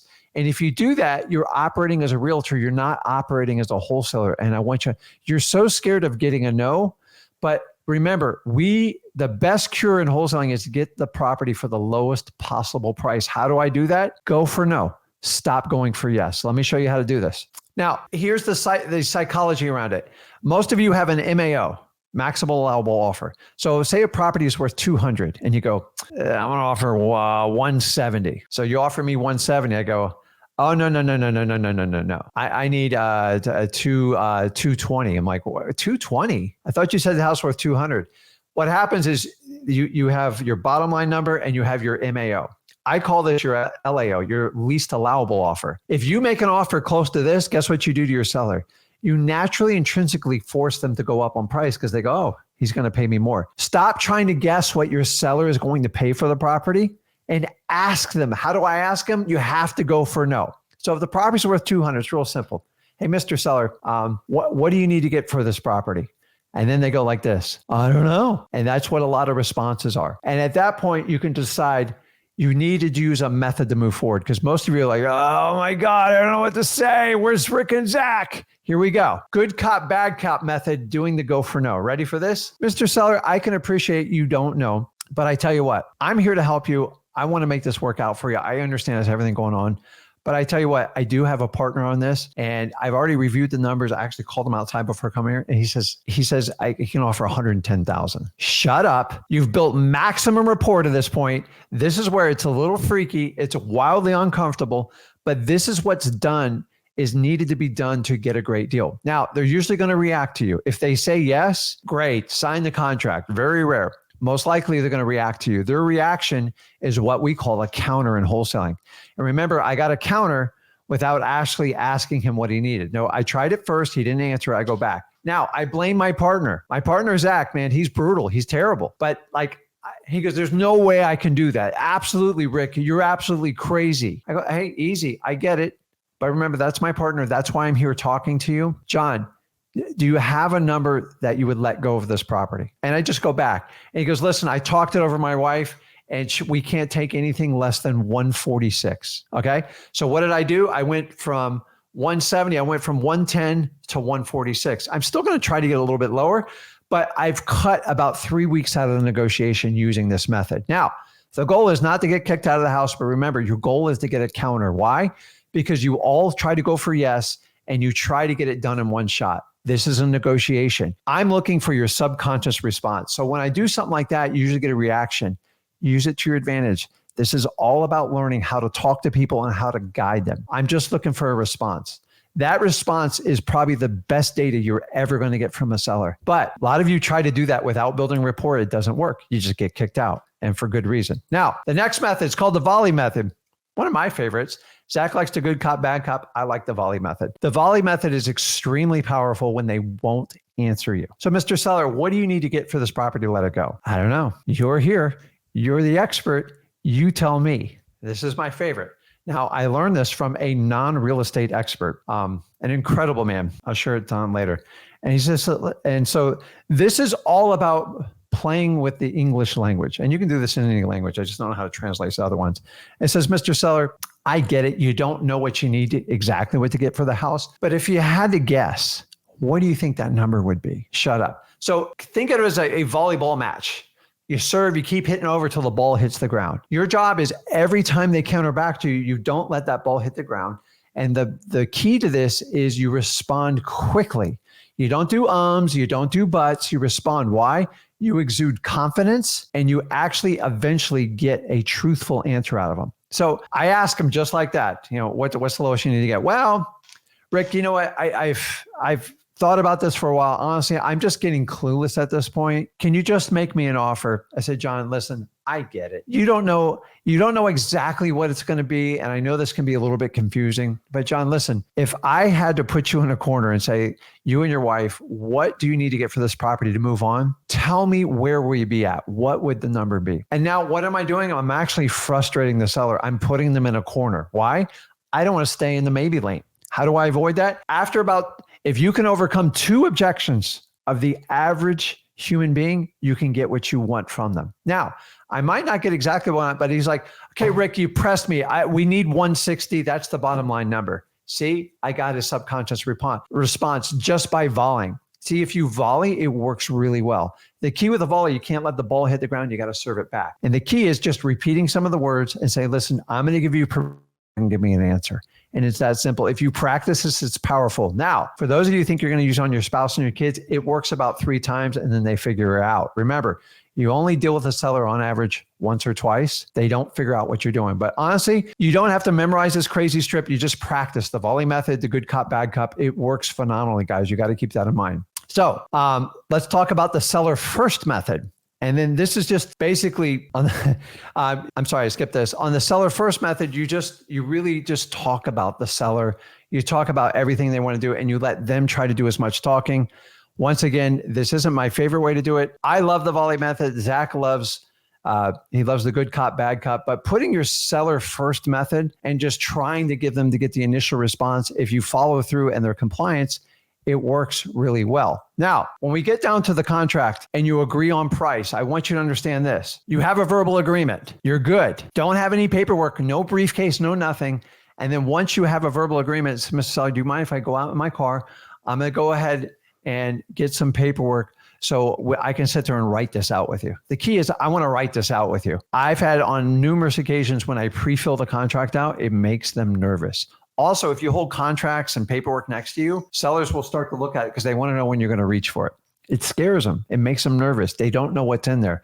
Take it out. Get rid of your cell phones. Get rid of any gadgets in your hand and just look them just like I'm looking you in the eye right now and talk to them. You have to make eye contact. Some of you guys are horrible with eye contact. You have to make eye contact. So at this point, you're going to take a lot of pictures. You're going to explain the entire process going forward.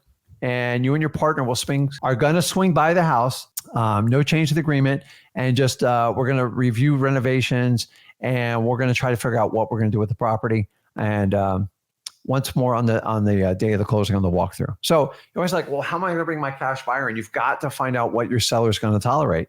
Some sellers, they won't tolerate maybe one or two people walking through, and some of the houses are vacant. You can let a parade go through there. You have to know in advance where you're going to be with that. So guys, I don't want to lose anybody. The really cool part is this is all recorded for you. If you came and met me and spent 3 days with me, this is the conversation I give. I'm not holding back. Me and Zach are giving you guys everything you need, everything you've asked for. And I promise you I'm going to answer questions here shortly. And we will do that part. So let's jump back on here. So let's talk about virtual wholesaling real quick. No appointment, still conditioning. You still have to condition the seller. You get picks after the contract's signed. How do you do that? You get some boots on the ground or get someone to help you out with that. And what we do is write up the agreement first to buy. So important, because you guys, if you're 1,000 miles away, you can't go look at the house before you write the contract. We always write the contract first. Why? We want to see that the seller has intent. And once we put boots and stuff on the ground, we got to make sure we have some sort of deal or we have a high probability for it, because we got to spend a little bit of money when we do that. And then mostly the biggest challenge on virtual is confirming the condition of the property. So many times we look at a property, she says it just needs a little bit of paint and stuff. We factor in like $3,000 and winds up being $50,000 because it's major damage. And that is the pitfall of virtual when they lie to you because you can't physically see it. So we have to carefully use our ears and listen to everyone that does that. So a virtual, one of the biggest keys I can tell you guys is stay on the phone till they sign. Now you're going to do some sort of electronic signature.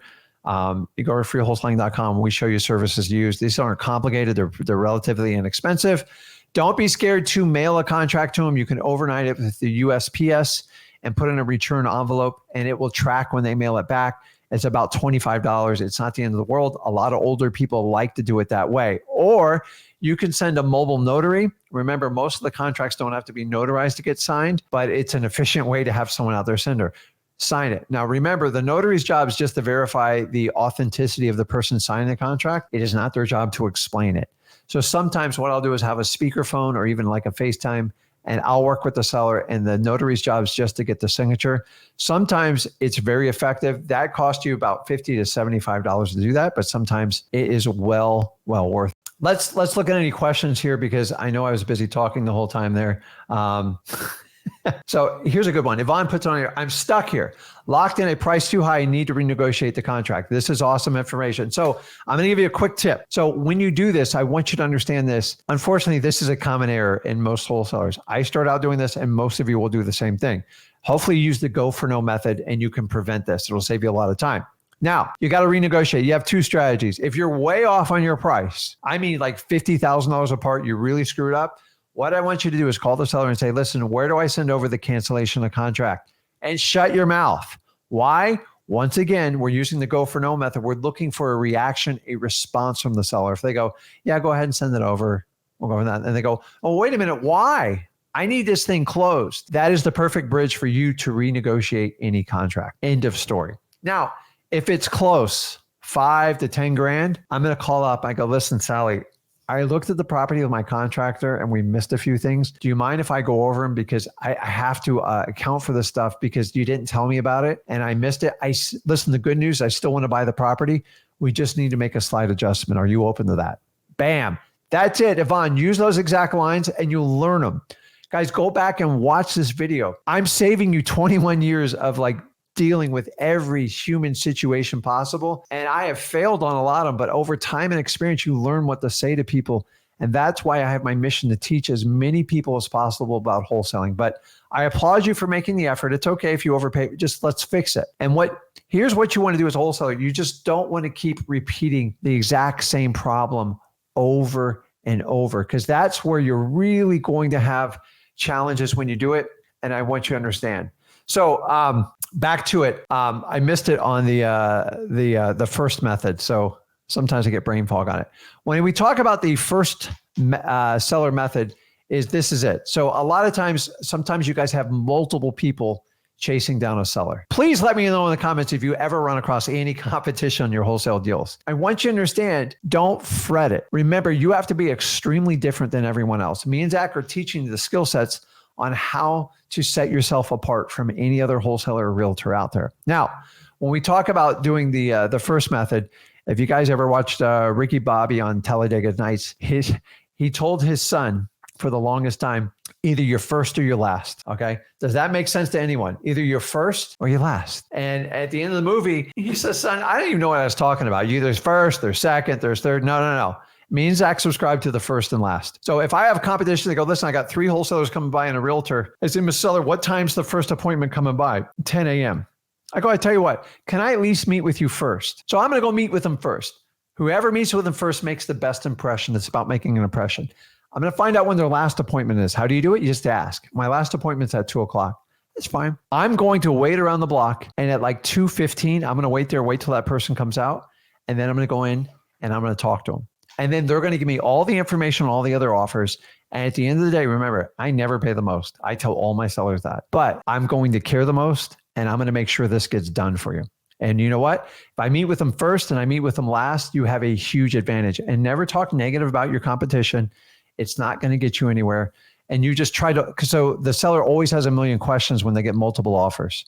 So if you're last, that is the best place to do it. But if you do the first and last, you can Ricky Bobby it and make it work. You can be first, you can be last. Like his dad, you can be second, you can be third. I'm telling you, guys, it works phenomenally. And it's so good. So what we want to do is move forward. And I'm going to bring in some experts here to help you with the next segment of ours to move us on in our wholesaling process. If you have any questions, pop it now before we swap out here. And I want to, let's see here. I missed one here too. Okay, we're going to save that for the comping section. Let's see here. So if you have any questions on acquisitions, you can throw it out now. And I'm going to bring my partner in here, and we are going to keep on going here. So let me see here. There's lots of questions in there. So we basically, at this point, we've gone through the entire acquisitions process, and we need to help. I'm trying to look here. All right, I'll look. Okay. What do you tell the seller and buyer each contacting the time frame between the purchase and sale and the time of the closing? So what do you tell the seller and buyer each kind? So they're two separate conversations. We're going to talk about the dispo side here shortly. But the most important thing is always going to be to your seller. A lot of you guys sign contracts and then you all complain about sellers ghosting you. You can't ghost your seller. You have to be available to them. You have to talk to them. What I like to do is just reaffirm them. And here's what I tell them. I tell you what, great. We have an agreement. We're going to go ahead. I have all the paperwork. I'm going to give it to my title company, ABC Title. And Judy at the title company is going to reach out to you. And she's just going to confirm some things for you, that you're selling the property. And then they got to get some information to pay off your mortgage company. And that I find reaffirms your sale. It also lets them know you're legitimate. And you're most at risk in your first 24 to 48 hours when you sign a contract. Because what happens, if you don't talk to them in 2 to 3 days, they start to get sometimes like remorse. And if there's not someone there to answer your question, you have a problem. If you have the title company reach out to your seller, they go, okay, Rick's legit. Oh my God. And they actually brag about you. Oh, Rick's a great guy. He helps out a lot of people. I'm so glad you got in contact with him. I got to get some information for you. And then when we do that, I'm going to call you back in 24 or 48 hours. And they quarterback. But that doesn't take the liability off of you. I'm touching base with them every 2 or 3 days until I get to the closing. Because if you leave them alone for 7 to 10 days, because you're secretly trying to find a cash buyer, you're going to freak them out. You got to keep them engaged and you got to keep your seller happy. Mm-hmm. Okay. And to answer your question here, also what you tell the seller, when you sign the contract, you basically let the person know, hey, what we're going to do is I'm going to send this over to the title company. I'm just letting you know my partner's going to want to come by and actually see it. So I have to schedule time for me and my partner to come by and see it. It's not an inspection, anything like that. Yeah. We might need to go back even 2 or 3 more times, just FYI, maybe get quotes for flooring, some repair stuff. Is that okay with you? Okay, perfect. And you go from there because you're kind of setting the stage for the cash buyer to walk through the property also, just FYI. And so let's answer, we'll answer some questions after too, but we got to really share with you more information here because obviously this isn't a Q&A thing today. So let's kind of break this down and get more into the cash buyer side. So let's talk about cash buyers dispositions, guys.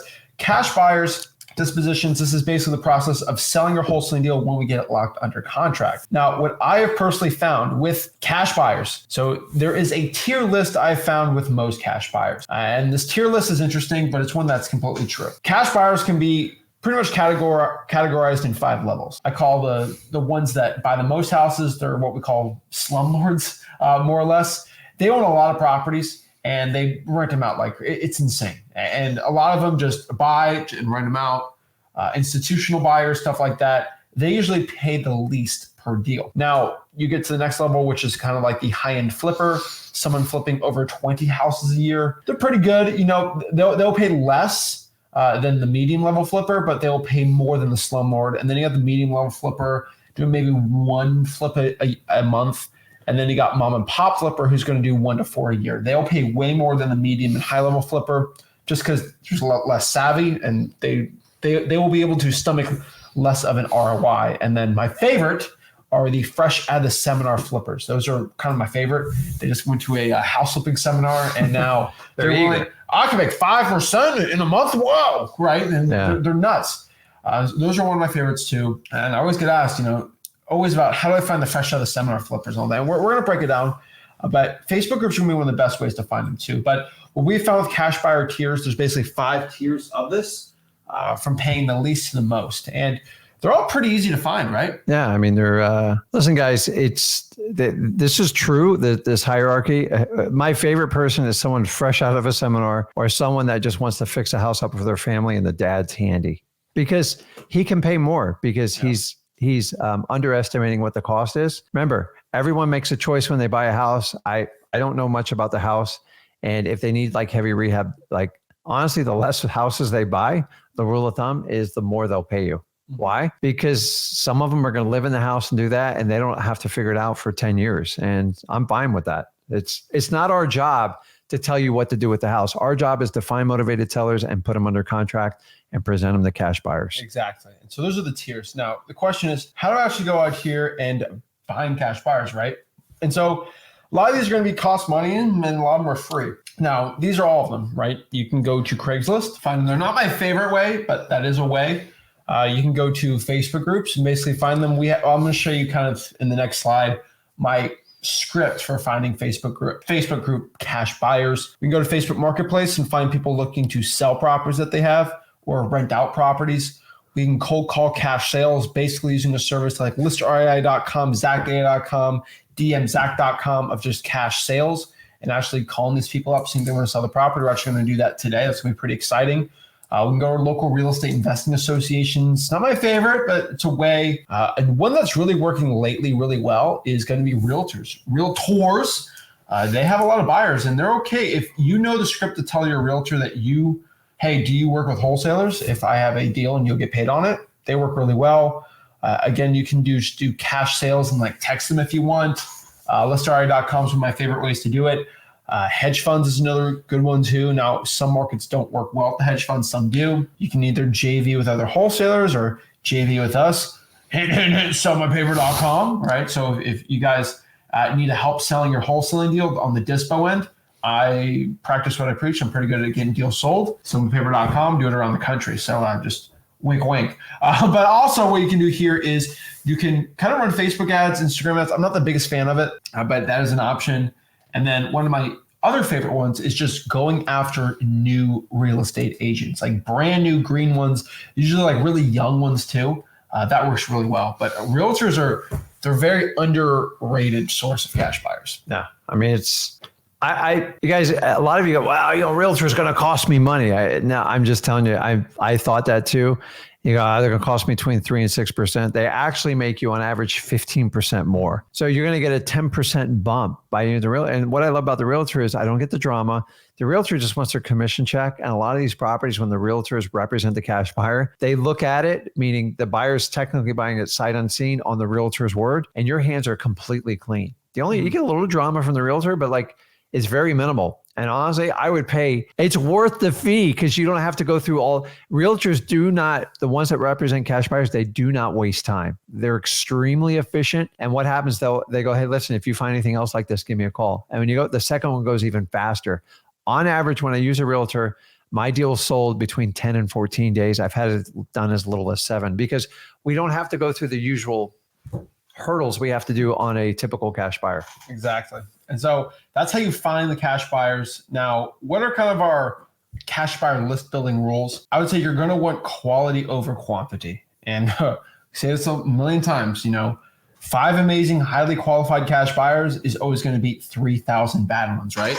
Yeah, I mean, it's quality over quantity. When you guys say, "Oh, I got 5,000 cash buyers nationally," I don't believe you.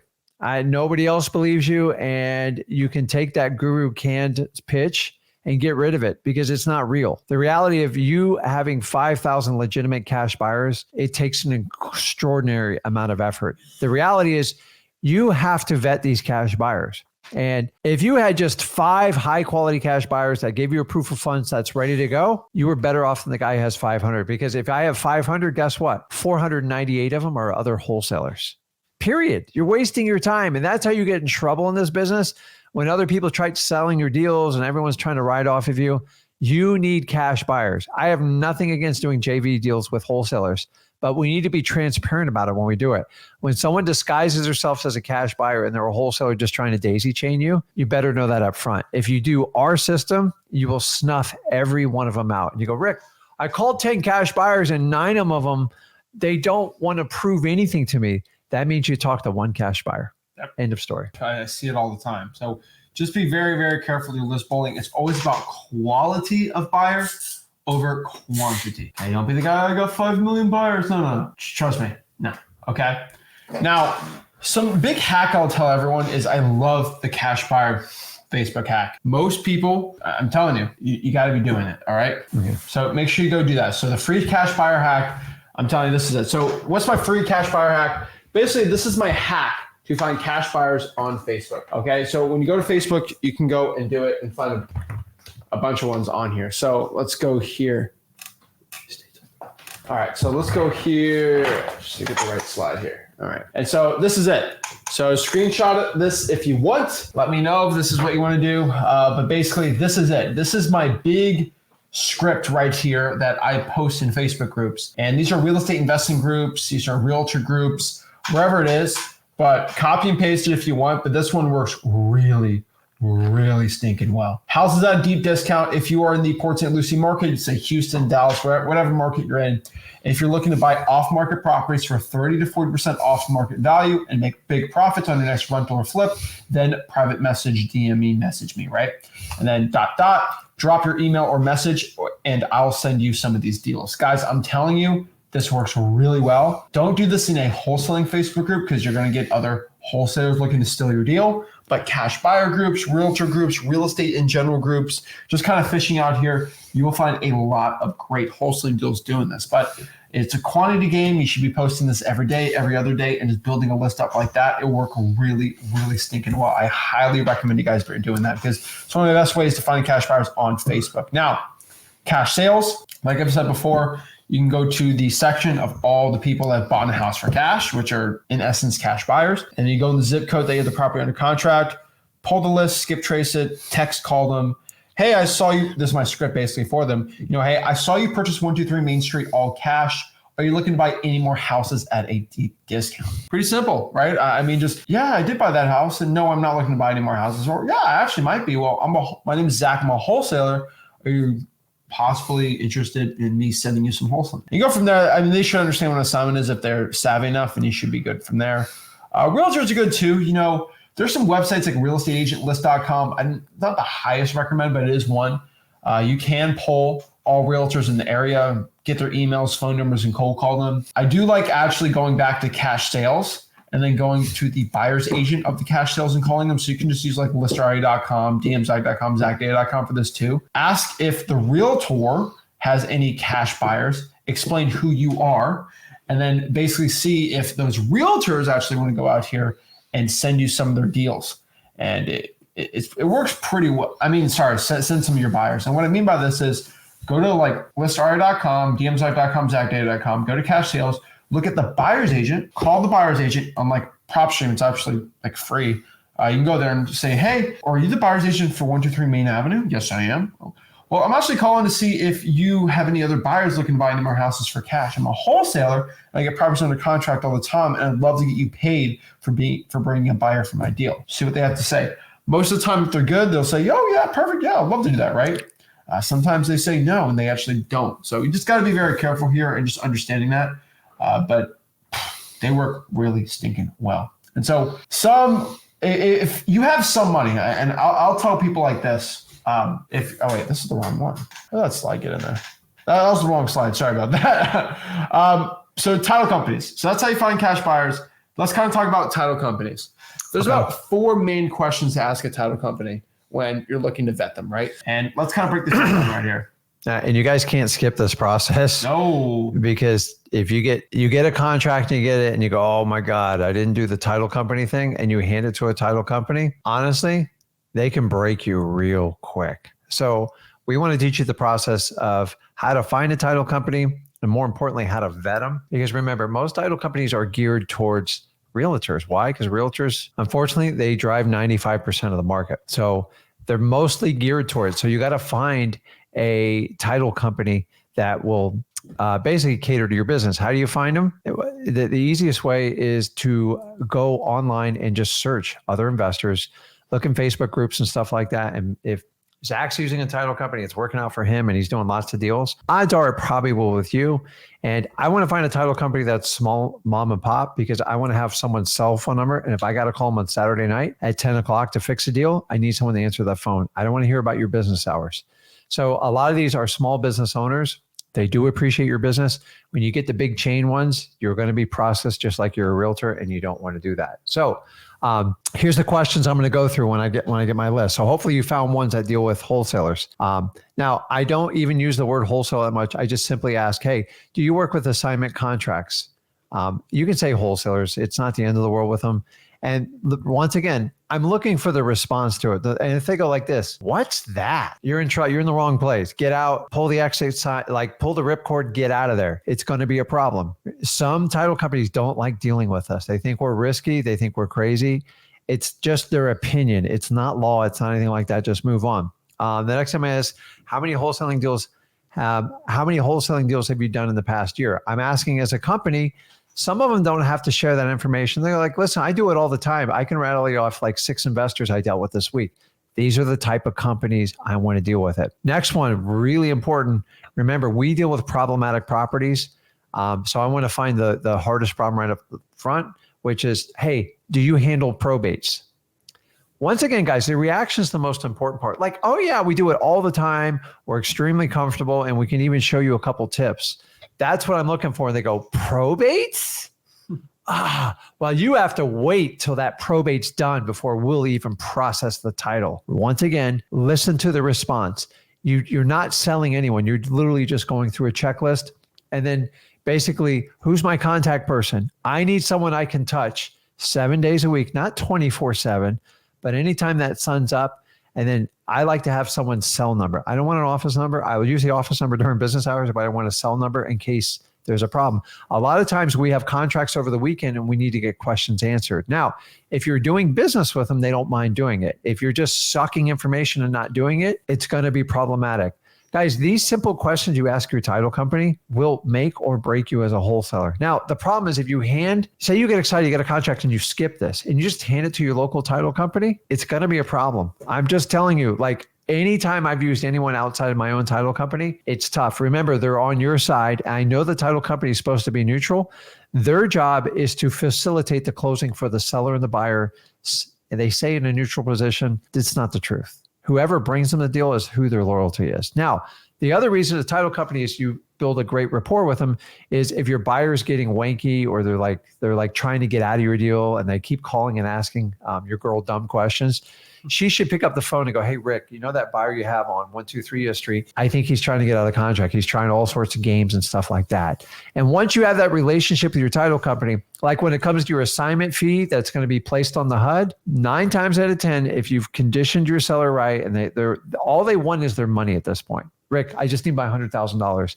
Now, if the title company goes, look, Rick's making $35,000 off, are you okay with it? That's what you're going to get if you go to a foreign title company every time. So I want you to understand that you have to ask these questions. If you don't ask these questions, you're going to find out the answer at the most ill-opportune time when you got your first deal. Guys, there's nothing like that first deal and you got it on. if the title company destroys it at the end, to me, it's the most painful process. It's like going fishing and trying to flop that fish in your boat and the line snaps right there. And I told you to use a net, Zach. Your title company is your big net. Either they're basically part of your team. And I'm telling you, they have to be one of your best team members. And how do you do it? Go find one that wants to do business with you and vet them and ask these questions. They're simple questions, guys. Anybody can do this. Listen to the response and find the ones that want to work with you. And guys, they will be one of your greatest assets. In fact, when you're starting out in wholesaling, this is basically kind of your partner, your employee. And I love when they call me on a Saturday, Sunday, go, hey, Rick, I'm getting that file ready for Monday. You make sure you talk to your seller. And remember, their job is if I tell them, hey, here's a contract, Sue. Can you call Jane Smith and let her know we're all good? Introduce the title company. It's huge, especially on that first. So if I meet them at noon and she calls them by 2 or 3 o'clock, seller goes, oh my God, there's something that happens when the title company calls the seller. They go, oh God, they're legit. Mm-hmm. Remember, a lot of you guys, you don't think you're legit and you're a little shaky on the confidence. Your title company has to brag about you. Oh God, Rick's the great. And listen, maybe you've never even done a deal, but like honestly, if they say, listen, Rick's a super nice guy and all he wants to do is help you out. I'm so glad you guys connected. That's all they want to hear. But you got to be nice. You got to find people that want to work with you. I love title companies because they're the ones that help you kind of land that plane on that runway. And like, it's right before your wheels touch. But if you don't do all this work ahead of time, that tire could blow out and that plane's going to flop over and you're going to be in the fuselage. And I don't want you to burn up. So don't skip this step. And if you haven't do it, take the effort today and go ahead and move forward with it. Yeah, you need to. Title companies are important. And next question I usually get from people is like, how do I find a good title company, right? It's a lot of ways to go find title companies. I would say the best way is just to not reinvent the wheel here. You know, where other wholesalers are finding title companies and they're good, you're good to go. Like let's talk about like, I don't know, Lincoln, Nebraska, right? Or Omaha, Nebraska. There's going to be 2 probably good wholesaling title companies there. Yeah. Like only 2. And if there's thousands of wholesalers there, they're all going to use the same couple title companies. Don't be afraid that other wholesalers use that title company. It's fine. And actually, it's better because they're more used to that. Yeah. Now, the one thing you got to be careful, and this isn't law, obviously, but some title companies do it because they feel like it's right. They will tell the seller, and we've had this happen before. Hey, Mr. Seller, this is Sally from Jan Title, and I'm just letting you know that Zach is not buying your house. He's making a $25,000 assignment fee on this deal, and he's actually not the buyer. It's this other guy. I need to let you know this right now. Guys, what's going on? Do you want out? It happens more than you think if you have the wrong title company. No, guys, your title company, it's key. And that's why we want to stick you to the smaller mom and pops because they care a little bit more. If you get in some of these big national titles and you go, I'm going to do deals all over the country, there's very few companies that can do that. Honestly, you're not equipped to set up for that. So each title company should be for a specific state. And a lot of times I like to have the title company in the specific, like a county or maybe like a tri-county area, because the reality is most of you either going to have a seller come in and do the closing, or if you're doing it virtually, you can send out a mobile notary and stuff like that, or you send them into a local title company. I will tell you in the beginning, if you can send them to a local title company and you've never done a deal before and they're like you want to exude confidence, that title company is like a huge crutch for us because they're licensed, they're insured. There's a lot of process they got to go to sell title insurance.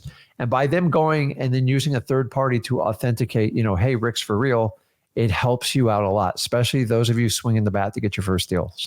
I agree. And so you just got to be careful with that too. What I like to do is go in Facebook groups and just look up in a big wholesaling group, like Nebraska Space Title Company, and it'll pop up and be, I use this title, and this, you just call them up. You also cold call all the title companies and ask your questions. But if wholesalers are using that title company, there's a reason because it works really well. From there too, the one other rule I would say is, this isn't like a rule, but I do ask all my title companies this. This is the 5th hidden rule. But ask them if they do double closings, and more specifically, double closing in escrow, which basically means that when you're doing double closing, you can use the buyer's funds to kind of be your transactional funding. That's pretty cool too. It's not a must for a title company. Last but not least is we went over contracts yesterday, right? But what I want you to do is send that contract to the title company and just get it approved from them. The worst thing you can do is get a property under contract and the title company says, we can't accept this. Scary stuff. So you want to make sure that they approve it right. There's always lawyers at the title company that's going to look it over for you. Don't worry about it. You should be fine. But title companies are very powerful. You know, one other last tip before we get to the next part here is with a title company, if I have a seller who, if you're young, like I was starting out 17, 18 years old, it's like you're pretty young. I'm 24. I'm old enough. But I was saying when I was like 18, 19, some of these sellers were like, ooh, I don't know. I'm like, okay, well, if you need some help knowing what I'm doing, because we're literally 19, what we can do is, why don't you go meet me at the title company, and you can talk to the lawyer there, Jeff. He's a lawyer, and he can go over this with you if you don't understand or trust us. Really? You'll pay your lawyer to go meet with me? Yeah, we'll have my lawyer come and meet you. And he thinks I'm paying a lawyer to go over, and the lawyer will talk about, yeah, Zach's legit. He's 19 years old, but he's legit, and he's done plenty of closings with us. Yeah. And it's a lawyer saying that, and it's true. I did a lot of closings at 18, 19, 17 years old, and it gave me instant credibility like that. So it's just another thing you can do too, but it works really, really well. Also, on top of that, I'm like, if you have any questions, like ask the title company. They're the third. Oh God, they are your pseudo lawyer. 90% of your questions can't be answered by a title company. Why? Because they do so many transactions. They've seen almost every case scenario. They already know the answer, and they know when it needs to be referred to a lawyer. And quite frankly, a lot of lawyers, a lot of title companies are owned by lawyers or associated with them. So this is a great place, guys. Your title company is everything. And trust me, these are just the beginning steps of like working with your title company. There's a lot of things that can really help you grow your wholesaling business. Exactly. So here it is, the title company vetting process. Just take a screenshot of this and everything, and we'll go from there. Perfect. All right. So next part, we got to talk about ARV. We got to talk about comps. You got to figure out, hey, what is a wholesaling deal? That's it. Do I have a good wholesaling deal? Do I not have a good wholesaling deal? How do we figure that out? We got to talk about ARV and comps. So ARV, let's kind of break down the numbers. I don't care what your guru said, whatever he said or she said. They're all she's in my head. But whatever they say, they don't know what they're talking about. So let's really break down ARV in its truest sense. ARV, after repair value. That's what it's called, after repair value, right? So ARV, let's break this down. We got repairs, and we have AR, and then V, and then ARV. So let's just kind of, I know it sounds confusing, but really think about this for a second. ARV. Let's separate the AR out of the V. AR stands for after repairs. And basically what AR is, it is the repair costs needed for the property. And what is the V in ARV? Value. Yep.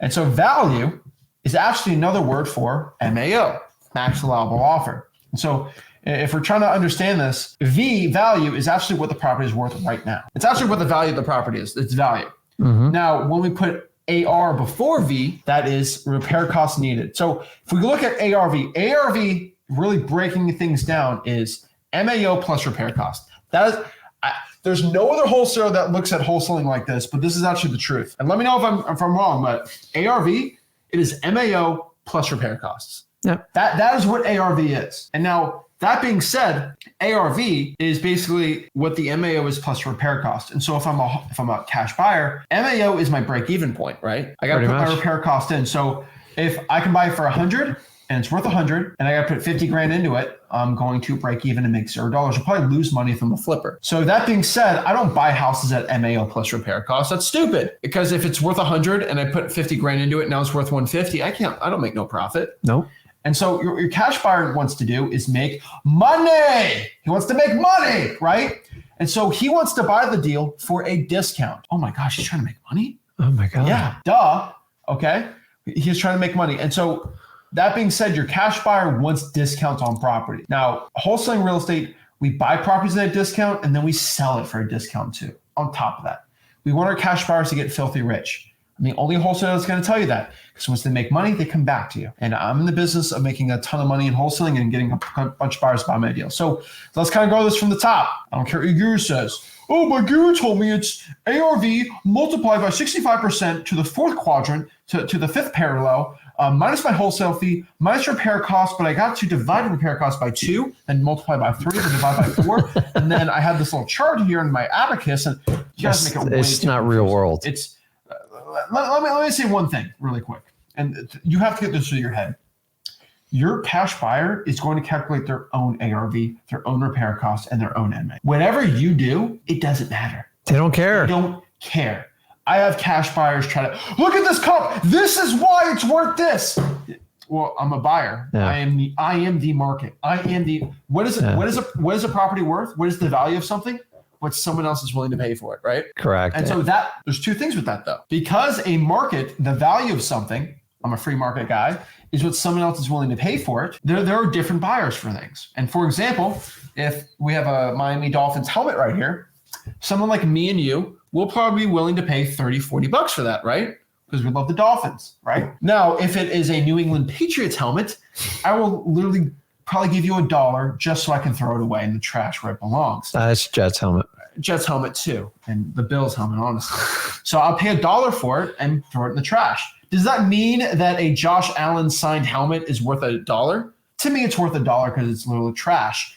To a fan of, but if I go to Buffalo, New York, it's probably worth $500 to $1,000. Just because I'm offering you $1 doesn't mean it's worth $1, right? Correct. Because there's other people that'd be willing to pay more for it. And so what I mean by this is when you have a wholesaling deal, and let's say you lock it up for $100, there's going to be cash buyers that are going to want to buy it for $120, $130. But there's also going to be buyers that are going to want to buy it for $50, $60, $70. Does that mean the deal is worth $70? No. But here's the thing. If you only talk to one buyer, you only have one average to go off of. So if I have a deal, I lock it for $100, I talk to one buyer, says 70, I'm like, oh, I got a bad deal. When if you just talk to like 7 or 8 of them, and they all want to buy between 110, 120, 130, you know, okay, I have a good deal. Mm-hmm. But you have to also understand this, all right? A lot of wholesalers cannot wake up to reality, all right? If you have a deal for locked up for 100 and you talk to 12 buyers and they all want to buy it for 70, they're not crazy, you're crazy. It is what the average of the market is willing to pay for it. You've got to understand this, all right? And so I don't really care too much about MAO, all these crazy things. I just try to lowball the deal and see what I can get for it. But just understand, you're not going to be this perfect calculating type person. Your cash buyer is going to come up with their own numbers. And so this is a number for yourself internally to know if you should have a decent deal or not. A lot of people try, we got to calculate exactly how cash buyer is going to calculate. Every cash buyer calculates it different. Some cash buyers go off of cash flow. Some go off of how much they can make on a flip. Some look at if they can get a good 1031 exchange on it. They all do different things. And some of them buy it with loans and then they go out here and they're going to do a burst strategy with it. They all do different things with it. And so we just do it for wholesaling, okay? I don't care what your guru says. I had one guy who said, I had one guru who actually clowned me on a Facebook post. He said, this guy, someone screenshotted my ARV formula and they said, is this legit? And this guy said, that's not legit at all. Yeah. And it was funny. He said, cash buyers buy for 60% of the ARV, even if the house is worth $1 million. I'm like, oh, what? Yeah. I'm like, hold on, let me do that. Let me do the math here. Okay.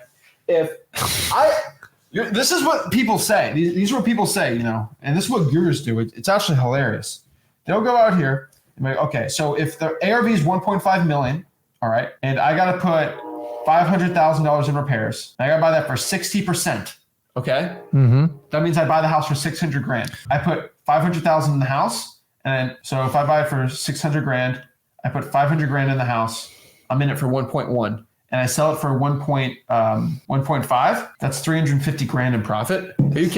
Sweet deal. So is the average flipper making $350,000 in profit? No.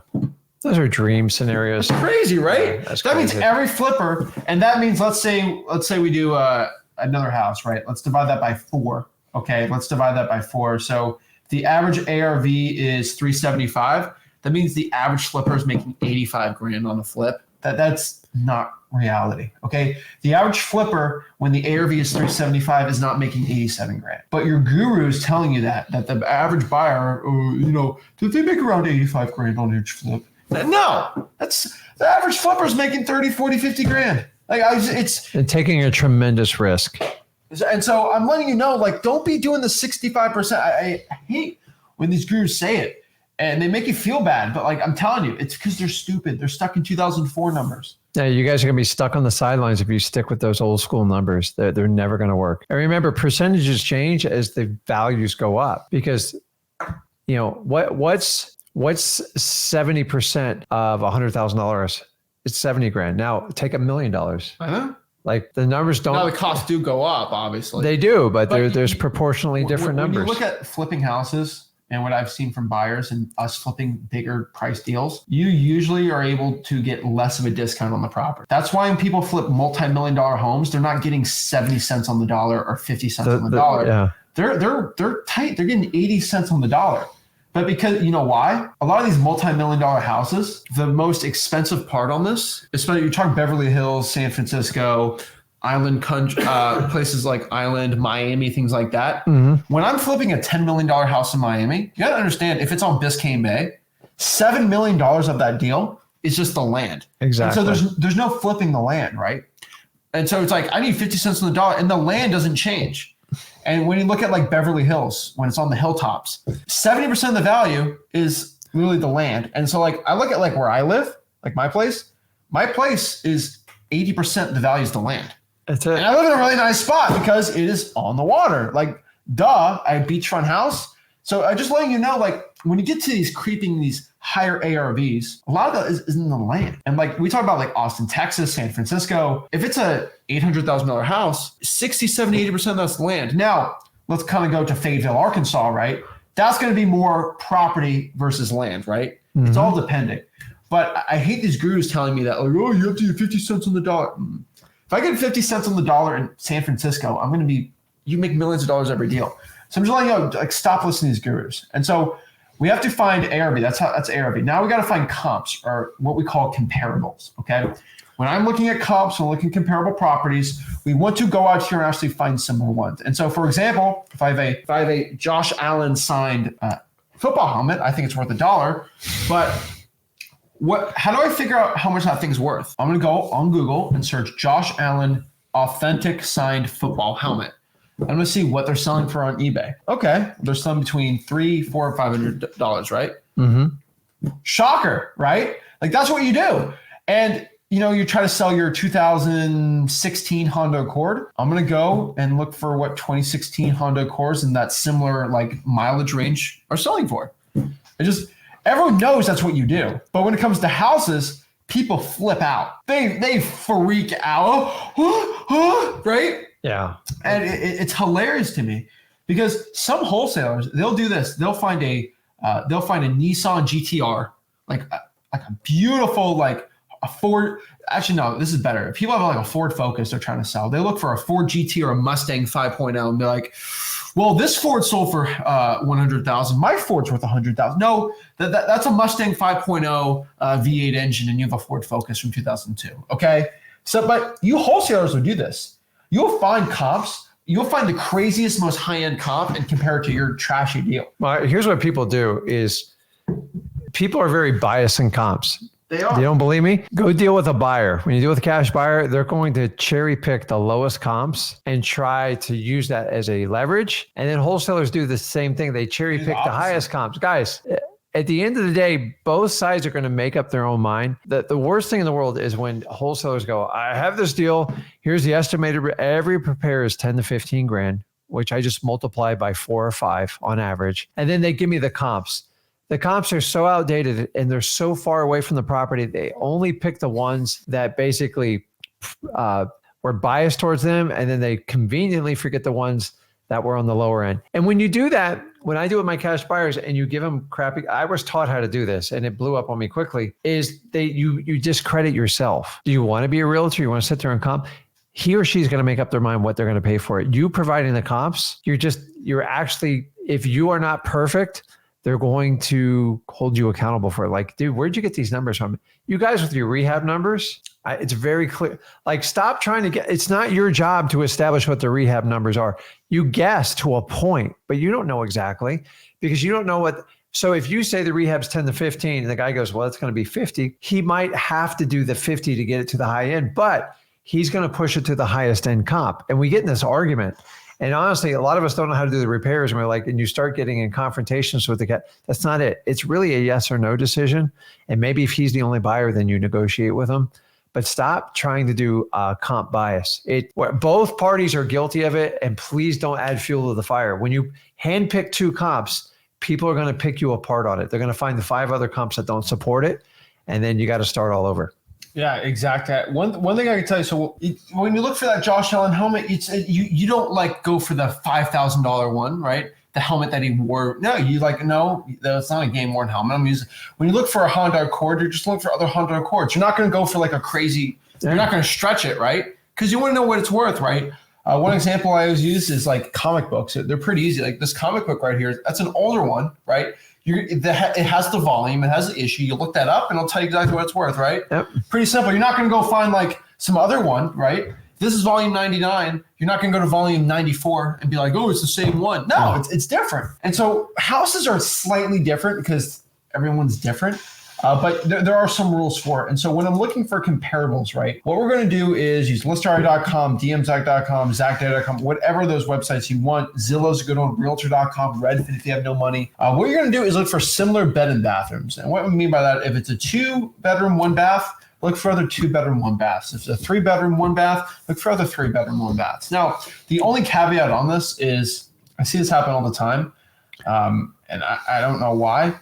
But some communities, I would say, that I found in Florida, a lot of it is like immigrant communities I found here, where they have a lot of families, like the entire family lives in the house. And what I've seen is one person will buy a home, like a 3-bedroom, 2-bath home, and they'll have family that immigrate to this country, and then they don't have no money. They're trying to like get their feet up, and then they live there, and then they bring their cousins, and then they have kids, and there's like 12 people in the house. And yeah, it's common. What they do is they're like, okay, well, we're just going to create walls and rooms unpermitted.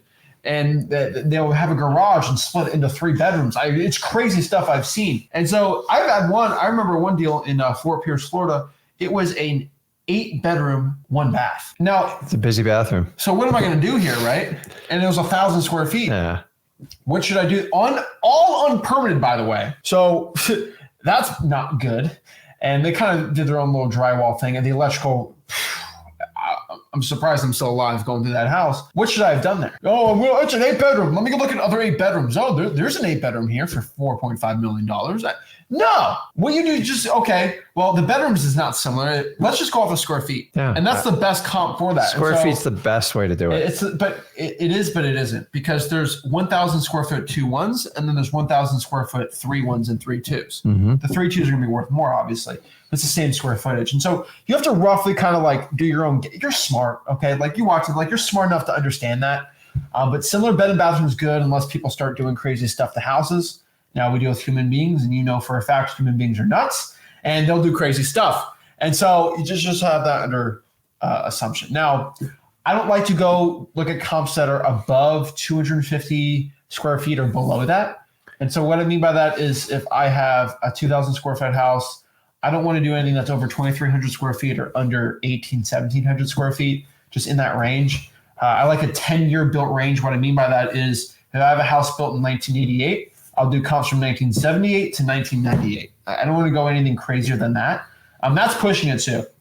I like to stick to the same subdivision. Basically, what that is on the property appraiser, there's a subdivision. It's kind of more niched out than a zip code, and it's basically a division inside of the city. That's kind of how property appraisers for the county do it, and that's the way you should be doing it too. And then, some people say this, don't cross any busy roads or intersections. It's true, but like I don't see an insane difference with that. The only comps I'll tell you is if the property has a pool or not a pool. If the property out here is on a busy street, you got to take some money off of the deal. Or backed up to a highway with the noise. Backed up to a highway with the noise. And another thing we get a lot in Florida, or like sometimes you get like these power infrastructures, like next to the house. They have a whole field. It's like transformers. And when it rains, it's like zzz, no. Listen, not that nobody wants to live by it, but like there's a significant discount for that. Yep. Also, there's some houses where the power wires go like almost right over the house. And a lot of people don't like that, especially I'm talking on the real nicer homes. You will take a hit for it. So a lot of the things we do, like we're talking about here, like you don't think you have to be a contractor and an expert like to figure everything out. A lot of it's common sense. What would you put up with to live in a house, and what would cause you to discount it? And a lot of like, we don't know electrical and HVAC, but guys, the obvious we want. If it has central AC, it's cheaper for the homeowner to run it, and it'll demand more of a premium. If you have window units, guys, if you never had window units, they're extremely inefficient. They make a lot of noise and they break down, and they power up by like 70% in the house. Yeah, there's different ones. The last one I can tell you is one thing I discount a house, which sounds stupid, but it's true. I had a property in Port St. Lucie, Florida, where we walked up on a contract. I convinced the guy to give me a $5,000 reduction because let's say, for example, the house next door or like 2 doors down, they had a flag of there was a war in the United States of America in the 1800s. I can't say the word, where in the southern part of the country, they had these flags. Okay. And this guy had it blasted everywhere. And it's not good. It's not good for high-end flipping. That's all I can say, right? And it was really bad. Like it's as obnoxious as you can make it. And like I had like 15 trucks parked outside, and they're always working out there. Like you had to get a discount on those type of homes. Everything winds up with Port St. Lucie when you do that. Yeah. I once checked this out. So I once bad. had a neighbor, and I bought the house, and he had monster truck tires, and he dug them in the ground, and he used that as his fence, and nobody wanted to live by him. So listen, all houses have a price on it. You just got to kind of look at the office. The other thing is, I've had houses. I've bought multiple houses of motivated sellers. They sold the house. Why? Because the guy had 5 giant barking dogs behind it that wouldn't stop. So you have to factor this in, because like every time you go to show, you go, how often those dogs going to bark? And it does, because you can't remove the dogs. You can complain. And guys, as much as people knock HOAs, that's just they put those in to try to prevent it. Most of Port St. Lucie is a non-HOA. It's like I once personally lived in a house when he was really young. The guy decided to work on a monster truck in the driveway welding at 11 o'clock at night. Yep. And there's not enough blinds to block that stuff out. So look at the obvious. Also, go look at the electrical panel of every house if you're going to put it under contract. In Port St. Lucie, we used to open it up and they had the old bulbs in it. You needed a whole new electrical system. We can go on and on about this forever. I'm telling you, just be careful with this type of common sense, guys. A lot of it's common sense. I agree. And so this basically our 2024 formula for MAO. We basically kind of changed a little more about it. But basically any property that's 125 grand or below, I would say use the 70%. So ARV minus repairs multiplied by 70%. ARV minus repairs multiplied by 80% if ARV is between 125 and 220. ARV minus repairs times 83% if ARV is between 220 and 300. Then 85% on ARV over 300. I don't know why it says under, but over 300. My bad there. But we'll cross that off.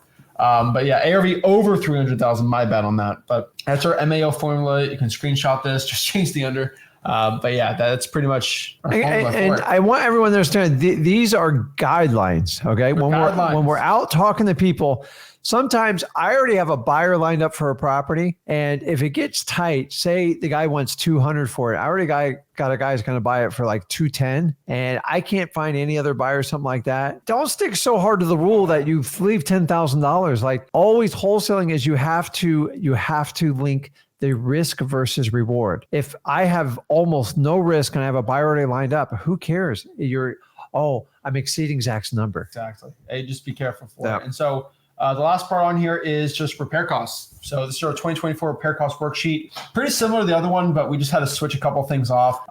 I will tell you, everyone watching this video, this is my biggest pet peeve when people send me wholesaling deals. Zach, this deal only has $2,000 in repair costs. Whoa. You're telling me this house only needs $2,000 to make it look perfect. Like perfect. Yes, perfect. I'm like, so what, the crown molding? Oh, it has no crown molding. Well, you got to add that in if you want to, like, if you want an ARV, like a perfect one, you're going to do the whole thing. Yeah. Is the landscaping all good and perfect? No, well, not really. To ask it remodeled. Like, guys, even if it's light, minimum, every property needs 15 grand. I don't care. Even if a property is 2 years old, usually 15. You should run this thing like the stock market. So the inflation adjusts every hour, like the stock market. I've never found one property outside of a newly built house, I guess, that needed some repair costs. Always something. And so just like FYI, but this is it. Basically on 1,500 square feet and below, 1,500 to 3,000, then 3,000 square feet and above, light, medium, heavy repairs. Light is going to be for 1,500 square feet or below, 15 grand to 18 to 25 based on the square feet. And then 27 grand, 33,000, 45,000, then 60, 65, and 75,000 for the heavy. Now, we can go on a whole breakdown on what's between light, medium, and heavy. In my opinion, I've seen light is like, it doesn't need too much. Yeah. Possibly some paint, cosmetic work. Cosmetic. Yeah. Everybody knows what cosmetic is. Cosmetic stuff that you can get done usually in under 2 weeks. Yeah. And then medium's going to be okay. We got some issues. This is when we have to start pulling out the kitchen, changing out the vanities. The bath's got to be fixed. Obviously, new flooring, paints. Roof's definitely going to be in that question there too. Light, there's usually no roof issue, right? No, light, honestly, usually within 2 weeks or less. Once you get in this middle, it's all about time. And then heavy. And I have to stress heavy to you guys. This is very important here. There are different levels of heavy. All right.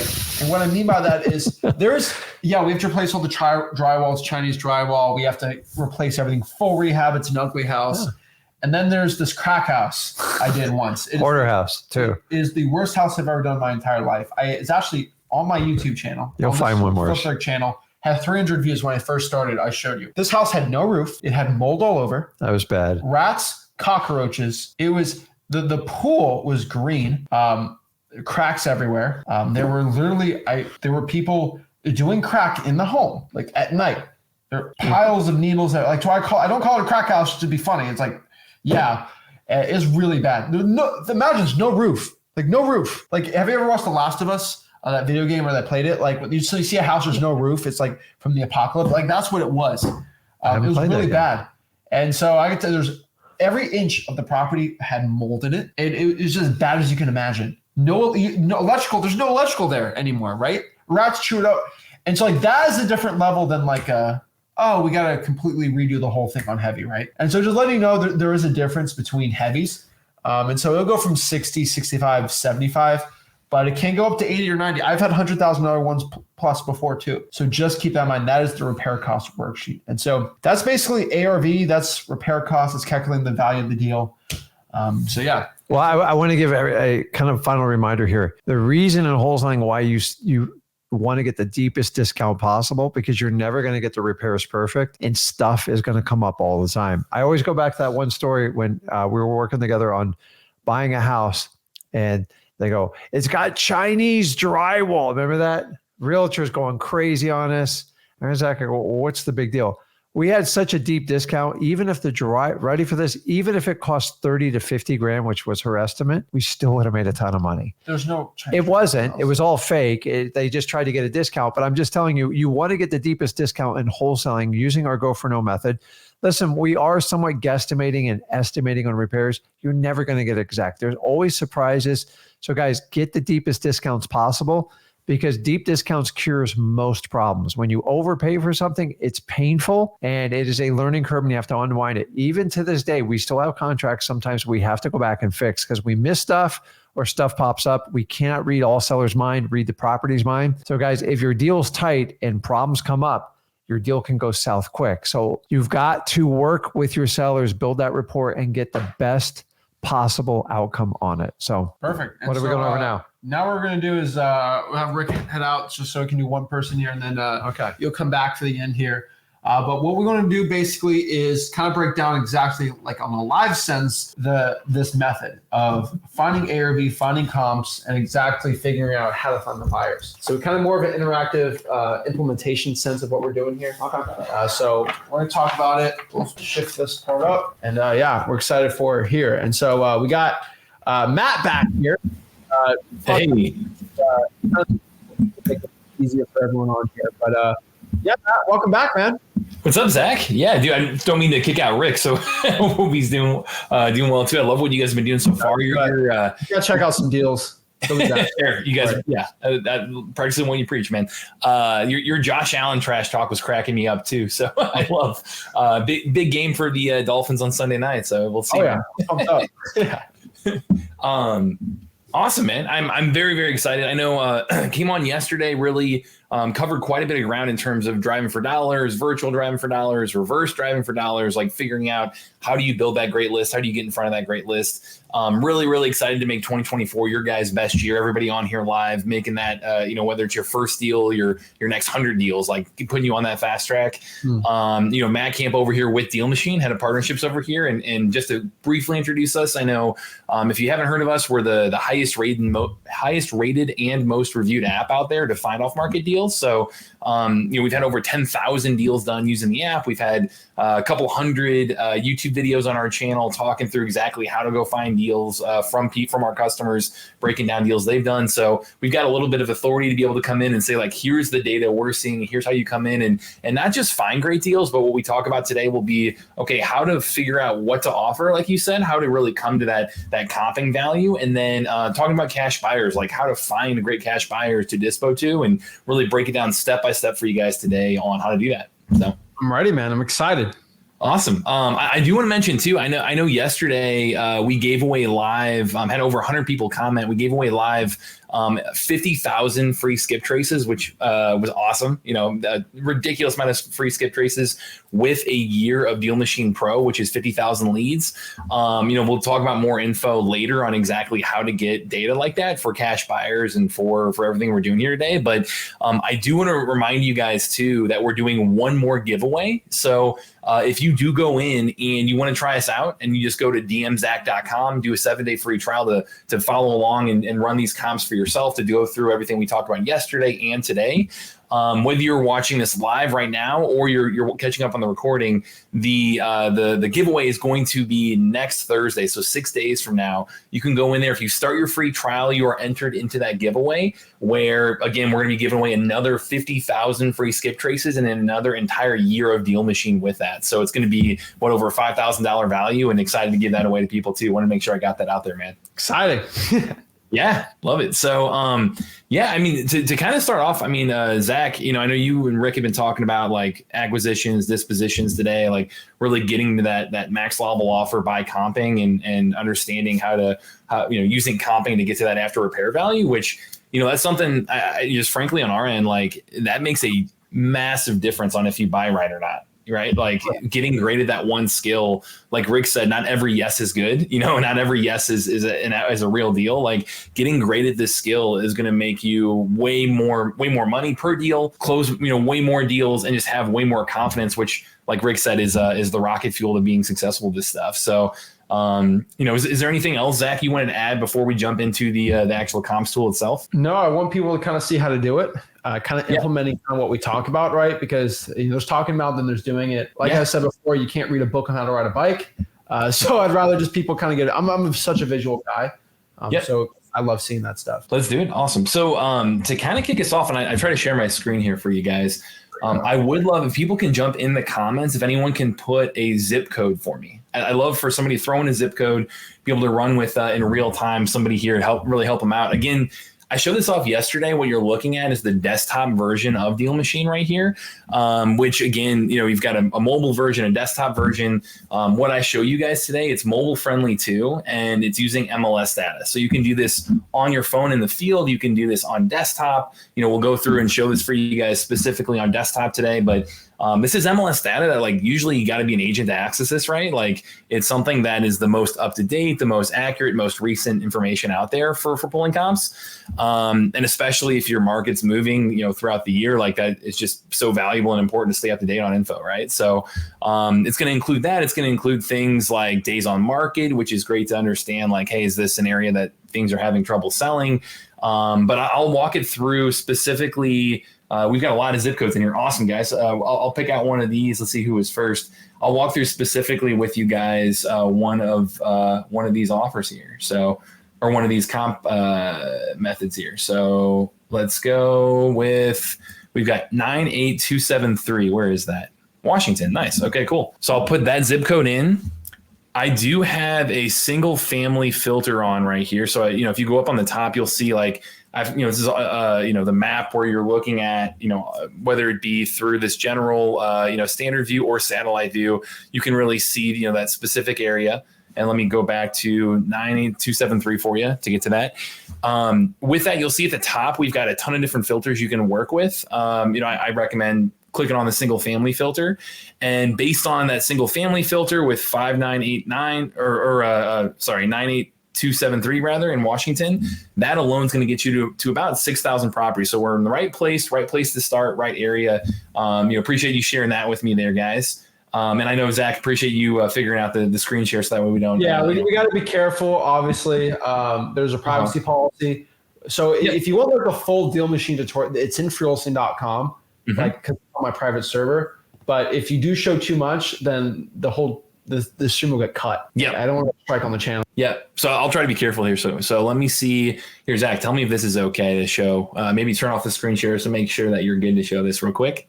But I'm just going to select a one of the properties on here and pull up the comps tool. So is this, let's see here. Let me find one better for you. Yeah, if you do like that, it'll be good. Don't worry. Okay, cool. Let me find an area. This might be a little bit rural, it looks like. So it might be harder to find a lot of comps in this specific zip code. Yeah, Mount Vernon.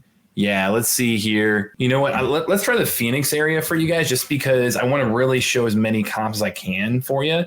Mount Vernon, for sure, any rural area is gonna be able to work with that as well, but you'll have to broaden up your comping criteria, right, to really fine tune an area that's going to fit, that less transactions, right? So let me see here. Okay, perfect. Let me see comps. All right, we got one pulling up here. Cool, awesome. So kind of going through this in real time, what this is going to look like. You go through, say you have, you've gone driving for dollars, you have virtually driven for dollars, you reversed E for D, you went through all this, you actually got a conversation with the seller, you went through Rick's playbook of how to talk to a seller, really went through and spoke to them to a point where you had a great conversation, and they're saying, hey, what's the price? They want to know that offer price, and you went back and forth, and they're giving you price options here. Like Rick did an awesome job kind of explaining how to volley and let them name it, or Zach talks about the good cop bad cop approach, like all that stuff. Apply all those things. They once gave you some amazing knowledge today on how to get to this conversation. But as you go through all this, make sure to use this as a way to really come in and bring data to the table where you are confident in the offer that you're locking up being a phenomenal wholesale deal. And so going in here, I'm going to choose, let's just choose a property in this area. Let's see, if you click on there we go. If you click on any individual house, you'll be able to go in and it's going to pop up your property card inside Deal Machine. And again, this is on desktop. On mobile looks just like this too, except for, obviously on a smaller screen. But when you click into that info, that property card, at the top, you'll see a comps button. And this comes with every single plan on Deal Machine. You click into comps, you're going to be able to jump in and be able to see right away, okay, now I can adjust my comping where I can filter and change my filters by a variety of factors here. You can go in, and again, you've got MLS data or county record data to work with. So you've got a couple things there you can adjust. With this, I'll go down line by line. So, they talked about first and foremost the date of the sale. So I have, within the last 3 months is what I've got adjusted right here for you guys. So, that's something I know, depending upon the amount of transactions in your market, depending upon the activity in your market, depending upon, the density of your market, you can broaden that or shorten that time frame. But obviously the sooner, the better, the smaller the time frame, the better, is to be most accurate, most up to date, most confident in what you're getting right there. So I have 3 months right here to start with.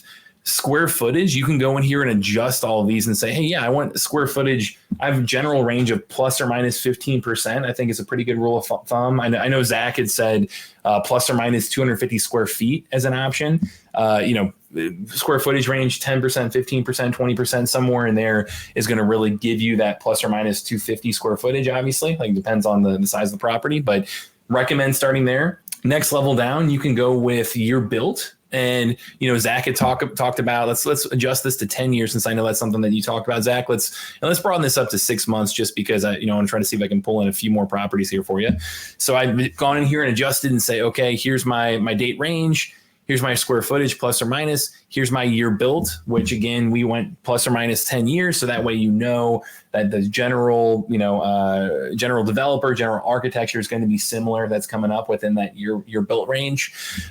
Floor plan, that's the bed and bath right here. That's going to be important, especially for banks assessing this property, the end cash buyer. Like, they're going to care about that the floor plan and comping accordingly. So if you can go in there and adjust the beds and baths based on that, that's going to be helpful too.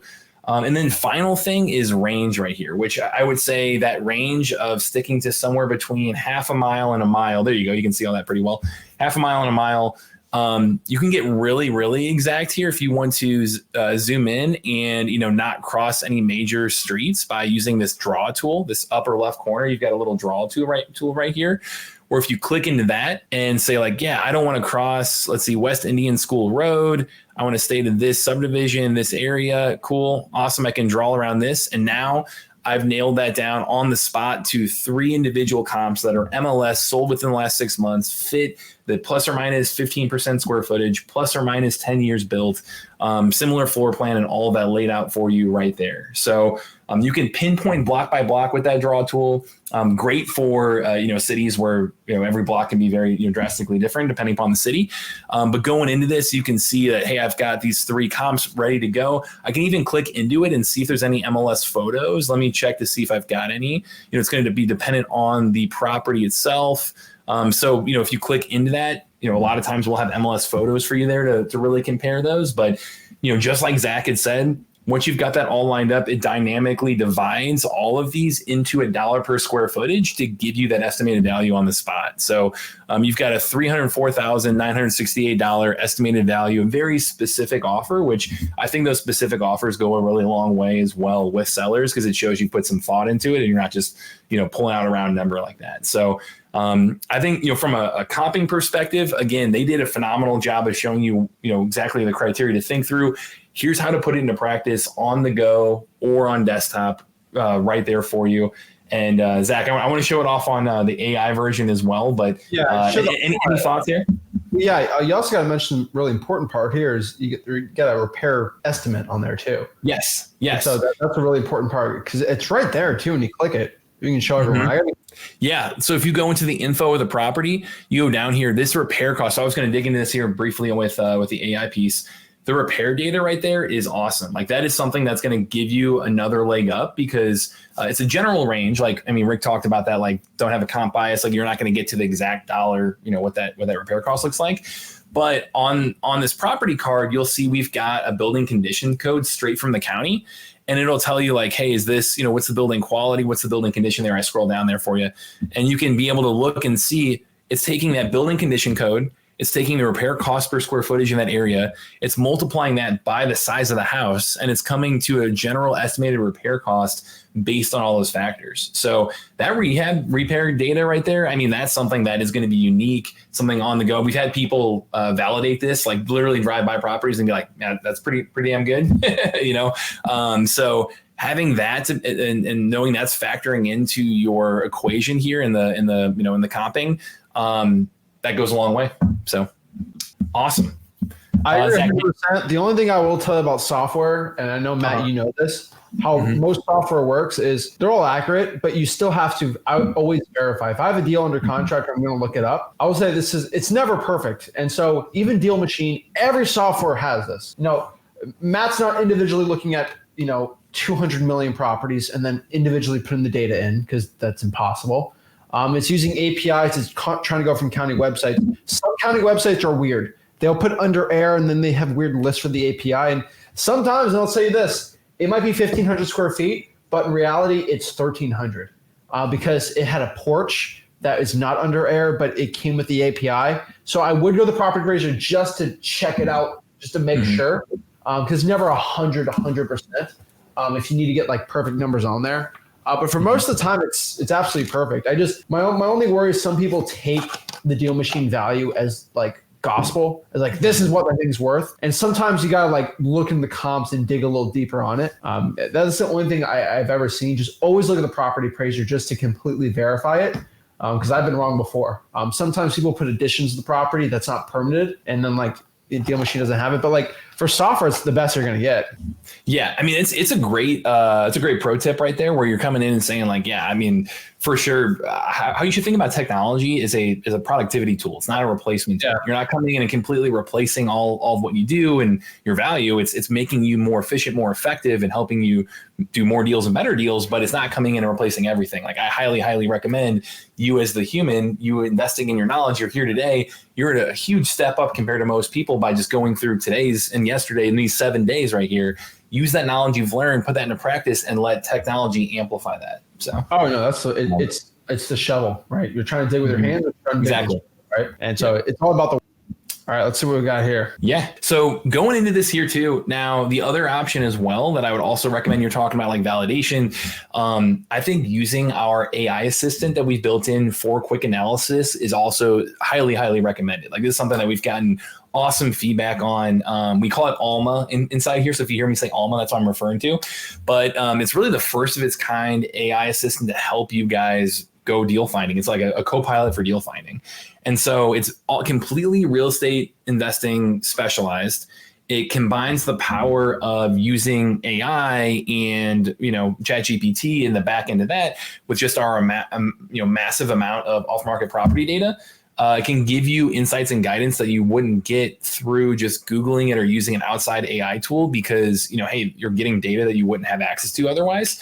And it's built into the app, so it's super fast and easy to access and just helps you with that speed to deal, which is just so crucial to act fast and act confidently. So, and then I will mention, like, it is super easy to use it from a standpoint of like, if you've never used anything AI before, if you've never used even ChatGPT, any of that stuff, like the magic in this is the prompting and us on the back end coming in and really, telling it, here's all the data, here's how to think, here, act as this, do this, really giving it parameters for you. So it's very focused and specialized.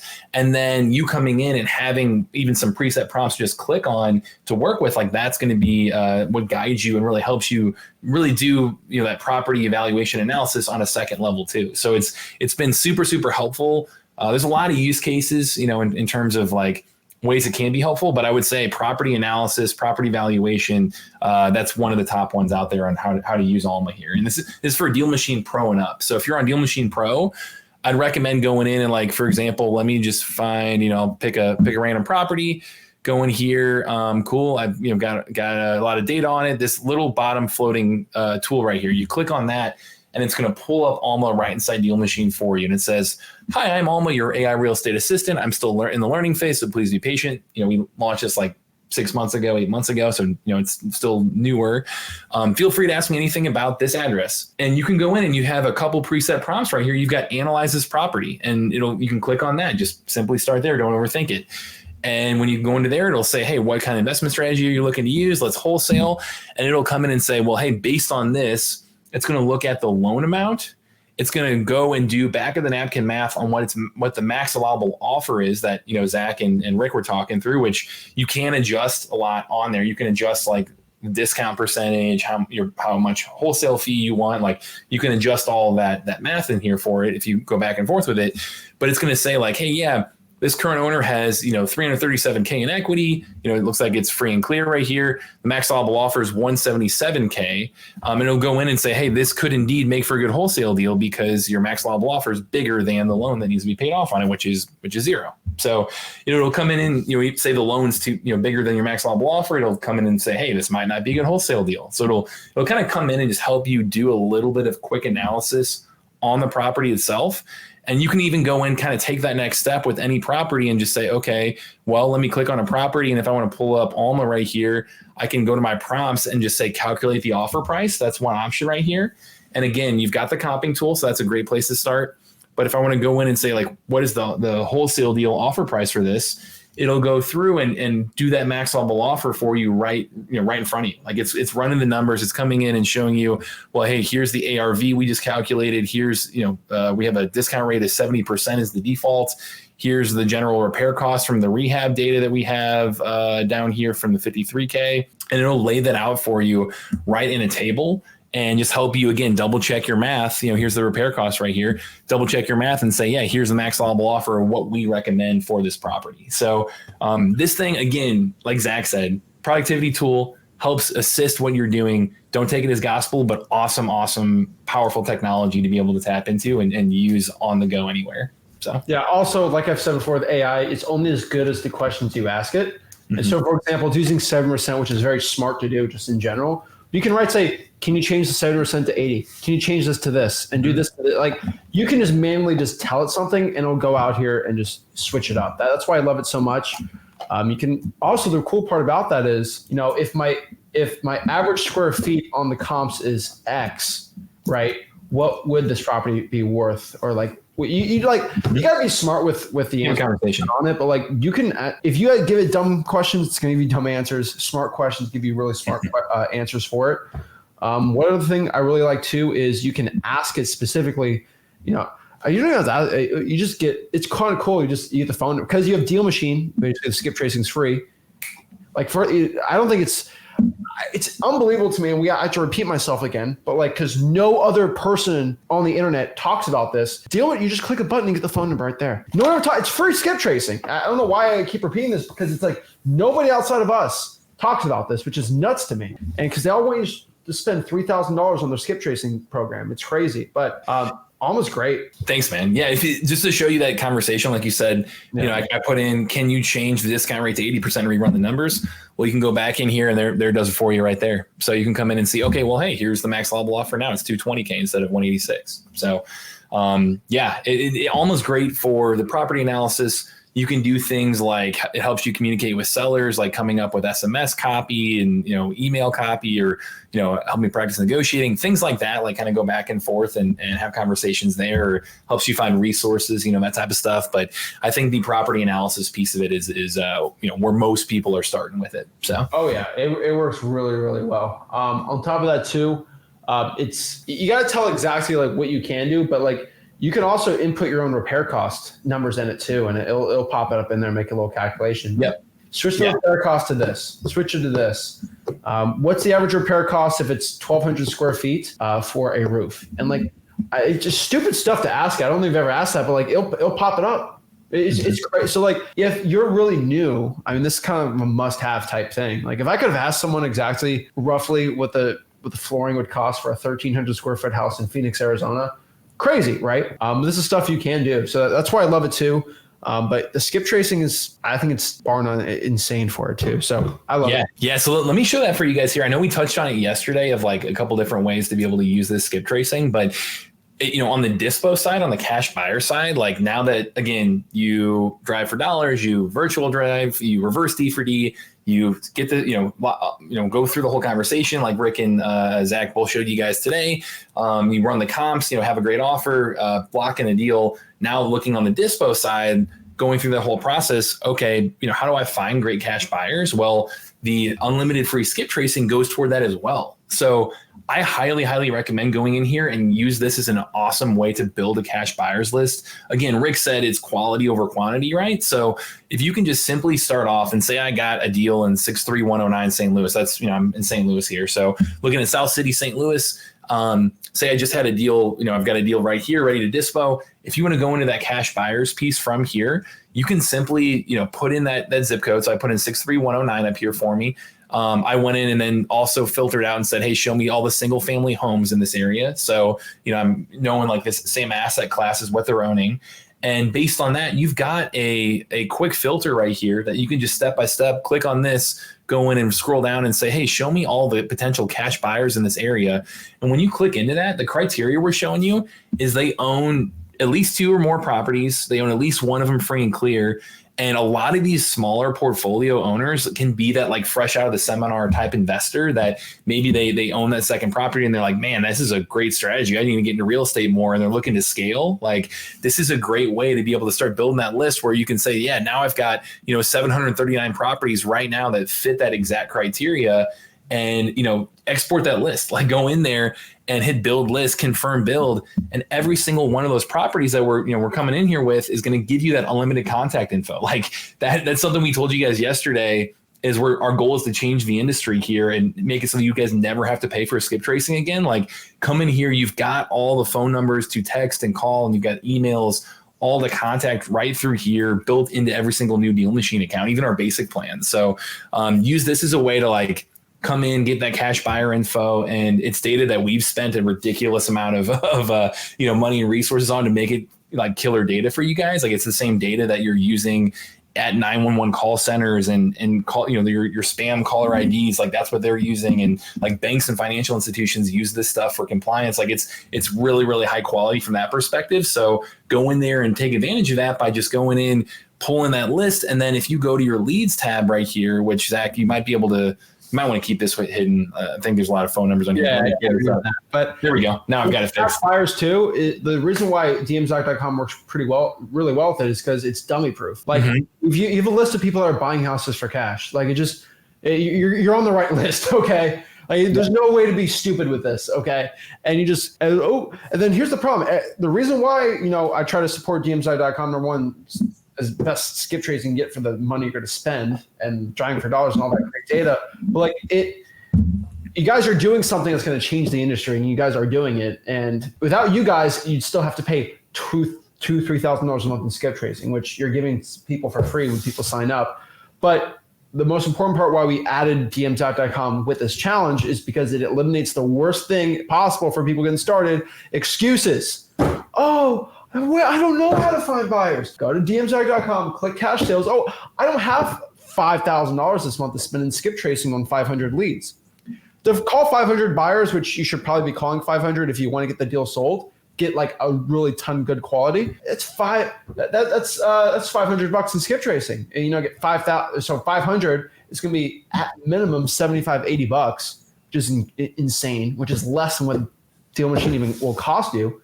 You get it basically for free. You just click a button, but there's no, I have to export and pay. No, click a button. Phone number's there. And the reason why I love it, because when you're using DMZach.com, the biggest issue like paid software companies have, especially with skip tracing, is I'm talking about like a skip tracing company, which isn't what you guys do, but like you'll import the LLC and it'll say nothing because it's LLC.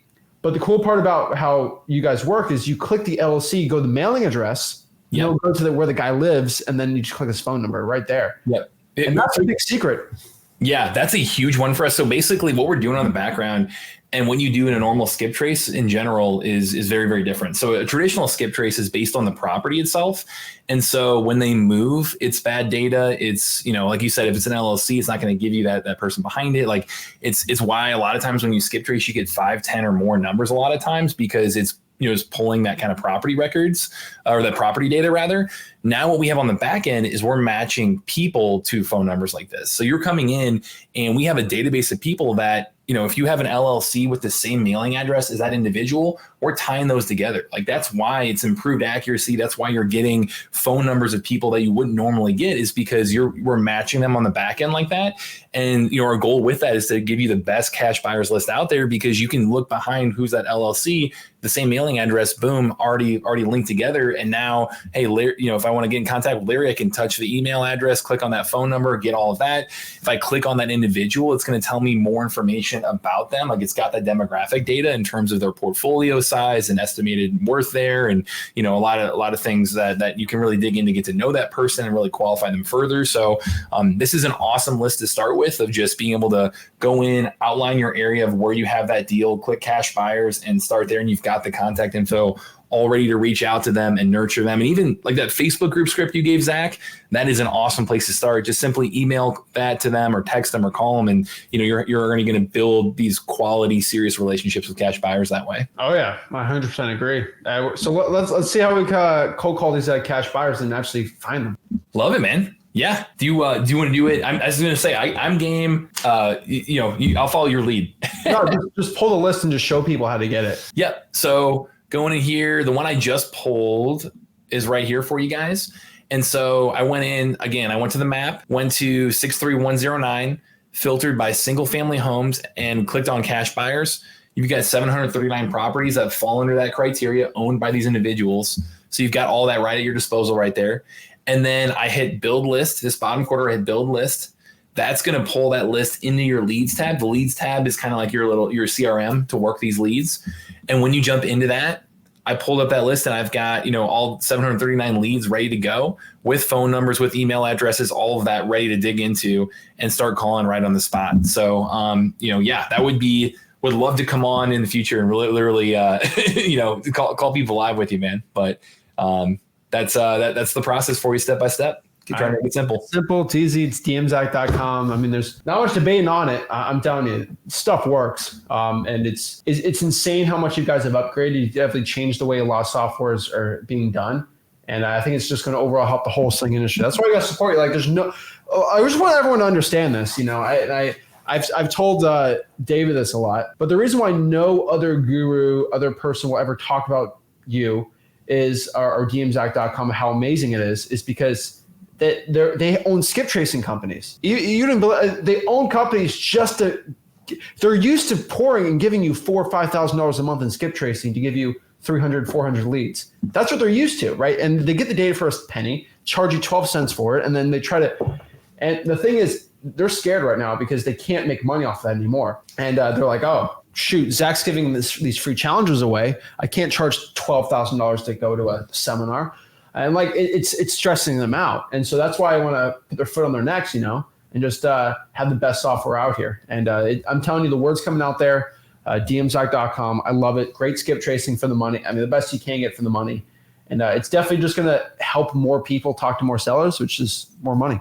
Yeah, that's our goal, is making you guys more successful, right? So on our end, again, we're going to be doing that giveaway one more time. So we gave away an entire year of deal machine with 50,000 free skip traces yesterday.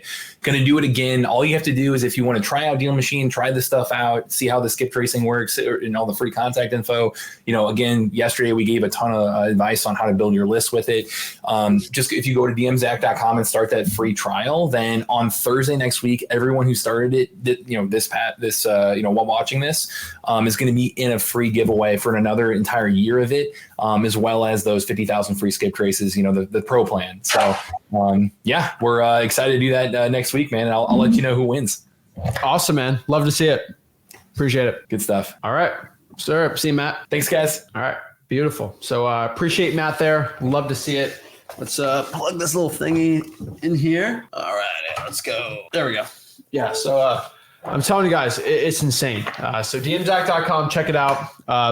Changing the way we're doing it. No guru in their right mind will ever talk about this. You can get basically free unlimited skip tracing from this because they can't make money off of you. That's the point. They can't funnel you to their skip tracing platform where they're trying to make it. There's people bragging that, I collected $500,000 in skip tracing revenue. And it's crazy. And so we're changing the game on it. Just helping the people out best we possibly can. And so I'm using that to help the best people out. So we're here to go. We're going to have Rick come back. We're going to recap exactly a game plan for you. But let's kind of talk about right now what this means for you, right? What game plan should you be using to become successful? Like what should we be doing? We really need a plan of attack. So let's kind of get the whiteboard out here and really break down a plan of attack for you. And so let's go move a couple things out here. And we'll break it all down. But let's talk about this. Appreciate the drip today. All right. Can y'all see this whiteboard? Hold on. Go. Oh, Lord, don't tell Rick I'm doing this. All right. Whee! All right. So let's talk about a game plan for success here. Okay. And excuse me for the audio. All right. So let's talk about this. All right. We have leg day today, so we got the shorts. All right. So we're starting out in 2024. Let's talk about exactly what we're doing. All right. 2024. What is our game plan for success? All right. This business comes down to 3 simple parts, right? Like I've said, there's marketing, acquisitions, and dispositions. So this is finding the motivated seller, right? Finding the motivated seller, getting the property under contract, then selling it. I want you to understand this very, very importantly. If we eliminate marketing, there's no acquisitions and no dispositions. This stuff doesn't work if there's no marketing. It all starts at marketing. And what I can tell you is the hardest part, if I look at anyone's wholesaling business here, okay? The majority of everyone's problem when it comes as a beginner of, I'm not making any deals or doing no deals. It is never an acquisitions problem. It's never a dispositions problem. Most of the time, it is a marketing problem. Marketing is where it all stems from. And what I can tell you is in a wholesaling real estate operation, if you are okay at acquisitions and okay at dispositions, and you are really good at marketing, you will make the most money. The wholesaler that is elite at marketing and just kind of okay at this, they will make 2 times more money than the person that's just okay on marketing and elite at acquisitions, elite at dispositions. This is why when I see people that are like acquisition specialists, like, this is the key to success. It's not the key to success. I'll tell you this right now. Elite marketers are the ones that win in wholesaling. If you really look at the top wholesalers in the entire country, they are elite marketers. They are not acquisition specialists. Okay. They're not disposition specialists. They all specialize in marketing. That is the point here.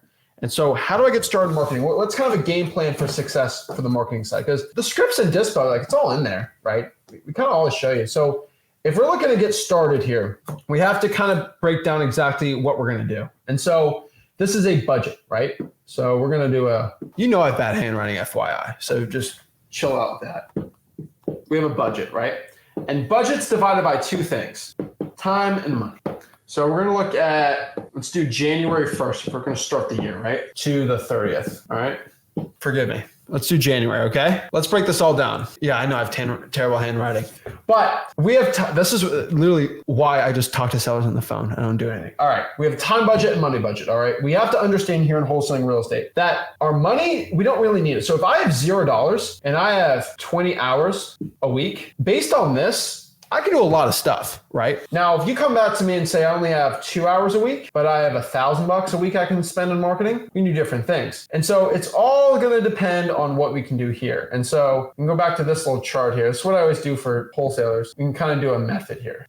And so this is probably 20 hours, I'm going to say cold calling. If you have 2 hours a week and only $1,000, honestly, what I can tell you is we're probably most likely going to do direct mail, DM. And so that being said, if we have to make a decision exactly what our budgets are. Do we have a time budget or a money budget? Which one are we going to be using right now? And that being said, if I can figure out for most wholesalers, let's talk about most of them right now. We're talking about most wholesalers. We're going to stick to 3 strategies. All right. 2024, we're going to stick to 3 strategies. All right. Cold calling, SMS, and I would say direct mail. And not what you think. And what I mean by this is if you are a beginner wholesaler, FYI, cold calling is going to be the fastest way to gain your skills.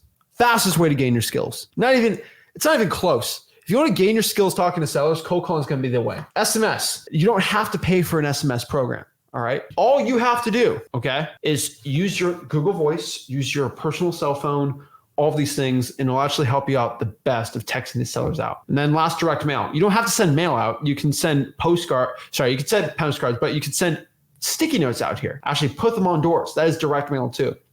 And so I'd say for the majority of wholesalers going out right now, these are going to be the 3, okay?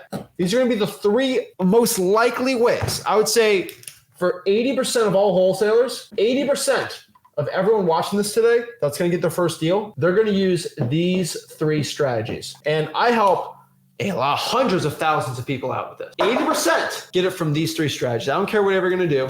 Whatever you're going to say is it comes back to these 3 strategies. Now, we're the top list to do, right? We have government lists. We have paid lists. We have earned lists, the things we've talked about today. We're really sharing exactly what we're doing. But the point of all this, the point of all of our efforts and why we're trying to do 7 deals in 7 days in this whole challenge here today, we're all doing this for one specific reason. There's one KPI. I always talk about this. It's the honest truth though. It's offers. Okay. This is the goal. This is the holy grail. This is what it's all about. Offers. That is the KPI. If you are not making offers, you are not making money. So the question is, right? How do I get offers? How do I do that? How do I get offers done, right? Let's kind of break this down, right? To get offers, you must have marketing, right? Without marketing, there are no offers to be done. You get offers, you get contracts, then you'll get a contract, and then basically you'll get your money when you get the contract sold, right? And so, of course, everyone wants the money, but you got to understand that if you have really bad marketing, you're not going to get any offers. And this is the main part that we need to be looking at today. And so in wholesaling real estate in 2024, it's all about offers. And the only way to produce a ton of offers is produce a ton of marketing. So more marketing, more money. That is what we're talking about today. That is the point here. The more marketing we do is the more money we're going to make in wholesaling real estate. So this is what we have to be doing. We have to start making offers. Best way is just to market like crazy and make a ton of money wholesaling. Let me know what questions you got. Let me answer some questions and then we'll break down exactly this entire challenge for you. But you got to know. And then here's the last one I always like doing. Gurus equal broke. Okay, does this make sense? Okay, gurus equal broke. Broke equal gurus. Facts. All right. So let's go back here. Let's answer some questions we got here. I'm trying to set you guys up for 2024 for the best success possible. This is what we have to do. So let's break this all down. Let's get it going. Good. Let's go. All right. So Giovanni, what is up, Giovanni here? Giovanni said the kickoff to 2024 is all I need. Appreciate it. Awesome. Oh my gosh. My boy got the dog train right. It's actually pretty funny. All right. Let's see here. Game plan, determination, I like that. Determination, accountability, that stuff's all good, but you just got to do the work. And no one ever talks about that. You just set a goal. I'm going to make 300 cold calls every single week for the next, 52 weeks for the year. That's all it is. That's what this business is all about. Okay. That is exactly what we got to start doing. What it's all about. If you're not doing it, you're not making money wholesaling. That's the key here. Let's see here. Awesome. Let's see here. Love all these questions though. Love all the networking too. Let's see. All right. So let's see here. Where are we at? A lot of zip codes. Holy moly. There's a lot of people on. I like it. Let's see here. Got here. What's up? I see. This is a weird one. It's hard finding deals. There's a lot of competition. I truly believe that's a mindset issue you do have. If you truly do believe right now, okay, that is the competition's that's an excuse. And what was I about yesterday about excuses? Excuses are the mental fabrication in your mind of why you can't reach your goal. Well, I can't do wholesaling deals because there's competition. Of course there's competition. Duh.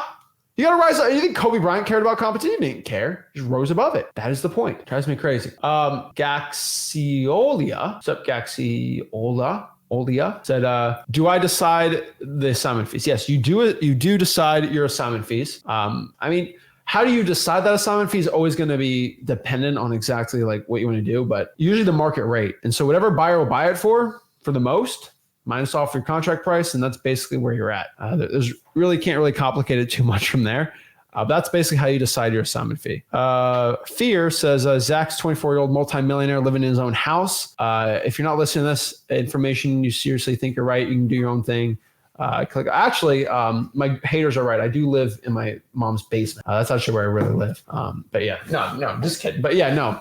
Guys, I can only get you to the point where I'm at right now in my life, and I make a lot of money wholesaling houses. So that's kind of the point we're trying to get you at here. Paul says, "Are my comments being seen?" No, there are not. I'm not. I don't even see your comment right now.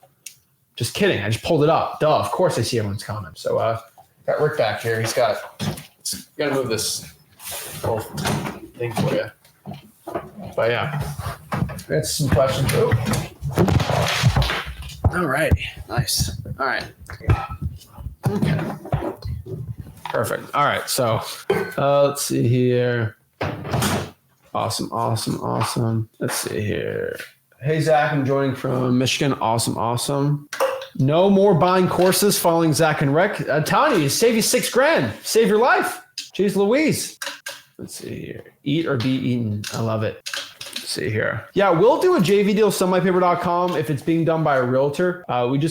You just got to just kind of be upfront with it and just let us know everything. But if it's a contract, we can wholesale it, bring the buyer through them. Yeah. So let's talk about this challenge. Let's kind of recap it. But really quick before we're done recapping, if you want to learn wholesaling for free, we do have a free wholesaling course. It's called freewholesaling.com. And if you have a wholesaling deal you want to JV with us, you just go to sellmypaper.com and we'll help you out on here. So we'll get Rick over here, talk about, let me get his mic all set up. And, we'll go from there. So here we go. Here's your mic. Got it. Welcome back. All right. So let's talk about this challenge. Let's talk about exactly how beginners can get started. If you're watching this challenge, you want to get started. So what I've personally found in wholesaling real estate is there are 10 steps to wholesaling real estate. I don't care what you do, what you think about. There are around 10 steps to getting started in wholesaling real estate. And what I want to do is just in the nitty gritty, there's really 3 steps, but like if you want to individually look at wholesaling from a start to finish perspective, there are 10 ways. And so if you're watching this super brand new, not knowing what to do, all these 10 steps, these are only steps you're doing to get rich. This is what we're doing. And so let's break these all down right now. So step 1, find the right wholesaling market. I think we've talked about this before, right? I think we've kind of gone into grave detail about this, but to find the right wholesaling market, we have to make sure we're in a population with at least 100,000 people in it, and make sure the average median home price is below 400,000 to 500,000. We kind of talked about this yesterday. Just understand we got to find if we have the right market or not. Now, step 2 is to find a title company or closing attorney. We just talked about that today, right? Yeah, went into detail on that. And so make sure you're there's some states that have closing attorneys and lawyers, and then there are some states that actually just use title companies. You can look up if your attorney state or not. It's not really that crazy big of a deal. But yeah, find your title company like we talked about today. You find your title company after you find the right market, okay? Just FYI, you just got to do that, and it'll help you out from there.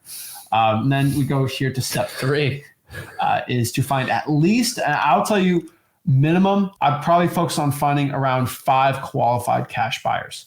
Now, the reason is because I feel like a lot of wholesalers get so confused where to market to.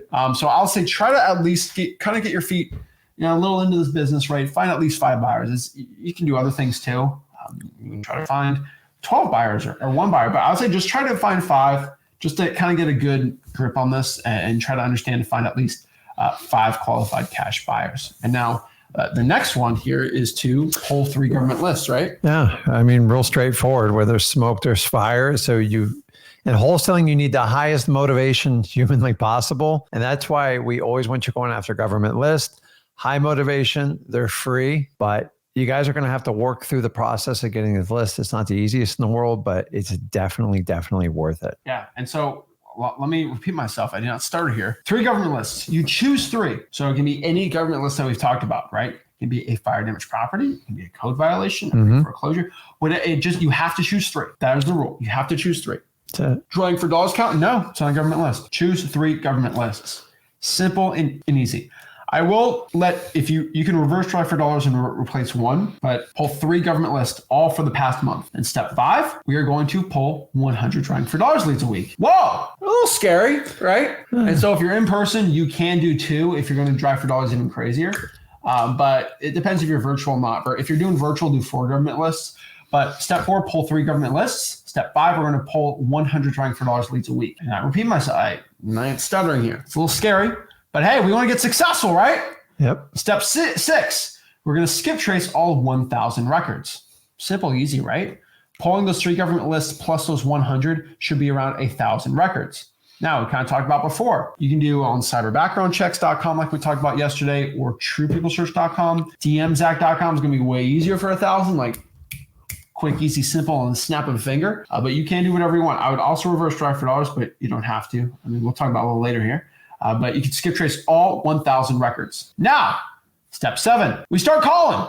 We do the action. We do the work to get successful. We're going to call and text all 1,000 records. Did I say some records? No, all. We're going to call and text all 1,000. It's not complicated. Is this complicated to you? No, this is the action step, guys. This is like, if you don't do this part, nothing else you're going to do at work. So this is where a lot of you freak out. Just do it. I've already told you, me and Zach prepared you. The anxiety is so much worse than the actual calls and the contacts. They're just people just like you and me.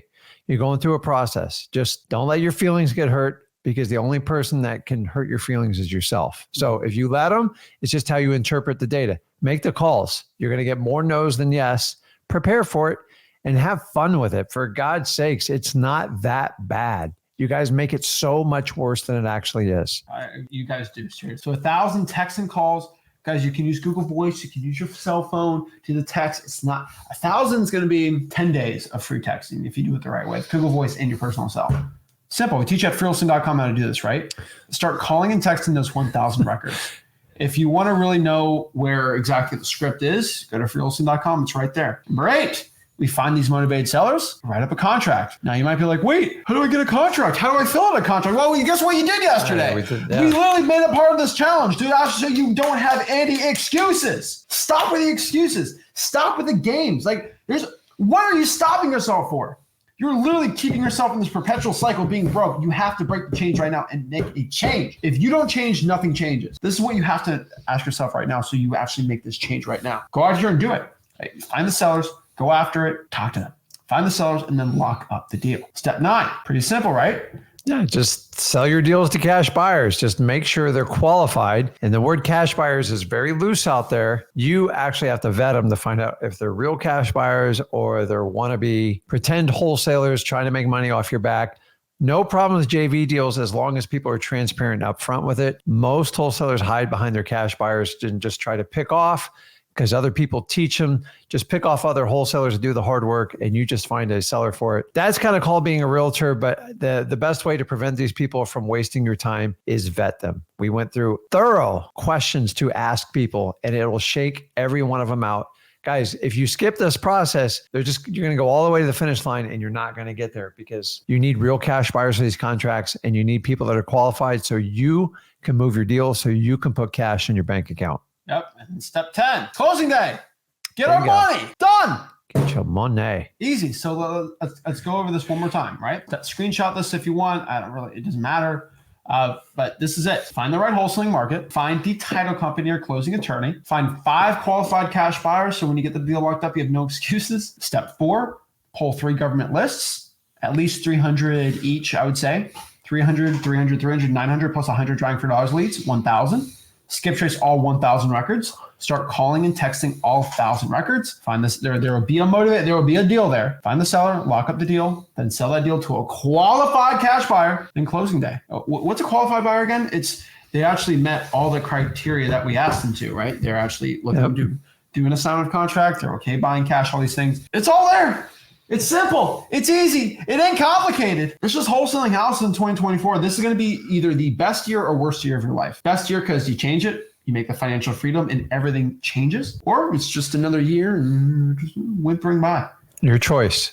It's your choice what you want to be here, right? I feel like so many wholesalers, I'm literally giving you the game plan. I don't know what else I can do for you. I'm telling you what to do. There's not even thinking. Like you're like playing football. Like I'm giving you the play.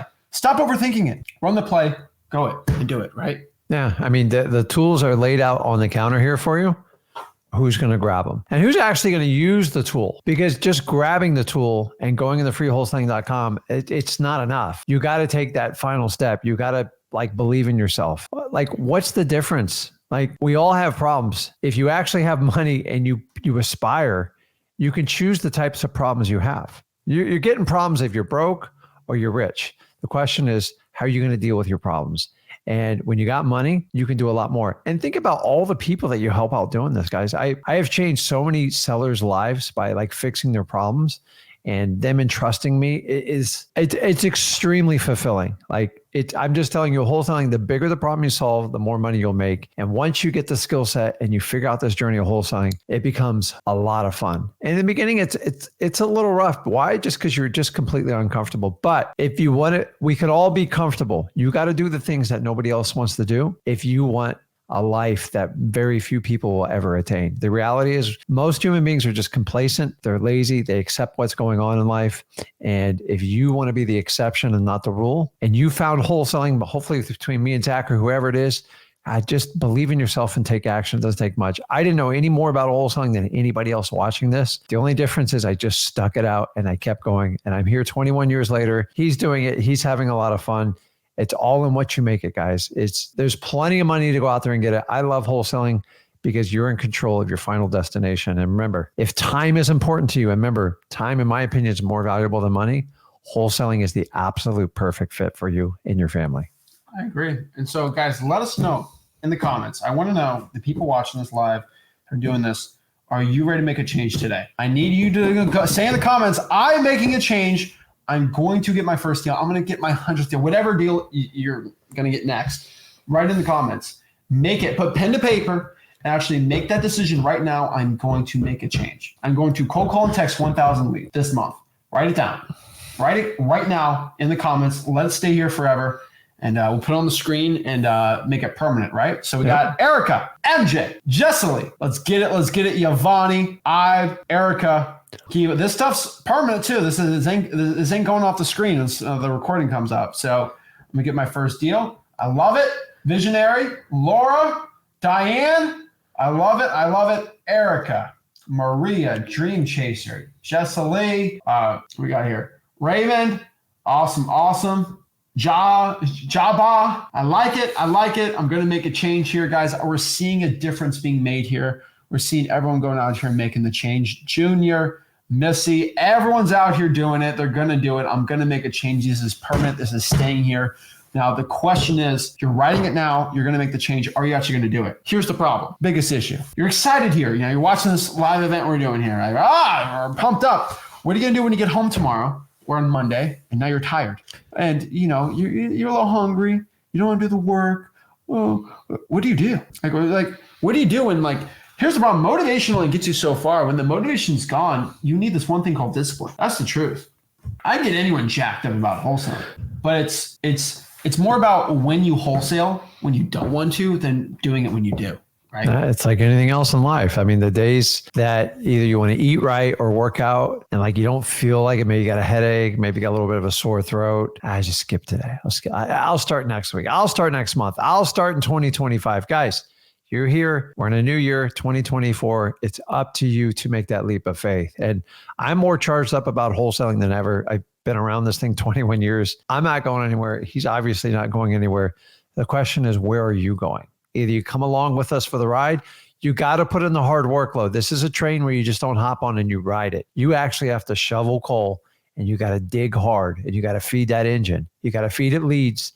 And more importantly, you're going to have to take the action to go out and meet with as many sellers as you possibly can, and motivated sellers. Not people who just need to sell their house. Find problematic properties, find challenged, distressed homeowners, distressed properties, and for God's sakes, go help them out. And when you do that, when you help out enough people, money's not going to be an issue in your life anymore. Is it going to be hard work? Yeah, it's going to be brutal. I'm going to tell you right up front. And if you can't handle it, admit it now. Listen, everybody says they want it. Let's see of all the people we put on the screen, who's actually going to do it. Everybody wants it. The question is, do you want to go through the journey to get there? If you do, it'll be the greatest ride of your life. If you don't, that's fine. Go back to doing what you're doing, but stop complaining about where you are in your life. Either make the change or move on with your life. I mean, just saying I want to do it, like saying it for 5 years, you're not going to get anywhere doing that. Just make a decision. By not making a decision, you've already made a decision. So we're not pitching you a course. I don't have a $5,000 product to offer you.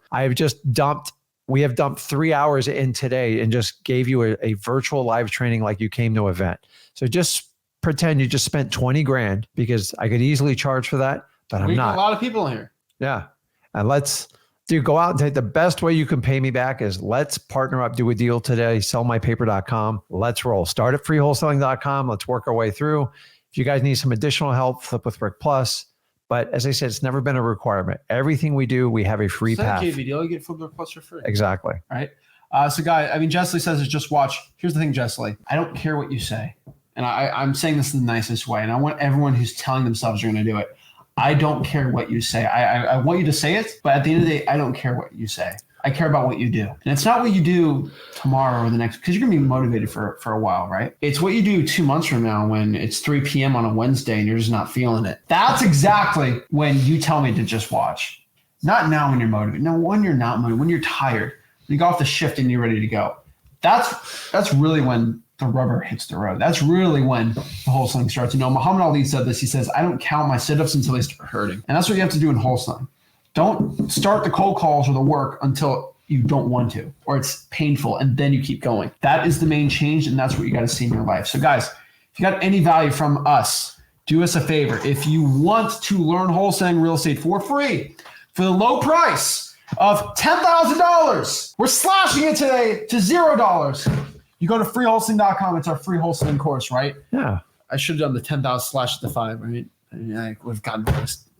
I think people are so worn out on that crap. You didn't put your suit jacket on. But I guys, did. go to freewholesaling.com. We have every guru shaking in their boots because they're scared. They don't know what they're doing. They're a little scared. And if you have a deal you want to send us, a JV deal, just go to sellmypaper.com. Send us a JV deal. We'll do it nationwide. We do a huge map where we do most wholesaling metro markets.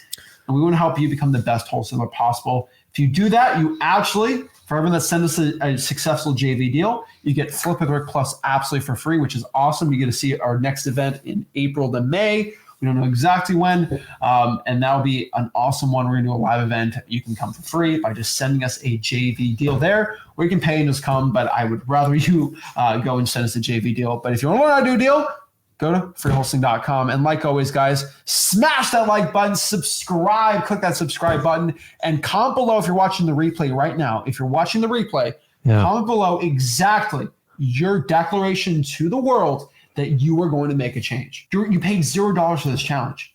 And so what you need to pay is a declaration and pay with your effort, your time, and everything. Do it right now. If you don't do it, it's going to happen. Create that goal, execute that goal, stay disciplined, and do it when you don't want to do it. Think of Zach breathing down your neck when you're tired on a Tuesday cold calling and say, what would Zach do? Zach would say, get off your lazy bum and start doing it, or someone else is going to get rich and you're not going to be a retiring mom. Do it now or it's never going to be done. What would Zach do? What would Rick do? Oh, I'm tired today. What do you think we're going to tell you? You're tired. Work. Do the work. Get rich. This is what happens, guys. We became rich wholesaling houses. We've already made it. I don't need to do this anymore. I don't need to go tell you about it. I don't need to wholesale. I frankly don't need to. I like making my millions of dollars though. What I'm doing it here is I'm just trying to show you something that helped me out. It saved my life and I'm here to save your life. But you can never do it unless you do the work. So do the work, do the dedication now. It's all about you. You're the last hope in your family. Either you decide to get rich, become a millionaire, or no one else in your family is going to do it. What are you going to decide right now? Make the change and do it. No excuses, all action. Let's get it. Guys, I love you. Appreciate it. Love you, Dad. Love We're you, getting son. it done here. I love it, guys. If you want to get rich, freewholesaling.com. Subscribe. Flex on a Bro Guru. And I'll see you soon. This is Zach Ginn signing out. Rick Ginn signing out. Have a blessed one.